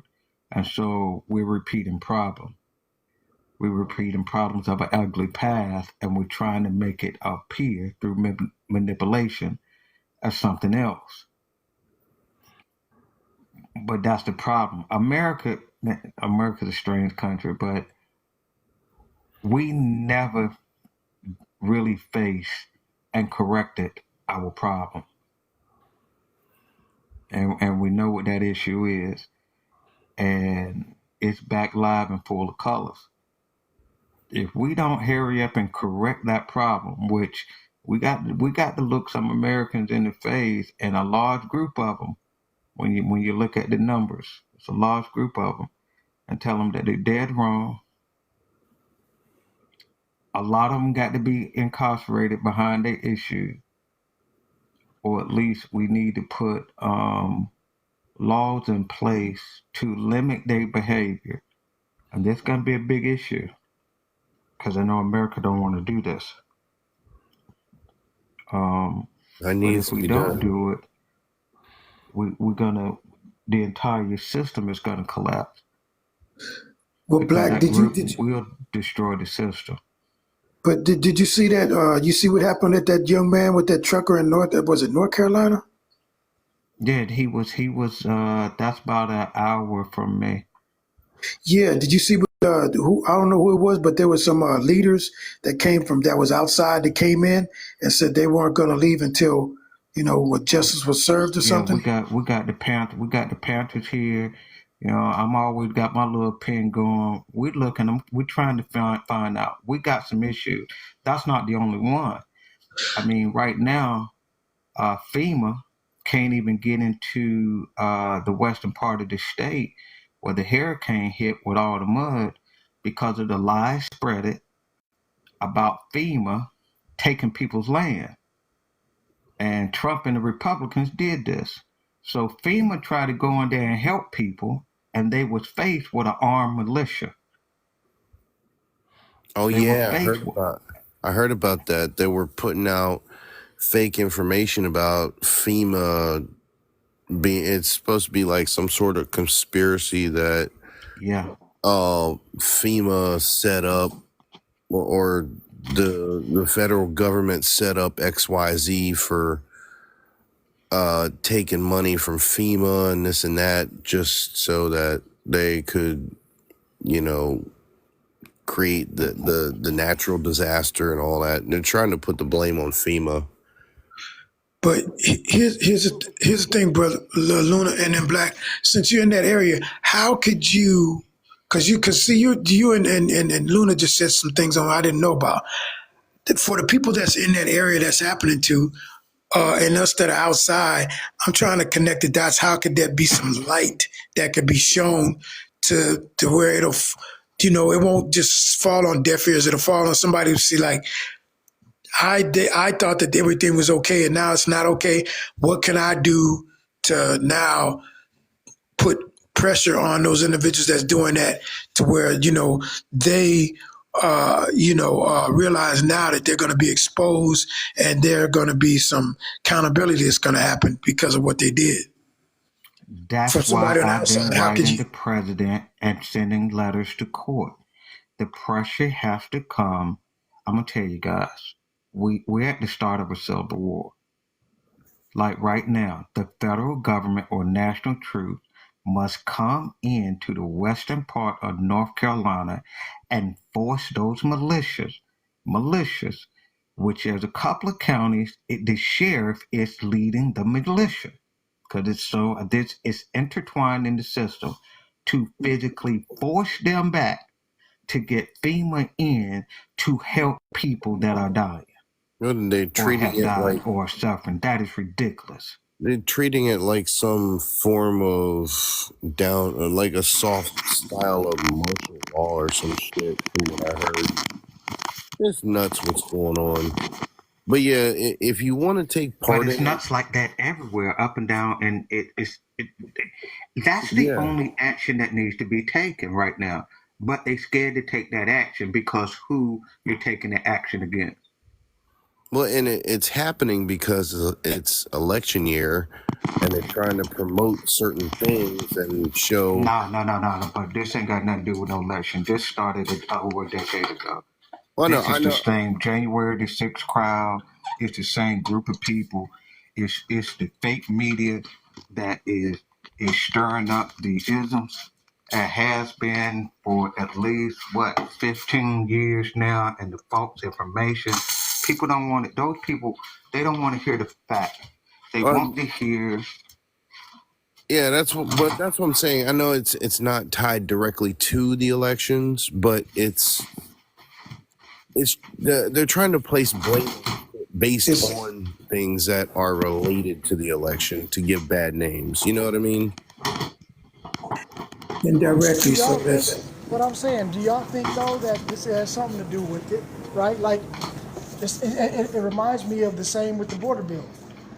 Don't push this through, so then when I get in office, I'm gonna give you what you want, and then it's gonna make it seem like I was the savior, right? So if you have this militia basically denying help, which is just utterly ridiculous, all of a sudden you get old orange one in there, and he talked to him, and then they are cool. Then it's like, see, I came in 15 minutes, it was solved. No, that's the whole game, right? So we're gonna fight it, make it seem like they're not giving any help because that's what they promote. They're not doing anything. The people are suffering, and this administration isn't helping. Well, what do you mean? When you got an armed militia denying the help? See what I'm saying? So I don't know if it's like it was, because I think Black is right. This has been in the works for years, for Yeah, decades, right? it's But I definitely been in think the that works they're for using years. this. But I think that it's being used now, though. It has some type of implication in this election. Do y'all think? Well, and that's kind of like the whole tie-in with. Deeper than. Go ahead. Yeah, I'm just gonna be quick. It's just another example, like the whole tie-in with the border crisis. Like they spun part of that to say the president and the vice president didn't visit at certain times during the border crisis, but yet Trump did XYZ. It's painting a picture for one side versus the other to show heroism.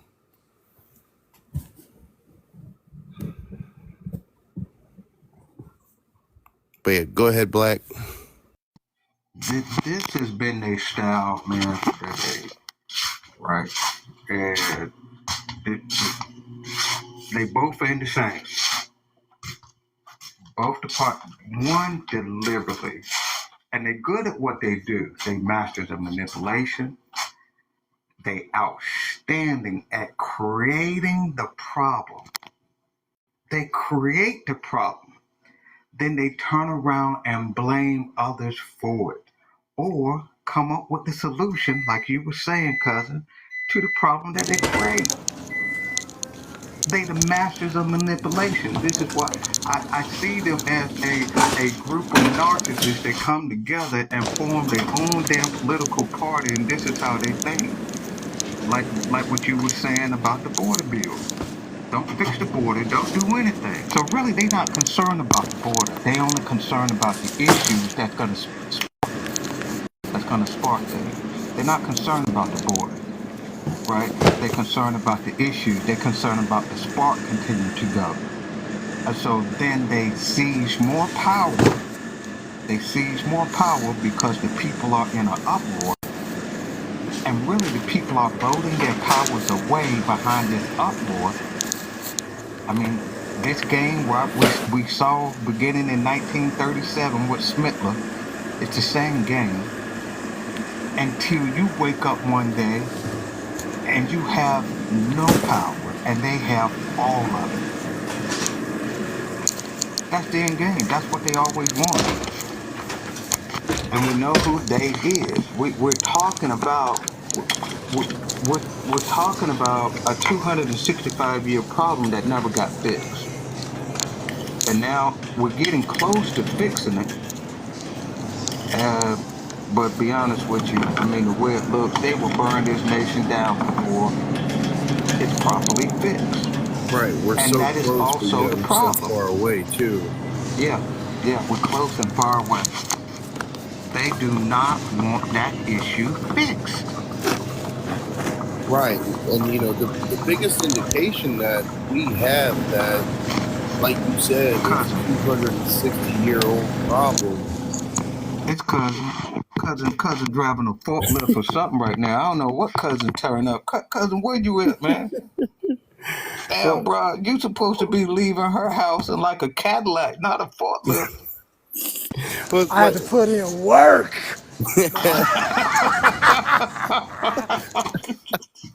It's like you were saying though, like, and the biggest problem with our country is the issue from the past, from 200 years ago plus, has never been solved. All we do is just keep on making amendments and more bills to try to correct the problem and add on to the problem, instead of actually taking a dustpan and getting the dirt up off the floor. We sweeping it under the fucking rug. Yeah, but for all of this time, we have to because of who we're dealing with. I understand why it's been swept on the rug and trying to be dealt with the best that it could. We're dealing with a group of people that will attack this country in a millisecond. January 6th is that's their personality. They will tear this damn country up. So you got, actually, this is how I see it. To break it all down, I just talk straight. Okay? The Republican Party is scared, the Democratic Party is scared the fucking shit of the Republican Party to do what they know they need to do. They have been intimidated and bullied by the Republicans for fucking decades. We know this. They keep backing off. They keep giving them stuff. And now it done led to the country totally all damn messed up.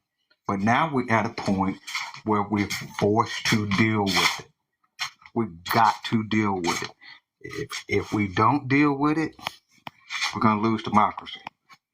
Well, this little experiment is gone. It's over. Yeah, but that's where the people have to understand that the people hold the power, and we can do. No, we're losing too much power. It's gone. Remember what Trump is talking about. Look at what Trump is talking about. It will be gone. What Trump is talking about, the Project 2025, and all of them is talking about. If he wins power, my activism work, he will be locking me up for treason. He will be locking people like myself up for treason. Be a lot of people. The courts are stacked. The courts are already stacked. The Congress is already stacked. The states are already stacked. Right now we are surrounded. They are in place. They only need one person, like Donald Duck, that's going to go ahead and move forward and try to fulfill this stuff, and it's all over.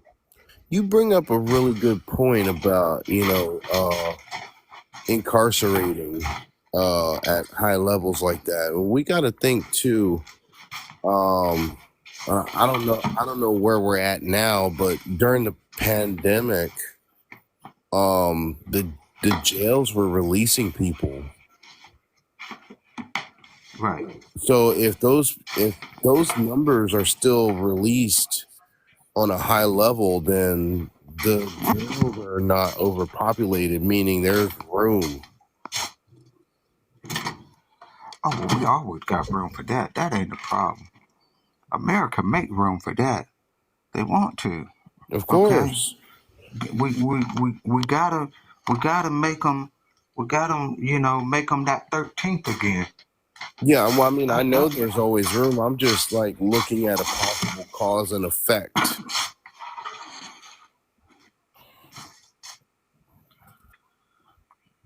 Well, I look at this, the higher up, legally speaking, the laws are on the books to take care of this situation. For some reason, the Justice Department will not take action. I am tired of writing them. I'm trying to get them to take action. The Justice Department, and mind you, the Justice Department was created after the Civil War to take care of racial issues. That is its founding. A lot of people don't know that about the Justice Department. Right? Oh man, I'm moving around, my bad. Yeah, but those who are puppets are only going to do what they're told to do, and I'm more than That's sure. right. And they're supposed to be told to do under the executive branch. That's the president. And the president can only do it. See, this is a funny thing that's going on, this strain, right? And they so quickly to get ahead of the gaslighter. right? Like Trump, you have heard Trump talking about using military against American citizens. He's reversing it because they know we're almost at the point where we must use military to push back against the Republican Party, who is committing treason against the United States right here in our face while we debate these issues. These are not issues to be debated. They are constitutional unlawful violations. We are at a big problem. So before the Dems even say anything, they already come out and say they're going to do this against the people, right? The problem with America is this. Here is the root and soul problem. Is America got one problem. Conservatism is not fit, does not fit within a democratic republic nation. That's the problem. And now the YT people know that. And this is why they have things on books like the manual, the Project 2025 stuff. That's already talking about dismantling this form of government.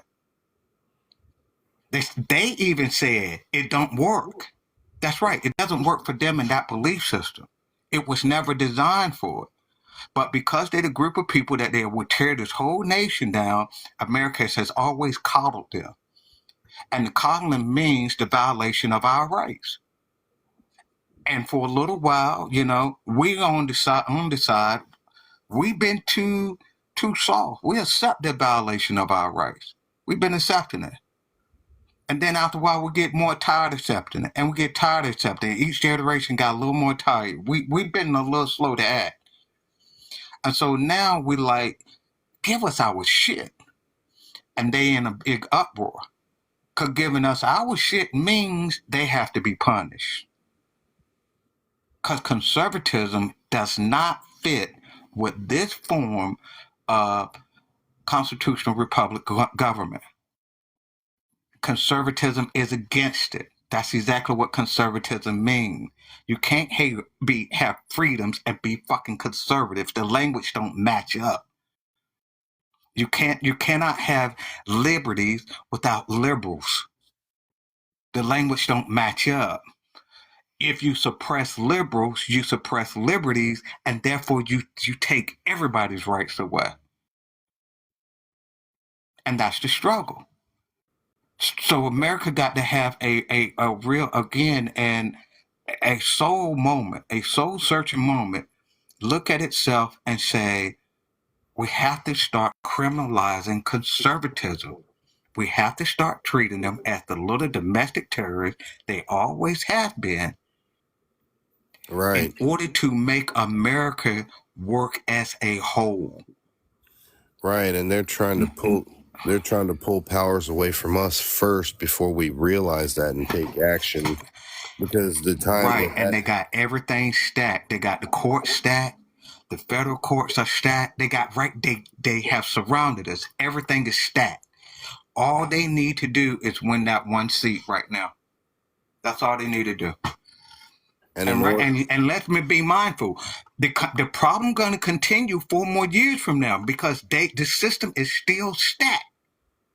And 4 more years after that, 8 years from now, and 16 years from now.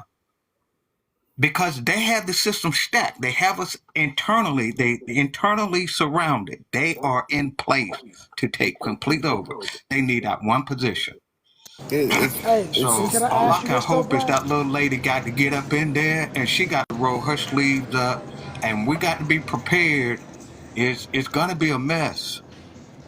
It's going to be a mess when she... Because do you think that what they've been doing for a long time is using I don't want to say rhetoric, but the style of the Democratic Party, which is to be the party of the people, right? To where we're not going to do things against the American people. We're for the people. We're blah, blah, blah, blah, blah.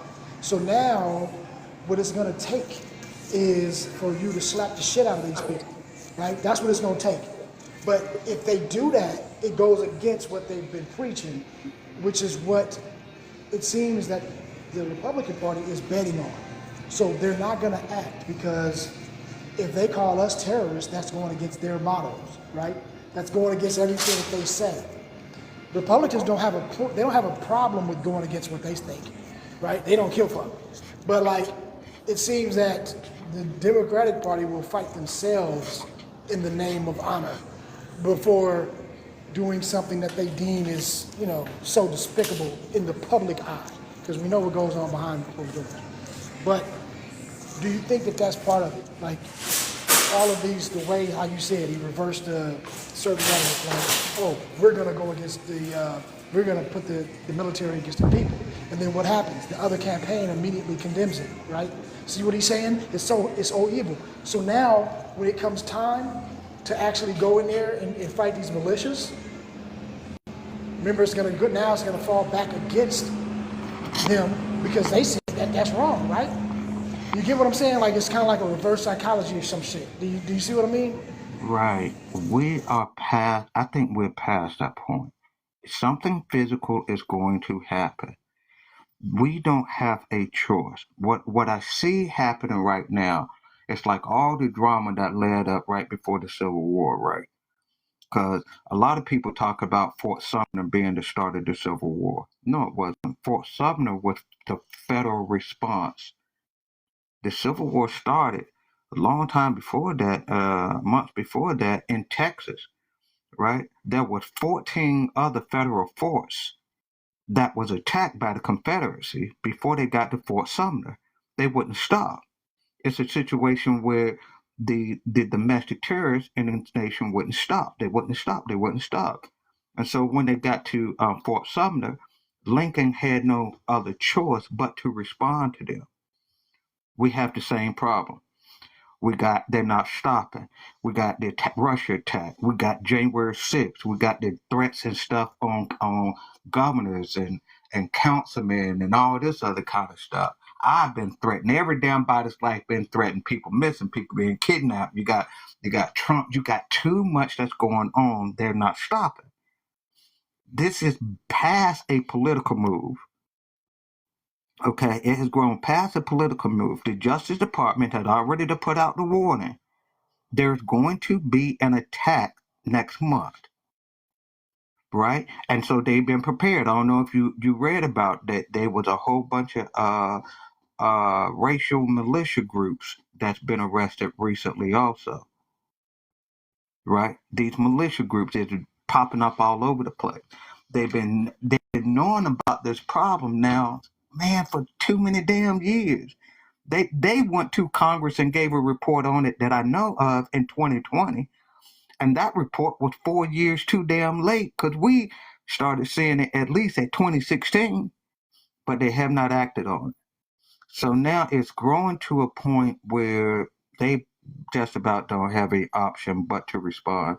If they don't respond, they're going to lose. This nation is going to become something else. It is not going to be a Democratic Republic nation anymore. That is not going to happen. It can't happen. The Supreme Court's decision in the Chevron decision, was it Chevron? Not Chevron decision. What that was that decision they had this year that took the executive powers, it took some executive powers away from the president, was one of the key elements also. How the hell can you take executive powers away from the president? You don't have that constitutional authority. The Supreme Court don't have that authority. The Constitution is set. His powers are his powers. But what are they moving to do? They're trying to weaken the president's office, right, for a president to respond against them. Because the other side do try to play by the rule when at the same time, Trump is campaigning and letting you know he's going to unleash full power on anybody that's standing his damn way. Now, which one is it? Does the executive doesn't have powers, or do we have supreme power? Which one is it? Meanwhile, we got a civil war going on in our country, but we have people outside like the BRICS movement, Brazil, Russia, India, China, and all of that is a conservative Arabia. movement throughout the world. It's a conservative movement throughout the world because what's the guy's name that went to jail for lying about Sandy Hook? What was his name? And some other people. Who is it? Alex Jones, I think it is. Yeah, and what was the other guy with the long hair? Shit. He was one of Trump's right-hand men in his administration. He was known to be racist and biased too. But anyway, yeah, they went around the world spreading up this fire and conservatism all over the place. That's what I'm saying. When America destabilizes itself, we destabilize the whole world. Yeah. It's one voice throughout the whole world, conservatism. The conservative message is right now got the whole world destabilized. Yeah, Sal, I'm aware that BRICS is a movement against the country. That's why I said we got an internal problem, but also an external problem. So why do you think? I don't care why about do the you think external that? problem right there. The world gonna take care of that. Why do you think that we falling for that? And when I say we, I'm talking about our melanation. Why do you think there's so many people falling for that BS and supporting that shit? We're supporting our own demise. Why do you think that is? Oh, that's the indoctrination. We are indoctrinated. We have not been able to break away from American indoctrination. We are all slightly indoctrinated to the ism. We're too familiar and too close for the ism. And we think that we are all right because, unfortunately, we think that the ism is a part of you and I hating each other that's strictly based upon our skin color, and that is not full part of the ism, right? Because, good example, let's look at many black conservatives. They're racist. They're blacks that hate themselves. They're racist. We call it internalized bias. We know that from the study. And that's the power of these years of manipulating, people dropping their guards. We're friendly towards each other, but in their background, there's always a trigger. And you also see the other side, the YT class, when they are given more room, they are getting more aggressive. Like the boy again that was walking through his new neighborhood and how the neighbors respond to him, and they was ready to get physical, right? Because these laws are put in place to say it is unlawful to take certain actions to contain them. This is why they would call this the silent majority, right? Ronald Reagan began waking this group up. That's what he named it. They became silent behind civil rights laws that have finally pushed their asses back into the corners. They couldn't act. They had actually stopped voting because they felt this system was not working for them, which it doesn't. This system isn't made to work for them, right? We can't have it both ways. So they got frustrated and stopped voting. So he called them the silent majority. They knew exactly who he was referring to and what he was referring to. Because Reagan was a racist piece of shit. And he began waking that crowd back up. And now, amazingly, Trump really came around and woke that crowd up. Because remember, now in that last election, Biden received more votes than any president in the United States history. But so did Trump. Trump found another 10,000 more people of hate. 10 million. 10 million. He got 10 million more votes than what he received in, what was the election before that, 2012? So it's that dialogue that's pumping that crowd up. The dialogue and the media and the mixed information, they're not talking the fact. They're talking the racial triggers. And they're triggering the racial triggers. They know exactly, because remember, this stuff goes back to being studied since 1960. And they got the playbook on it. We got to discover the playbook and reveal some things and get into their history. And, they've been playing this playbook and been mastering, manipulating the YT people ever since 1960. They put the playbook to work in 1968. Reagan came around and showed them how to master the playbook in 1980. We had some years back and forth struggles and all of that. And then Trump came through and his more overt way of doing it, because he's out front with it. He's more out front with it. is what really has excited his base and got his people behind him. Well, shit, I remember, what was it, 20, maybe 25 plus years ago? Even on Oprah, back then, Trump was talking about running for presidency. Yeah.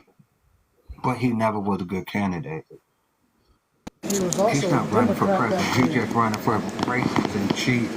Yeah, He does a. you remember that? He was a Democrat when he said that. And he actually is on record saying that if he ever did run for president, he would switch over and run as a Republican because Republicans are stupid. Like, I can remember him saying that. And they just forget all of that. Like, oh, it's okay. Like, whoa. And what he said was, that's pretty true. I mean, they follow everything he said.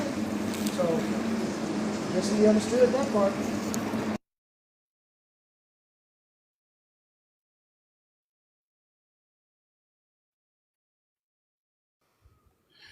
Hey, man, I'll see it like this. Whatever happens, shit, I'd just like to meet me a nice, virtuous woman before anything goes down.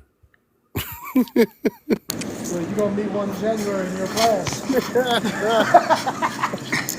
Exactly. And I might get lucky and find one who's young enough and not tainted yet. They're going to be tainted one way or Gonna another. have some problems, bro. Because and another situation that bothers me, because Trump showed, I did not his sadistic side when he lost the election. Right. America has not executed someone, and God knows in how long. I don't know how long now. It's been many years. All of a sudden, he killed 6 people by being unalive. No reason to execute those people. He just pulled them out of prison, executed. We overlooked one thing that he did, and the state of Washington got me a little upset about this, that they didn't respond. There was a guy named Michael Raoul, a YT man who was a Black Lives Matter supporter, who had a confrontation with a MAGA supporter at a protest. They said the MAGA supporter attacked him. These 2 white men that are fighting. They both had weapons. Michael Raoul pulled out his weapon and shot and unalived the MAGA supporter. The case was still being investigated, right, on whether or not they were going to charge Raoul or was a legal shooting. Now remember legal jurisdiction. The jurisdiction from this is not in the federal government, not in the state attorney general's office, not with the governor. It is with the powers of the sheriff and the district attorney of that county that this crime happened into. They are the ones who have the power. Nobody can come into a county and tell a sheriff and a district attorney what to do. But what did Trump do? Trump sent the U.S. Marshals out there to execute that man. In this case, it went, and that's how Trump is going to work. He said, damn the man's rights, damn the investigation. Raoul is unalive right now by the U.S. Marshals, and he has not been criminally charged. Trump did that just because he unalived a MAGA person. Trump dangerous as fuck. That man is in his grave for legally defending himself against a MAGA person. And nobody says shit. Can I say something? Like, I've never heard of that. Like, I've never Matter of heard fact, of you out there in Washington State. This happened in Seattle. Look it up. I just remember. Thank you for being here, Saul. This happened in Seattle. I'll look it up. Like, how can I look it up? Like, what was the situation? I will definitely look it up. Just look up BLM supporter Michael Raul, unalived by the U.S. Marshal. Okay, I will definitely look it up.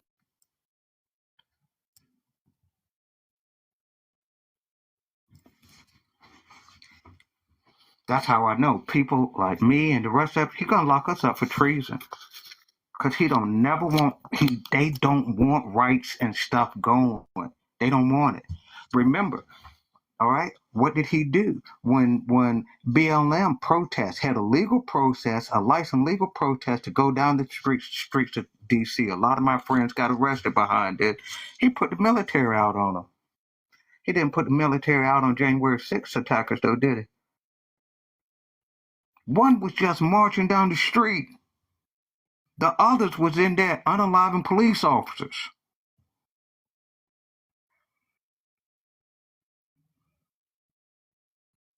That's why I'm like, how in the world did America get so confused on this stuff? Trump and me, in my opinion, and the whole damn Republican Party need to be in freaking jail. We are watching modern day Confederates at work that is ready to strike. And we have sat back and we have been patient. They are ready to strike. And they are expected to strike. They're going to strike behind this election no matter what. It's coming. And they have said it's coming. If Trump don't win this election, they already said they're going to attack. They said it's coming. The Justice Department done put the warning out. They put the warning out last month. It's coming. This is not a normal election. I think we gotta look forward to lockdowns all over again. Yeah, Trump even said it himself, didn't he? I think he said it in one of his speeches. Yeah. That was reliable. Do not care. God bless us. Is all I How you got to doing? say. It's Come going on, to say get something. ugly.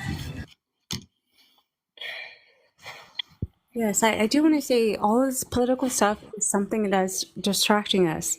Whether you vote for the blue or the red, at the end of the day, it's like they're trying to create, disagreements and things like that. We're fighting over like Trump or Kamala right now. There's a whole lot of stuff that's going on around the world that is more important than Nothing this. is more important than that.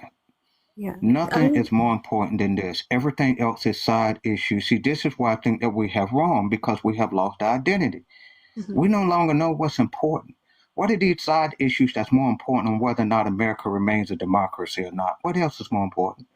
Well, If this nation fall down, the whole world is gone, right? Our nuclear powers, our military power, all of that stuff, it's some tyrant or evil person using this stuff. I don't think the whole world is going down. It's going to get ugly. Right. And absolutely, I just want to say, like, voting Democrat or Republican is all from the same feather. They are all politicians. Politicians, they have No, they're agendas. not. See, that's why we got to stop that manipulative lie. They No, are no, can I two say totally something? different sides. No, there are two Go different ahead. sides, but from the same feather. Absolutely, they're two different sides, but from the same feather.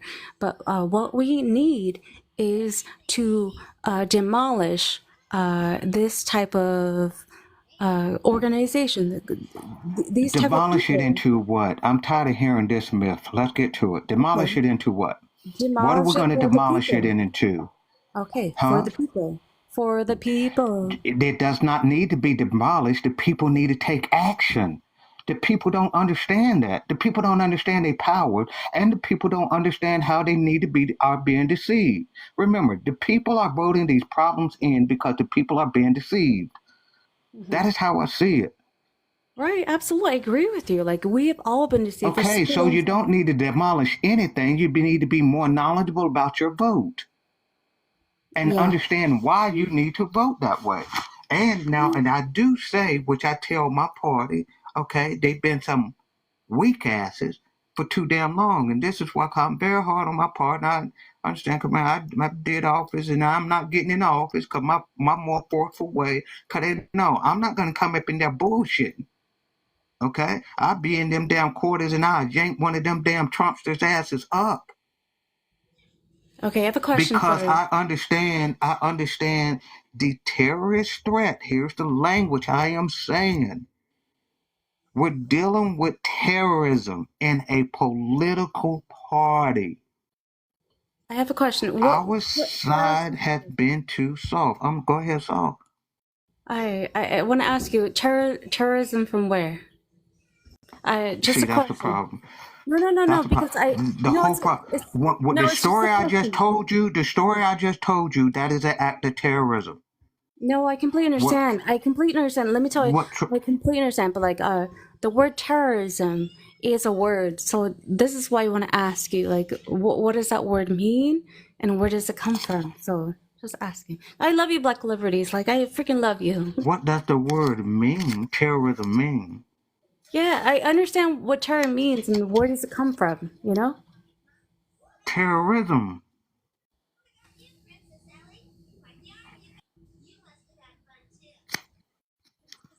Yes, absolutely. Like, it's a word that has been passed around since like you know, the days of terror with the wars and stuff. So this is why I want to understand what is the word terrorism today in 2024. I'm looking in the legal definition and acts of terrorism. The fact is, people has been living under terrorism so long we don't even recognize that we should be under terror. That's the problem. The acts of terrorism is to overthrow the United States government, to use its powers in a manner to overthrow the government or to overthrow the constitutional protections of this government. We are treating our rights like they are a car that we can sell anytime we want to. We are not. We've been living, this is a part of the indoctrination, right? To overthrow our rights is terrorism by using intimidation and threats, scare tactics, or force. What you saw on January the 6th was an act of terrorism. The threats that comes from the red team, always saying that they're going to attack something, is terrorism. That is called a seditious act. They are making a terrorist speech. Trump is campaigning off of a terrorist speech. He's telling you he is going to lock people up for enforcing their rights, send police out to rough people up for enforcing their rights, jail people for enforcing their rights. Therefore, he would take the entire system of democracy, the democratic Republican nation that we are, and flip it around into totally a authoritarian type of system. And he is using terrorism to do that. Now, there's one team, they proud of it, and you see them popping up more using their intimidation and threat. I was using the boy that was walking down the street in his new neighborhood the other day, and then all the YT people came out and surrounded him. We already had a guy down there in Georgia who was unalived by the same old mess, right? That we executing innocent people. We're snatching rights away. This is terror. We're using the system, law enforcement, threats, individuals to snatch your rights away. And this is a problem. Again, I'm going back to it. We have lived so long under terrorist threats, we no longer find a problem with it. That is our conditioner. We should be pissed off and ready to freaking down fight our asses off right now, and we are not. We are comfortable. We are comfortable with the terrorism, and that is dangerous. We really are almost at the same place the Jews was when they voted Hitler in 1937.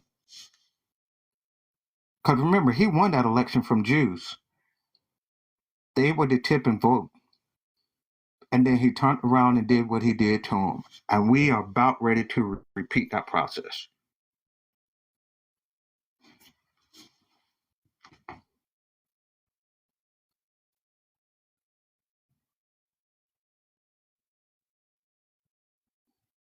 The entire system, to me, is psychologically damaged.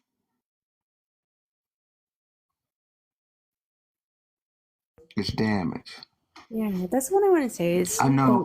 If I was a it's kid back in damage. the 80s or whatever, if this shit had happened, fuck, we were a different group. And our parents was a different group. We would have ate this shit up by now. I We would have ate completely, this shit up. I completely agree. I'm an 80s baby. Absolutely. Absolutely. We would we would have walked across in their damn neighborhoods by now. We would have ate this shit up. Yeah. And I want to And now say, we're struggling to get people to understand the threat.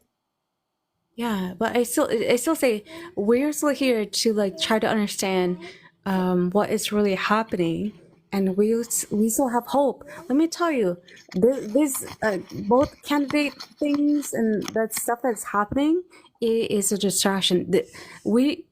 It's a forefront of like, oh, people have a vote, people to make people think that they have a vote, or some type of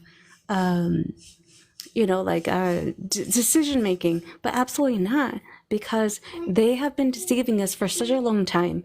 And like it's a lot. Like so many people are Why you waking feel up that way? See, that's and how we listening. got here. Why you feel that way? I feel this way and because I have so much passion, because we've been lied to for such a long time. Do you know Egypt is in America? See, What's the that's lie? What do you feel like you've been lied on? Don't go here, please. I want some facts here. What's going on? Because one thing I don't like. I do not like this two-party mess and both parties the same. That's bull. I know. I These don't even want to parties talk about politics. are as different as the North was with the South. It's a lot of things that are majorly divided here. So that's what I'm trying to understand. Yeah, true. Like I don't see. This is the thing. I don't even like want to like just focus on like voting and Democrats and Republicans. That is something that is happening. That cool, but like it's like there's so much more than that. It's like why are they hiding the Grand Canyon and things like that? I feel there's a lot happening in the back scenes of everything, and people are really. No, the question is, why is that a problem? The question isn't why they hire immigrants. Why are they hiring immigrants? The question is, why does Americans have a problem with a multicultural nation, an immigrant nation having immigrants? That's the problem. I agree with Why that. is that a problem? I just want to And now say get back to the foundation. I'm going to argue that, getting back to the foundation, the 14th Amendment. The 14th Amendment gives them protection when they hit the soils of the United States of America. Nobody never said that. You cannot deprive them of rights once they hit this country.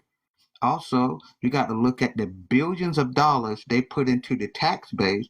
They never get any representation back. They're working for free. They don't get representation. And they put billions of dollars into our economy. They are taxed without representation, a violation of their rights. You don't hear them complaining. Right. And what exactly are they taking away from us? The jobs that they're not most taking it away immigrants from do, nothing. they're not doing anything that is hindering us. So what's the problem? That's what I want to know. That's a good question. Yeah. That's the question that To nobody's get going to back, answer. see, though. that's why I keep saying, bro, what I was saying earlier about the color, right? See what I did? I went right back to the basic colors. That Constitution, that document. What did that document say? That is our basic political question, right? That is the basic color wheel. Not all of this emotional stuff. They want to take the emotional stuff and try to make it more important. No, it's not. You're away from your identity. You're away from that basic color wheel of what it means to be an American. That is the only reason why you are getting pulled into this stuff. You do not understand the basic, what America is supposed to stand for, what our American soldiers die for. The basic, that fucking Constitution. That Constitution says it ain't nothing wrong with what the immigrants is doing. That is the highest law of the Whoever land. wrote that and who wrote the laws of the land, who wrote it, it was immigrants. Like, what are we talking about That's here? right. People That's are right. ridiculous. No, I'm trying to get deeper. Like you guys, I'm trying to get deeper because, like, you guys, let me tell you, the indigenous people in the land of America are the melanated people. It's like I'm trying to get deep without trying to like say it. And that's why I'm saying like the political parties of blue and white, blue and red. It is right. It is a thing in the forefront of what is going on with America. But I just want to say, who owns America? It's not the corporation America. It's the indigenous people of the land. And I just want to say, like, my God, like. And they are supposed to be constitutionally protected. But who? Remember, Trump already took a portion of their land. Trump made some changes out there, and he's going to break up. He got some treaties that he wished to break up too. So again, see, we get into these manipulative issues. We are allowing this manipulation to take place because we do not know who we are as an American and what we are supposed to be defending. 90% of these problems was already answered in a document written 265 years ago that we as a people don't use. That is the problem. We don't even know what's in there. So we fall for the manipulation. I can go to Roe v. Wade, the same issue. All right. The decision created another constitutional problem that don't nobody mention. The constitutional problem on the 9th Amendment, as well as an ex post facto law. Don't nobody mention that. That's just what the reversal created. So it still created a constitutional question. Ain't nobody brought it up. But everybody just want to talk about the issues. How do you feel about it? Is it moral? Is it right? Is it what? Man, fuck. Go back to your identity. Go back to your color wheel and you get an answer on how we should be governing and how we should be voting as Americans. It's still a violation of rights. If you got a personal feeling you don't want to do it, well, guess what? You don't do it. According to the First Amendment, right? The freedom to religion, you have the freedom and right to your own moral conscience. Your own moral conscience. You do not have the freedom and right to push your moral conscience onto me. And I do not have that right to push it onto you. But that's what's going on right now. I can use that same argument too. Why the hell are we arguing religion and morality anywhere in government? There's a separation of powers. It's not even supposed to be brought up. If you're a candidate running for office and you want to talk about Jesus Christ, 10 Commandments, and the other stuff, actually, constitutionally speaking, you have just eliminated yourself to be a candidate for office. That's what free speech says. They're not talking about the issues. You manipulated me. When we evaluate these things through